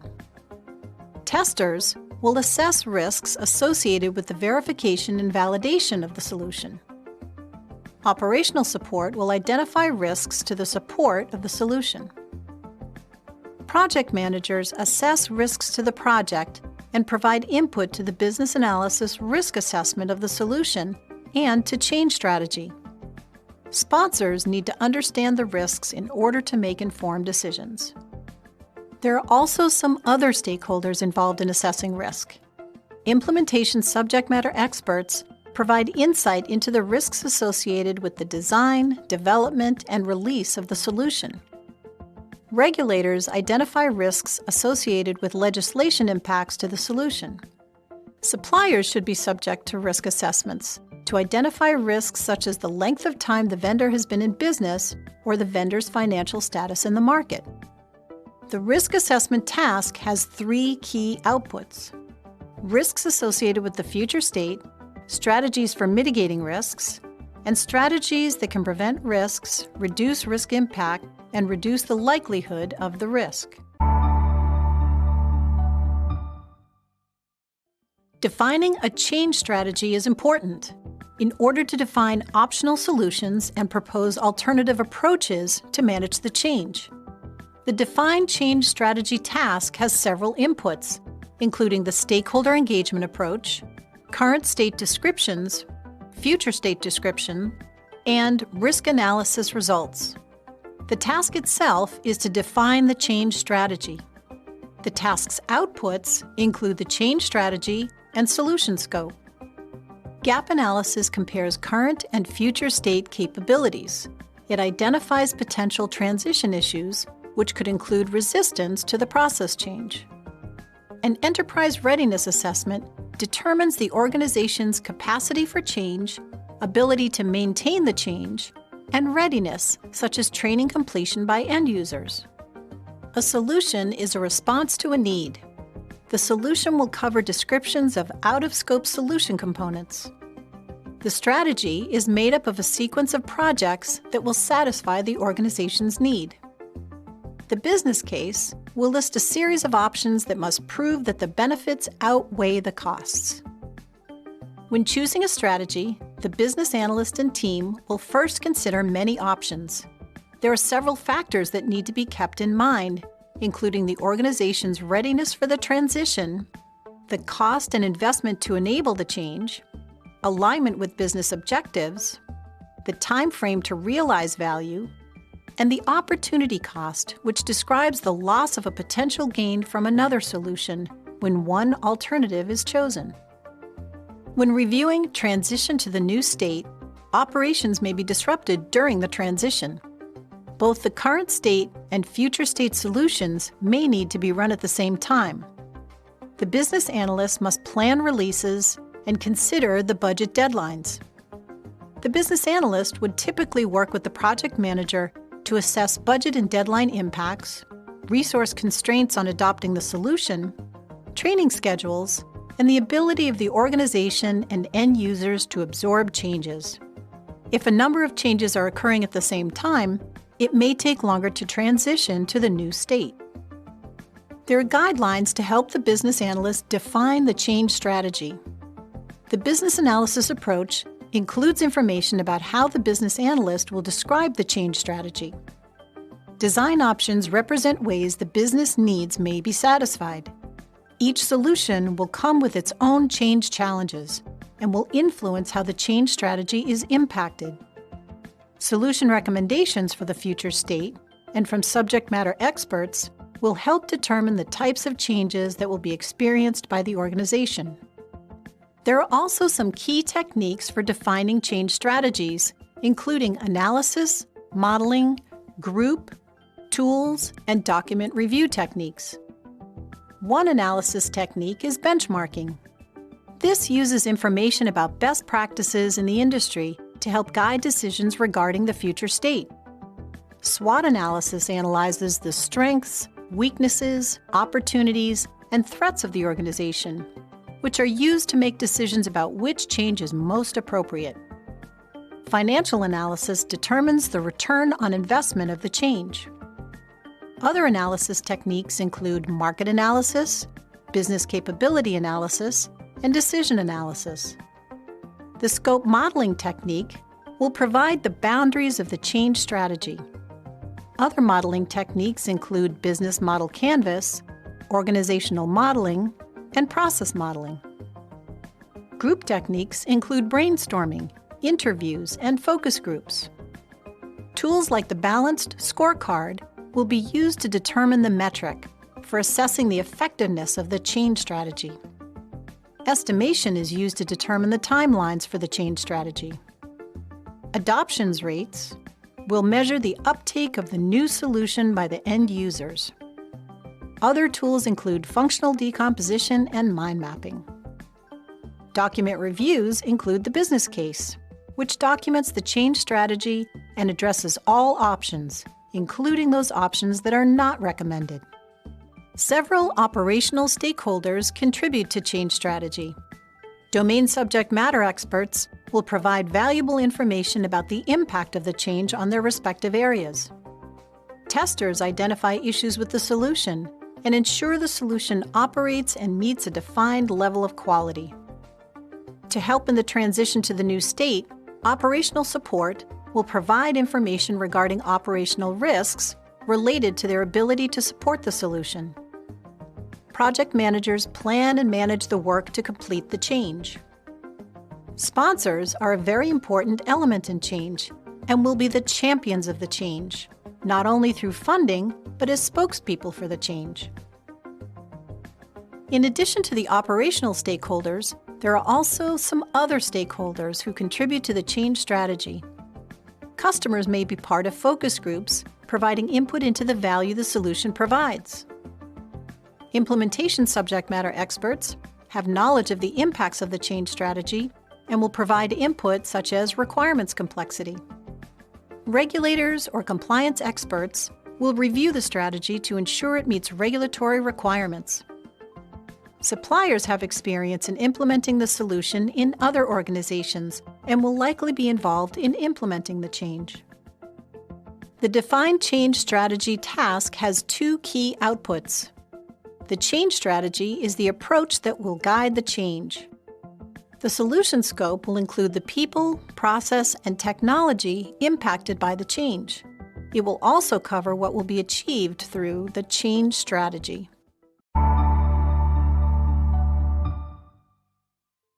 Developing requirements that represent value to stakeholders and align with business goals is the backbone of any change initiative. Business analysts work throughout a project to ensure requirements continue to meet these criteria. In this course, you'll learn about 3 tasks in the Requirements Analysis and Design Definition Knowledge area: specifying and modeling requirements, verifying requirements, and validating requirements. The purpose of the Requirements Analysis and Design Definition, or RAD, knowledge area is to describe, structure, and organize the requirements discovered during elicitation. In this knowledge area, the business analyst will specify and model requirements using various techniques such as process, data, and decision models. The models used by the business analyst are considered designs. The analyst will identify solution options that meet the business need and estimate the potential value of the solution. They'll use input from other knowledge areas, including the business analysis plan, strategy analysis, solution evaluation, and requirements lifecycle to manage the requirements. In the business analysis value spectrum, the requirements analysis and design definition area traces requirements back to ensure they align to the solution scope, business need, and potential value. Requirements and designs will be used to deliver the actual value of the solution. To conduct a thorough analysis of the business need discovered during the elicitation activities, the business analyst will use modeling to view the need from different perspectives. Once the need has been analyzed, the business analyst will write requirements to describe it. Requirements analysis and design definition, of course, involves requirements and designs. Requirements are inputs to design. For example, the business requirement to process an insurance claim in 24 hours would be illustrated in a process model, which is a design of the future state. A prototype is a design that will illustrate the screens to be used by the customer to input insurance claim information. While modeling a solution, the business analyst may uncover other requirements. For instance, in the case of the insurance example, the prototype may be missing some of the data entry fields. There are 6 tasks in the requirements analysis and design definition process. First is the specify and model requirements task, which analyzes elicitation results through modeling and other analysis techniques. This results in requirements and designs. The next task is verify requirements. When verifying requirements, the business analyst works with various stakeholders to ensure the requirements and designs are of sufficient quality and detail to be usable. In the validate requirements task, the requirements and designs are validated to ensure they meet organizational goals and deliver value. When defining requirements architecture, the architecture is used to structure the requirements and designs into a cohesive representation of the solution. Another task is to define solution options. During this task, the business analyst uses systems thinking and creative thinking to expose solution options. The 6th and final task is to analyze potential value and recommend a solution. Once a potential solution is defined, it will be analyzed to ensure it provides the value expected by the organization.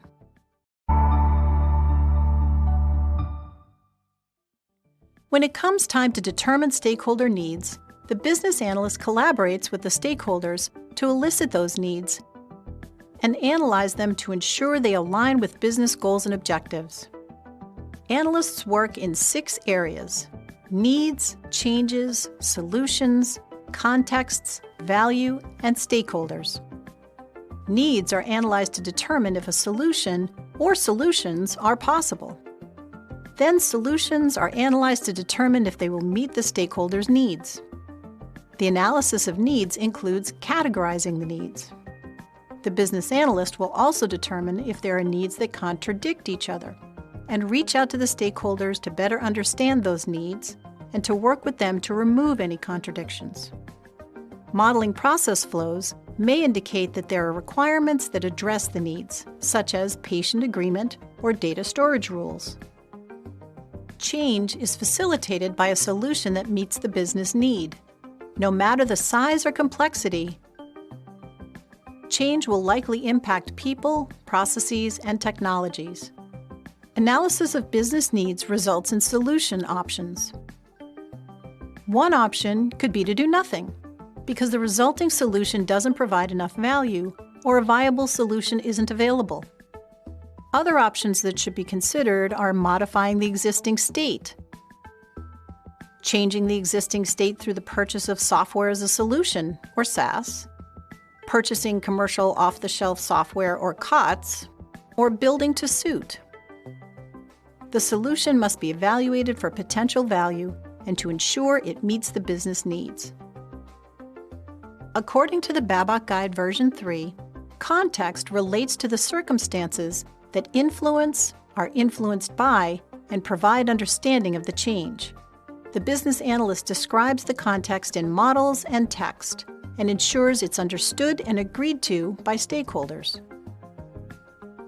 The potential value must be analyzed and quantified. The value the solution provides must also be established. The results of analysis include requirements and designs that reflect the business need. These must be communicated so that stakeholders understand and agree to the analysis outcomes.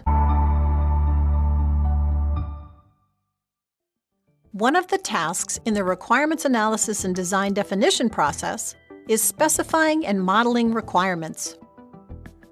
The purpose of this task is to take elicitation results, amalgamate them, analyze them, and model and organize the information into requirements and designs. This is a primary activity of business analysis. Elicitation results are obtained through various requirements discovery techniques. Once the information is gathered, it is confirmed and ready to be analyzed. The Specify and Model Requirements task uses modeling techniques such as process models, data and scope models, and others to create an organized view of the requirements. The output of the task is specified and modeled requirements. Modeling requirements is a visual way of communicating requirements. It's also a way of analyzing the information using different views. One view is a flow of activities, inputs, actions, and outputs. The data flow diagram views business needs as a process, whereby information flows within the process. Data models are a static view of the information the organization needs to collect to produce business intelligence. Two methods are commonly used to model requirements: matrices and diagrams. Matrices are used to take complex information and create a uniform structure.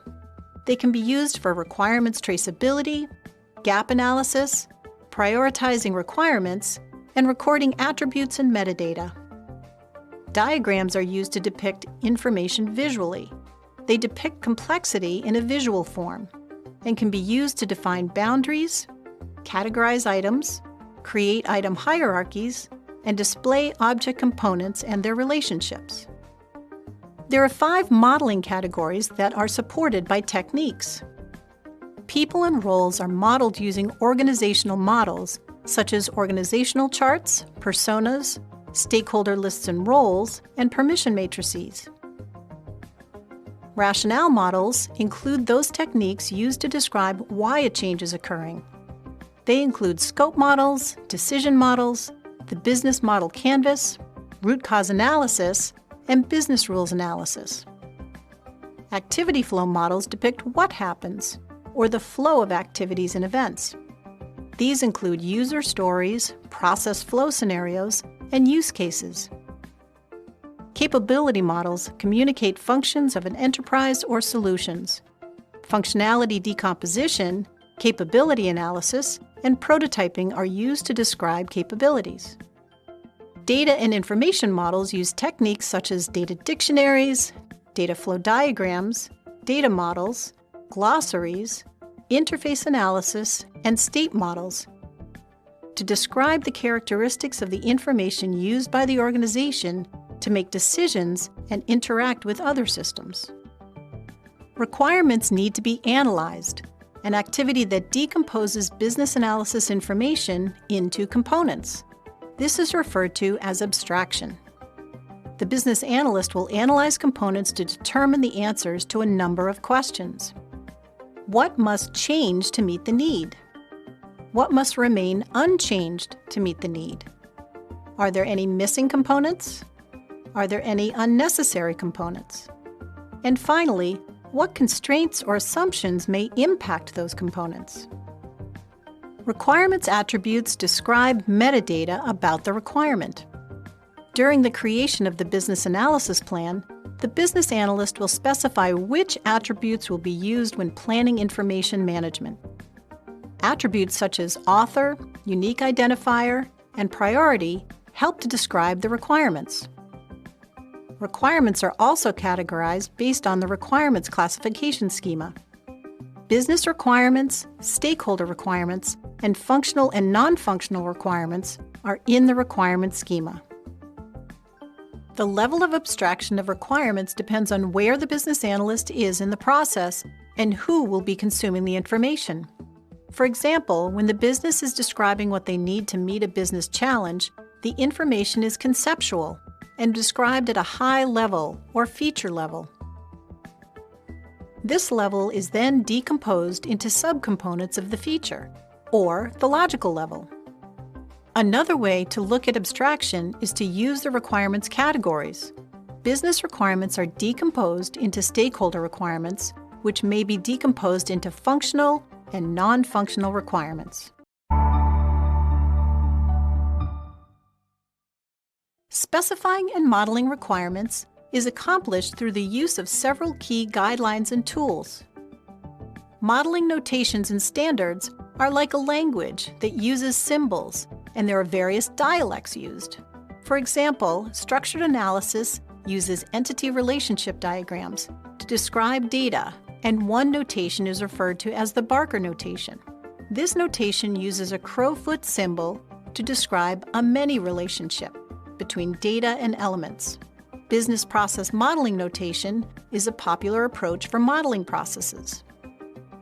Modeling tools include Visio for modeling different kinds of diagrams and Irwin for modeling data. Visual Paradigm is used to model use cases. Requirements architecture is a collection of all the requirements communicated as a cohesive whole. Requirement lifecycle management tools help to address requirements changes, traceability, and storage.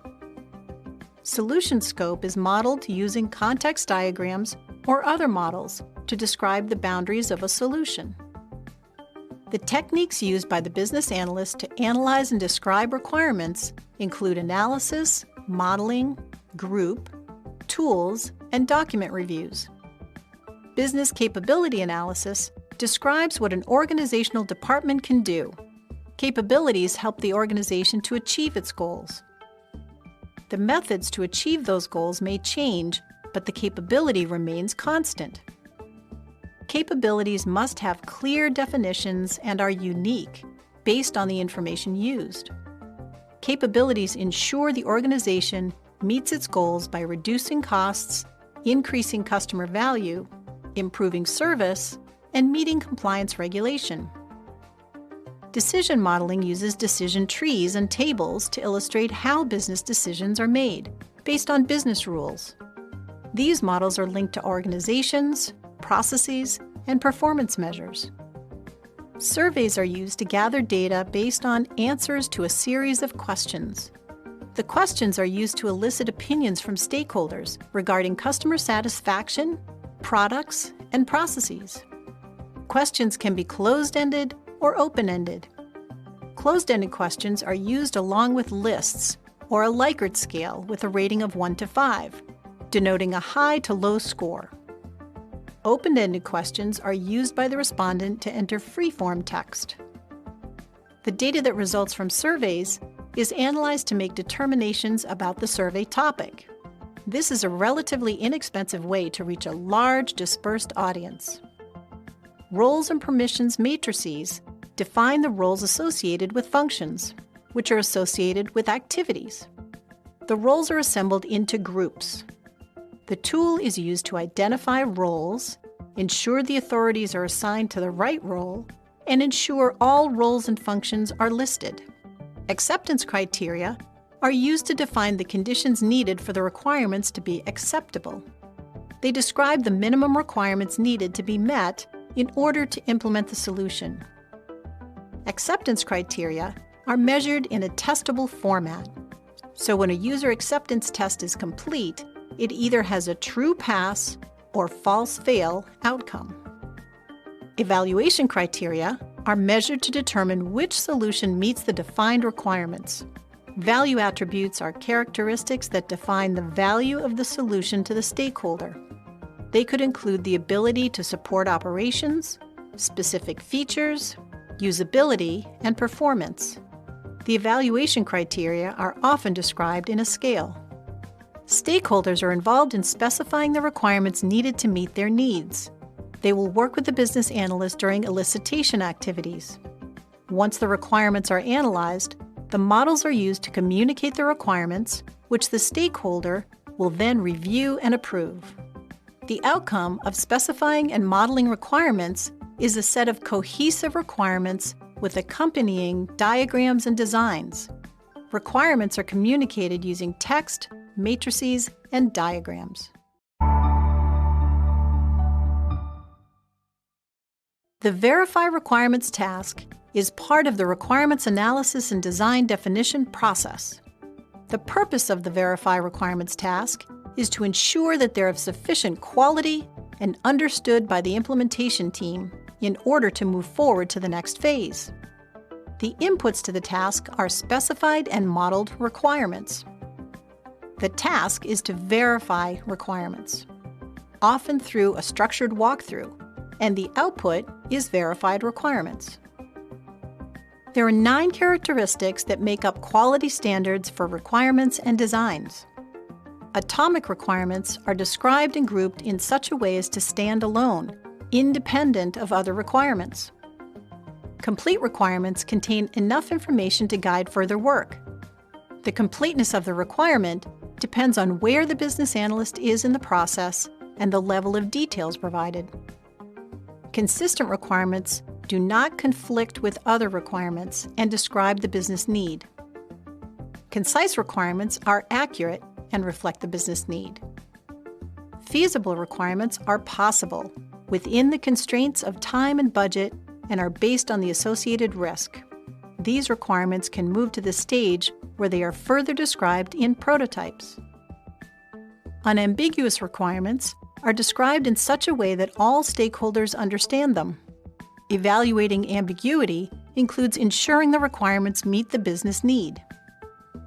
Testable requirements and designs describe a specific outcome based on the level of abstraction. Prioritized requirements are ranked based on the importance of the requirement and the value that it holds. Understandable requirements are communicated in such a way that a specific audience comprehends them. Limited use of jargon and the use of common business terms help requirements to meet this quality attribute. Verification of requirements and designs ensures organizational standards and templates are used properly and that models use notations that are understood by the recipient and reflect organizational standards. Comparing relevant models ensures the models are consistent when elements in one model are also included in other models. During the verification process, the business analyst checks for appropriate language and provides clarifying examples. The business analyst also checks for missing elements and ensures that the referencing is consistent. Checklists can provide guidance to stakeholders, ensuring rigorous assessments of requirements. They are excellent tools for ensuring all elements are reviewed, corrective input is collected, key characteristics are evaluated, and quality standards are met. Verifying requirements and designs ensures they are of sufficient quality and are understood by the implementation team.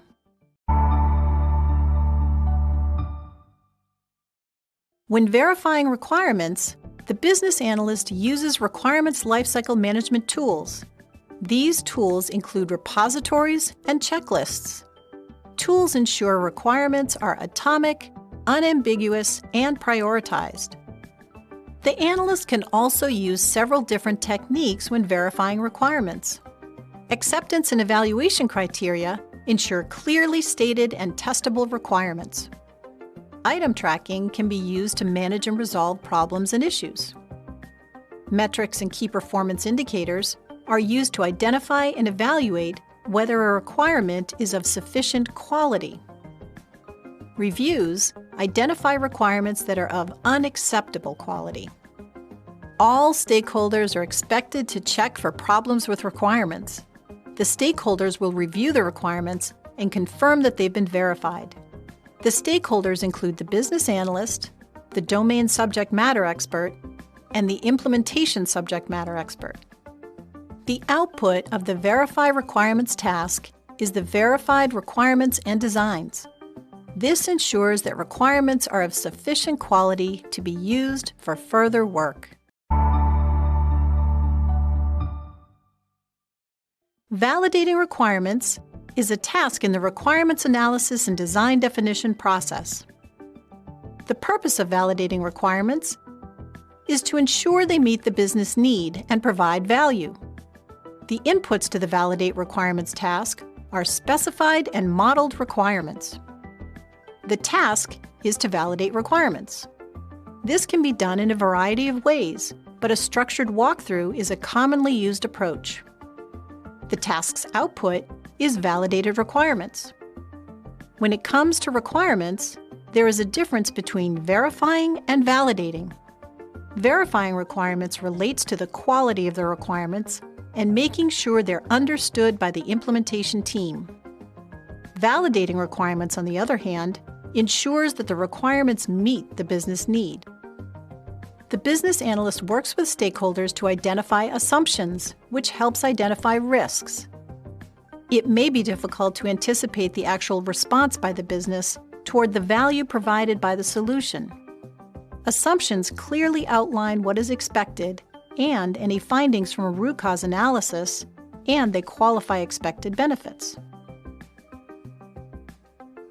The business analyst will work with stakeholders to define criteria that can be used to evaluate how successful the change is after implementation.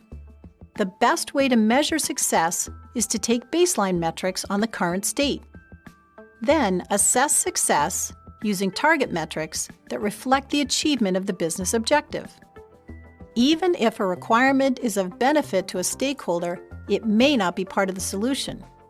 A requirement that does not deliver a benefit to the stakeholder is a candidate for elimination. If a requirement doesn't align with the scope should be changed or the requirement eliminated. If a design cannot be validated to support a requirement, it could mean that something is missing, that the business analyst misunderstood the requirement, or that the design needs to change. The requirement should be refined or the design changed.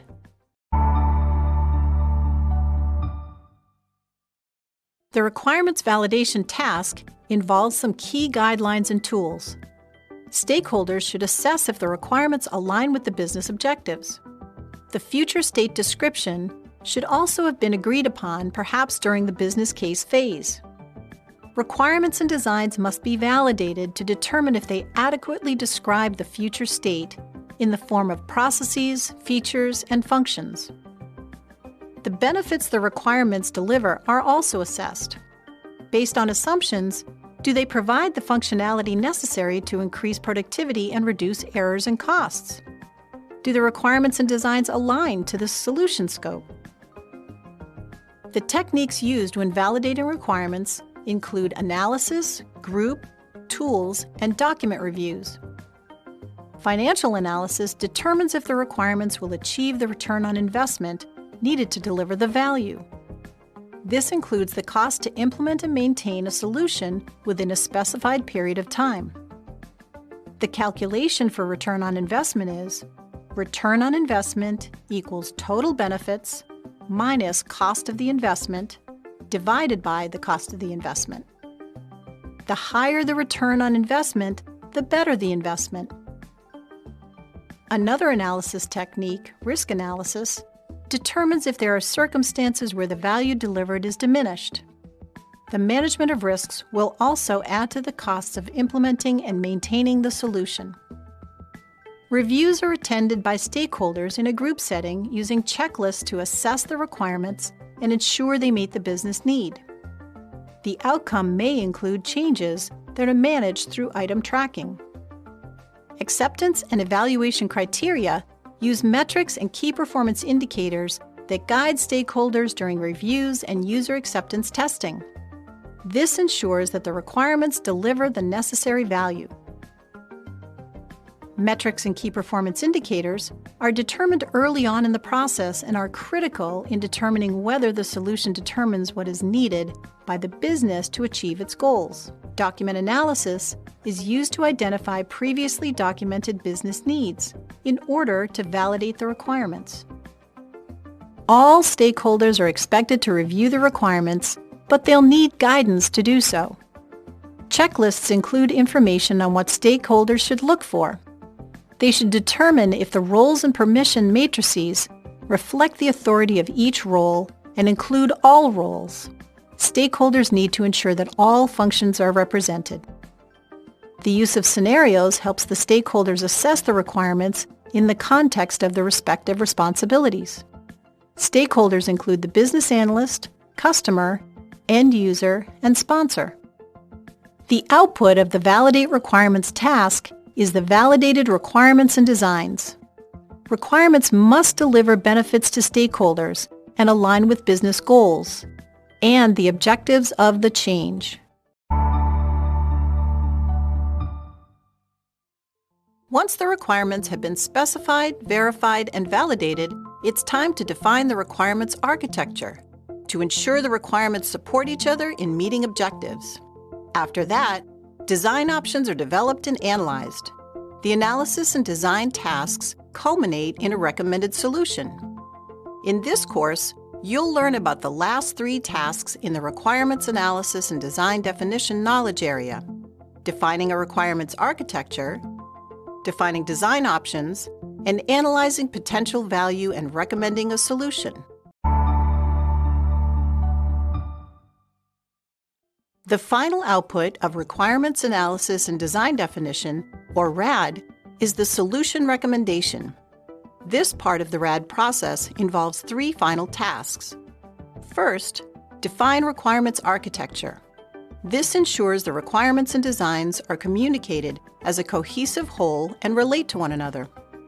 Next, define design options, which describes the solution approach, identifies opportunities to improve the business, and allocates requirements and designs across solution components, which will achieve the future state. The final task is analyze potential value and recommend solution. This determines the values of solution options to ensure they meet the business objectives. The International Institute of Business Analysis, or IIBA, body of knowledge, states that the purpose of the Define Requirements Architecture task is to ensure that the requirements collectively support one another to fully achieve the objectives. To do this, the inputs are the requirements at any state, the information management approach, and the solution scope. The Define Requirements Architecture task then produces the output, Requirements Architecture. Business analysts use a requirements architecture to determine which models are appropriate and organize requirements into a structure to ensure the requirements work together to achieve the overall objectives. Each function relates to a process. A requirements architecture is not intended to demonstrate traceability, but rather to show how requirements work together to support business requirements and stakeholder needs. The purpose of a requirements architecture is to show how requirements and models all fit together. It ensures requirements all support business goals. The architecture is used for communicating with stakeholders and may be comprised of several components, including use cases, text that describe the non-functional requirements, activity diagrams that illustrate how the use case is executed, and state diagrams to illustrate how a record's state changes. The structure of the business analysis information is designed as part of the planned business analysis information management task. Information architecture is a component of the requirements architecture. It defines the relationship between elicitation results, requirements, and designs. This ensures a complete set of requirements by verifying that the relationships are complete. Architecture templates are predefined frameworks based on industry norms and proven practices, which provide guidance and help the business analyst consider each section of the template, thus ensuring a complete picture of the needs. As a business analyst, you may create a template or modify it for a particular initiative to meet organizational domain-specific needs. The enhancement may be communicated using email. Various elements comprise the Define Requirements Architecture task. The first thing you need to do when creating requirements architecture is map out the relationships between requirements. Relationships must be defined. In other words, you need to answer two questions. Is there a relationship, and what are the types of relationships? Functional requirements that relate to rules would have a business rule relationship, and functional requirements that relate to non-functional requirements could be described as having a usability relationship. Relationships must be correct, with a check done to ensure there is in fact a relationship. They must also be consistent, which means the relationship must be described in the same way. They should be unambiguous and not conflict. They should also be necessary. That is, relationships that are needed to describe the requirements as a whole. Requirements all have viewpoints, conventions that describe how the requirements are documented and communicated. Viewpoints align to the needs of the stakeholders.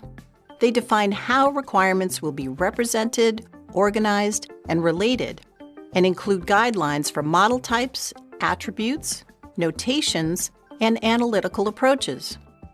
There are several model types that can be included in standards, including object-oriented models, process model notations such as BPMN, data models, regulatory requirements and policies shown in decision trees, and business rules matrices. This allows you to see various views of a need, a process view, a regulatory view, and a data view, among others. A collection of each view creates a complete picture of the requirements that address each stakeholder view. There are a whole host of viewpoints. Let's consider some examples. Business process models illustrate the inputs activities that produce something, a value, and an output.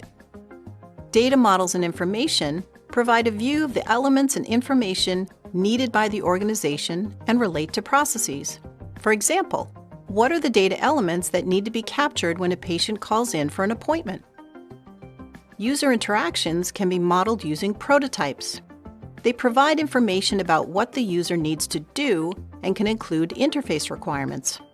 For instance, when a user must access data from another source. Use cases and user experiences describe user interaction and the responses needed by the system to reach a goal. Audits and security are requirements that describe what must be captured in the case of a transaction and what needs to be reviewed to meet regulatory requirements. For example, an audit requirement for prescriptions would record the date, time, and name of the person who issued the prescription. Business models provide information on how the organization is structured, which can again be linked to processes. Multiple views make up a viewpoint. They are actual requirements and designs for a solution. Collections of views make up the requirements architecture. Viewpoints give guidance on information to provide each stakeholder, as stakeholder groups have different viewpoints. Linking requirements to design and other information ensures that requirements are complete. Any dependencies that may keep business objectives from being met are also considered. The architecture helps the stakeholder see the requirements as a whole through the various stakeholder viewpoints. Requirements can only be complete once any gaps that result in missing requirements are identified. The viewpoints help with this. Inconsistencies regarding requirement describing information must be identified. Conflicting requirements must be resolved. A business rule may be referred to help clear up conflicts. Various guidelines and tools can be used during the Defining Requirements Architecture task. Architecture management software includes modeling tools and requirements management tools. Legal and regulatory information defines how contractual requirements may impact the architecture. Methodologies, such as Agile, use lightweight documentation, but the relationship between user stories and the backlog must be maintained. Frameworks include a predetermined set of models, such as use case models or unified modeling language. There are also 3 categories of techniques for defining requirements architecture. The first category is modeling techniques. Data modeling is used to show how data is structured. Modeling also concerns the use of organizational modeling and scope modeling. Another category is group techniques. Interviews and workshops can be used to collaborate with stakeholders to define how the requirements will be structured and the modeling notations that will be used. The final technique category is tools. Functional decomposition breaks down the solution scope, or an organizational unit, into component parts and illustrates the relationship between them. During the Define Requirements Architecture task, each stakeholder is active in determining the requirements structure. All of the stakeholders will use the architecture to ensure it's complete from their viewpoint. The implementation subject matter expert provides input into the modeling notation. The domain subject matter expert ensures all of the functions, process models, and prototypes reflect their needs. The project manager also helps in determining the requirement structure. The sponsor ensures the requirements reflect the business goals and objectives. And the tester ensures that the requirements are complete and testable. The final output of this task is the requirements architecture, which defines the requirements and their interrelationships. It also includes any contextual information, such as the market environment or political climate. The 5th task in the Requirements Analysis and Design Definition knowledge area is the Define Design Options task, the purpose of which is to identify business improvements and determine which solution approach addresses the business needs to make the improvement. Requirements are allocated across the solution components. The design options ultimately achieve the desired future state. Each design option is tactical and evolves along with the requirement. The task has several inputs. The first input is validated and prioritized requirements. Requirements must be validated by stakeholders before design options can be considered. Only validated requirements will be considered. Prioritized requirements assist in determining design options. Higher priority requirements are given preference. Another input is the change strategy, which is determined in the Strategy Analysis knowledge area. It describes the approach to transition to the future state and may impact feasibility. A final input is the requirements architecture, a set of complete requirements and their relationships. The task is to define the design options. The outputs are the design options themselves. The business analyst assesses if a solution should be purchased or built in-house. If it's built in-house, the implementation team and subject matter experts will develop the solution as defined in the requirements. Software as a solution is one approach that provides software functionality and maintains the structure of the software. Commercial off-the-shelf or COTS software is installed internally and maintained therein. Purchased components are owned and maintained by independent parties. There could be a combination of both approaches to address all the business needs and requirements. Solution designs are assessed to ensure they meet business objectives and key performance metrics. Each design is analyzed to ensure it's increasing efficiency through automation, improving access to information, and allowing staff to provide services to customers without experts. There may also be additional value-adding capacities that can be used in the future but were not considered during the elicitation process. Allocation is a process of assessing requirements and assigning them to solution components and releases. Requirements can also be allocated to business units and job functions.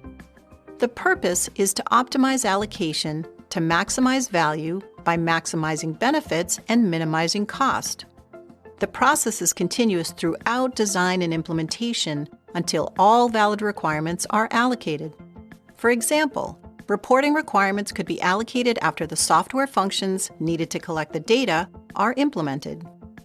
Design options take the future state into consideration and are driven by performance measures. In a public health example, a design option that supports a 95% paperless environment is the preferred option and consists of design components described by design elements. The design elements may describe business policies and rules about how long patient records are stored, processes to be performed and managed, patient assessments and treatments, roles and responsibilities, software applications used in the solution, and organizational structures.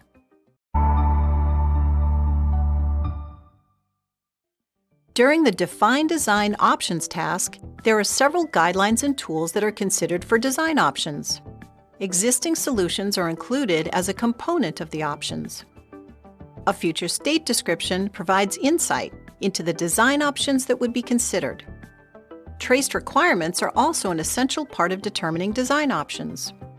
Finally, the solution scope is also considered to ensure design options have boundaries they must comply with to keep costs and time in check. There are also various techniques to use during this task, including analysis, group, tools, and document reviews.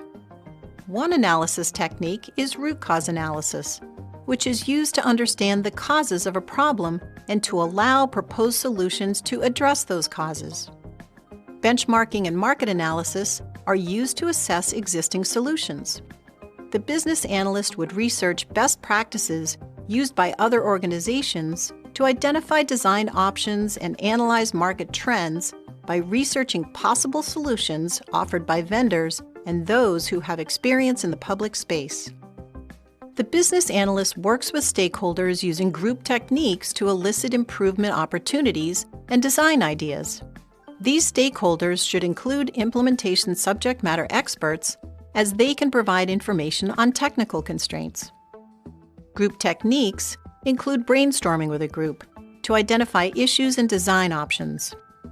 Interviews, surveys, and questionnaires provide data on stakeholders' opinions about current processes and the needs of those stakeholders that must be addressed in the future state. Workshops bring cross-functional stakeholder groups together using complementary techniques such as brainstorming, process modeling, storyboards, and user stories to define requirements and design options. A key tool is mind mapping, which is used to explore options and link various design options together. This helps with the architecture. Document analysis could involve reviewing vendor information and specifications needed to describe the design options. Lessons learned can also be useful. Another document review is a vendor assessment, which is very useful for defining design options. A vendor assessment has two primary components: assessing the vendor's proposed solution and assessing the vendor's capabilities. These two components will help determine if the solution is viable. One vendor assessment approach is to list primary functions and critical components, such as data security, in one column of a matrix and list the vendors in another column. Each vendor is given a rating against each function or component. Requirements with a higher priority may have a weight assigned to them. The scores are totaled for each vendor, and the one with the highest score is chosen. provided the vendor's capability is of sufficient quality to assign the contract to them.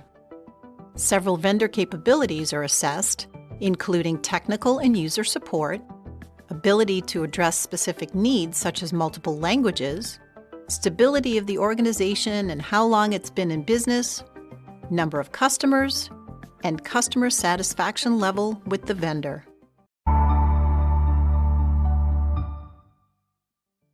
When assessing design options, certain stakeholders provide much-needed input. There are two types of subject matter expert involved in the task, implementation, and domain. The implementation subject matter expert will assess a solution option based on the technical constraints posed by the solution. They will also consider what is needed to implement the solution and the costs of solution alternatives. For example, in the case of software as a solution, the complexity or the ability of the vendor to support single sign-on would be assessed. The domain subject matter expert will review options based on how well the solution supports operational function, how easy the software is to use, and the benefits it provides. They provide input on potential benefits of solution alternatives. In addition to SMEs, there are three other stakeholder roles.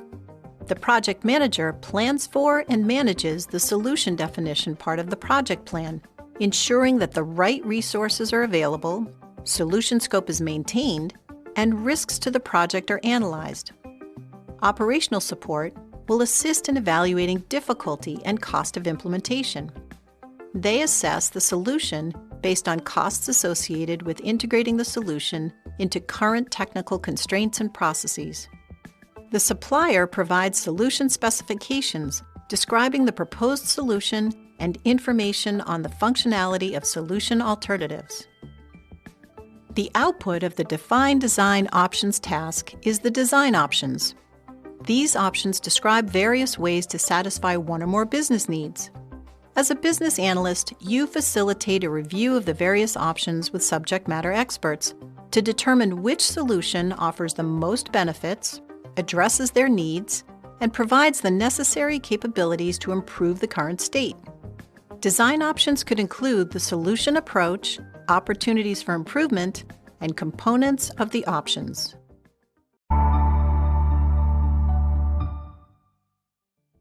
The sixth and final task in the requirements analysis and design definition knowledge area is the Analyze Potential Value and Recommend Solutions task. This task's purpose is to estimate the potential value for each design option and establish which one is most appropriate to meet the requirements. The inputs of this task are potential value and design options. Establishing potential value involves using benchmarks to determine which components have the value necessary to meet business goals. This includes information about performance expectations and metrics, such as productivity increases. Design options, identified through facilitated sessions with stakeholders, will be assessed against the value criteria. The Analyze Potential Value and Recommend Solution task provides one output, which is the recommended solution. The business analyst reviews each option, working with stakeholders, to determine the financial impacts, the benefits or investment returns, and the reputation of the organization. The reputation of the vendor, how well they support customers, the ease of use, ease of implementation of upgrades, and market share are also considered. The values of design options are compared. There may be no single best choice. A combination of options may provide the best opportunity to realize value. Proofs of concept may be developed to measure the performance of the most desirable options. More analysis may be required to determine the suitable option. There's also always the option to do nothing until a possible solution is available.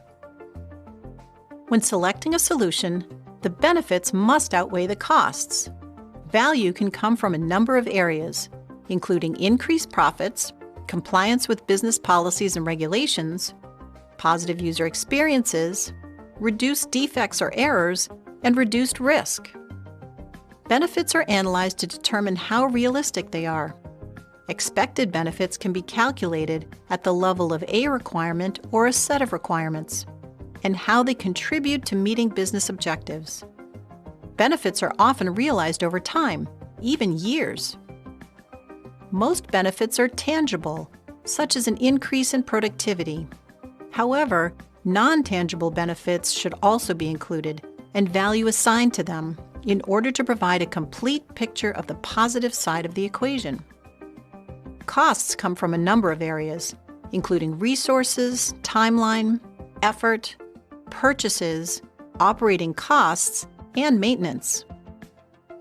The cost of resources and the amount of effort necessary to implement the change are included in the cost section. Typically, the more complex the solution, the more effort is required to implement it.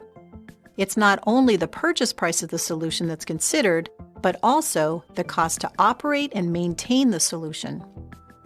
Software as a solution, or SaaS options, can reduce staff costs by moving the maintenance activities to the vendor. Costs are necessary, but represent the negative side of the equation. If an option's costs are higher than the value, it's very likely that this option would not be considered. Value is the result of benefits versus cost assessments. Positive value is realized when the benefits exceed the costs.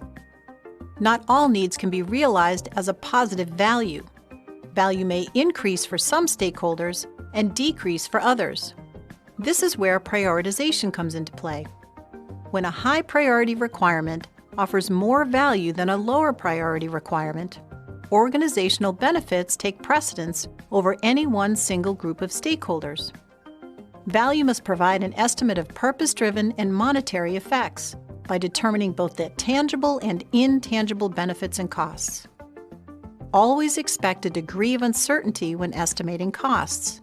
Costs may grow over time, and the potential value may not be realized to the extent initially estimated. As a business analyst, you will need to consider several elements to determine which option has the best cost-benefit ratio. Resources should be available to implement the design option. In the case of people, knowledge and skills are assessed to determine if they can implement, use, and support the proposed solution.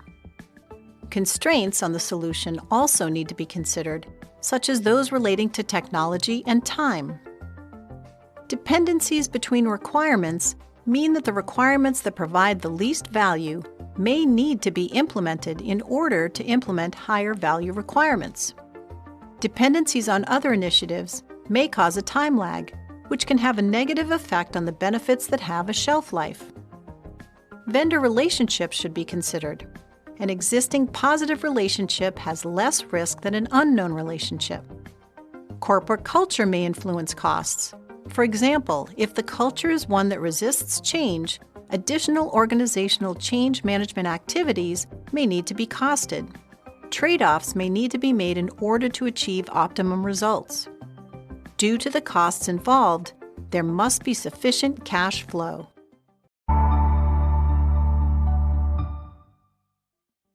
To assess potential value, the business analyst must consider and distinguish between the current and future state descriptions. The current state provides information about the context for work and the cost of the existing problem.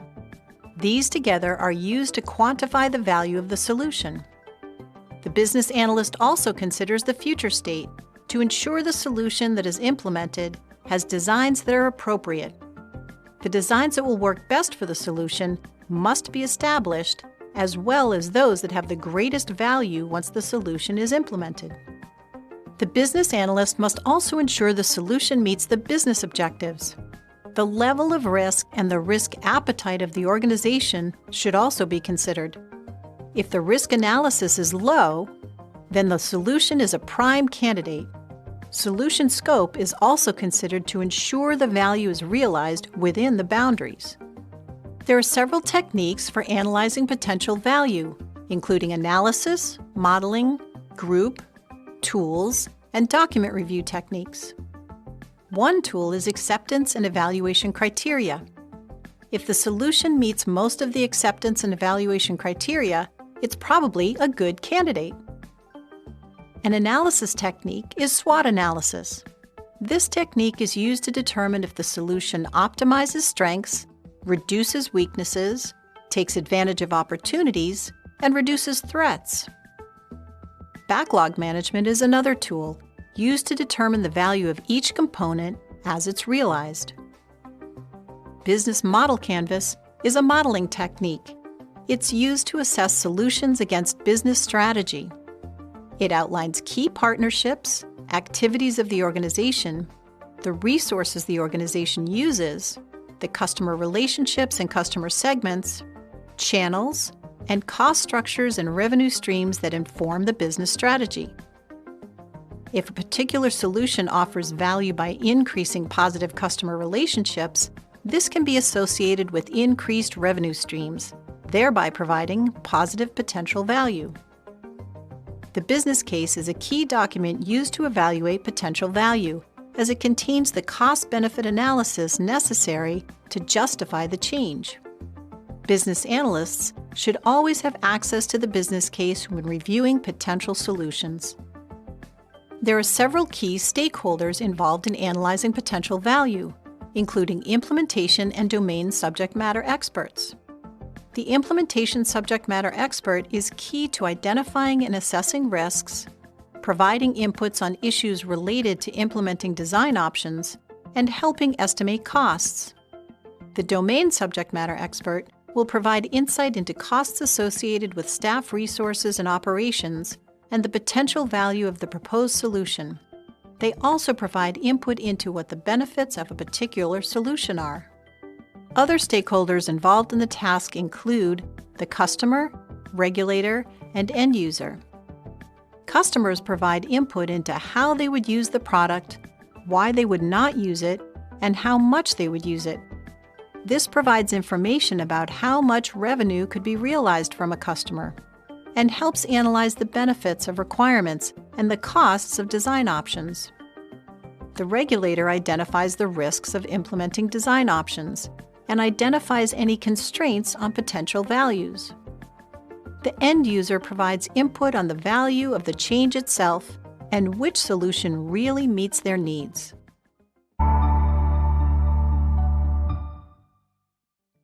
When it comes to choosing a solution, there are typically three options. You can select the solution with the best cost-benefit ratio. You can choose an option that meets other criteria, such as regulatory requirements despite the cost. Or you can do nothing, because none of the design options sufficiently address your needs at a cost that is reasonable. The project manager and the sponsor are key stakeholders when it comes to recommending a solution. The project manager manages the selection process and provides input on the risks to the project and the value of the change. The sponsor is accountable for the outcome and therefore will either approve or reject the recommended solution. To help the sponsor understand what some of the issues are, the business analyst will document the input from other stakeholders to support the recommended solution. The sponsor will also release funding for the project and must be informed of any changes. The output of the Analyze Potential Value and Recommend Solutions task is a solution recommendation. This solution is the most appropriate solution identified based on an evaluation of all design options. The recommended solution is the one that maximizes value. This can be communicated through a presentation with key stakeholders and the sponsor.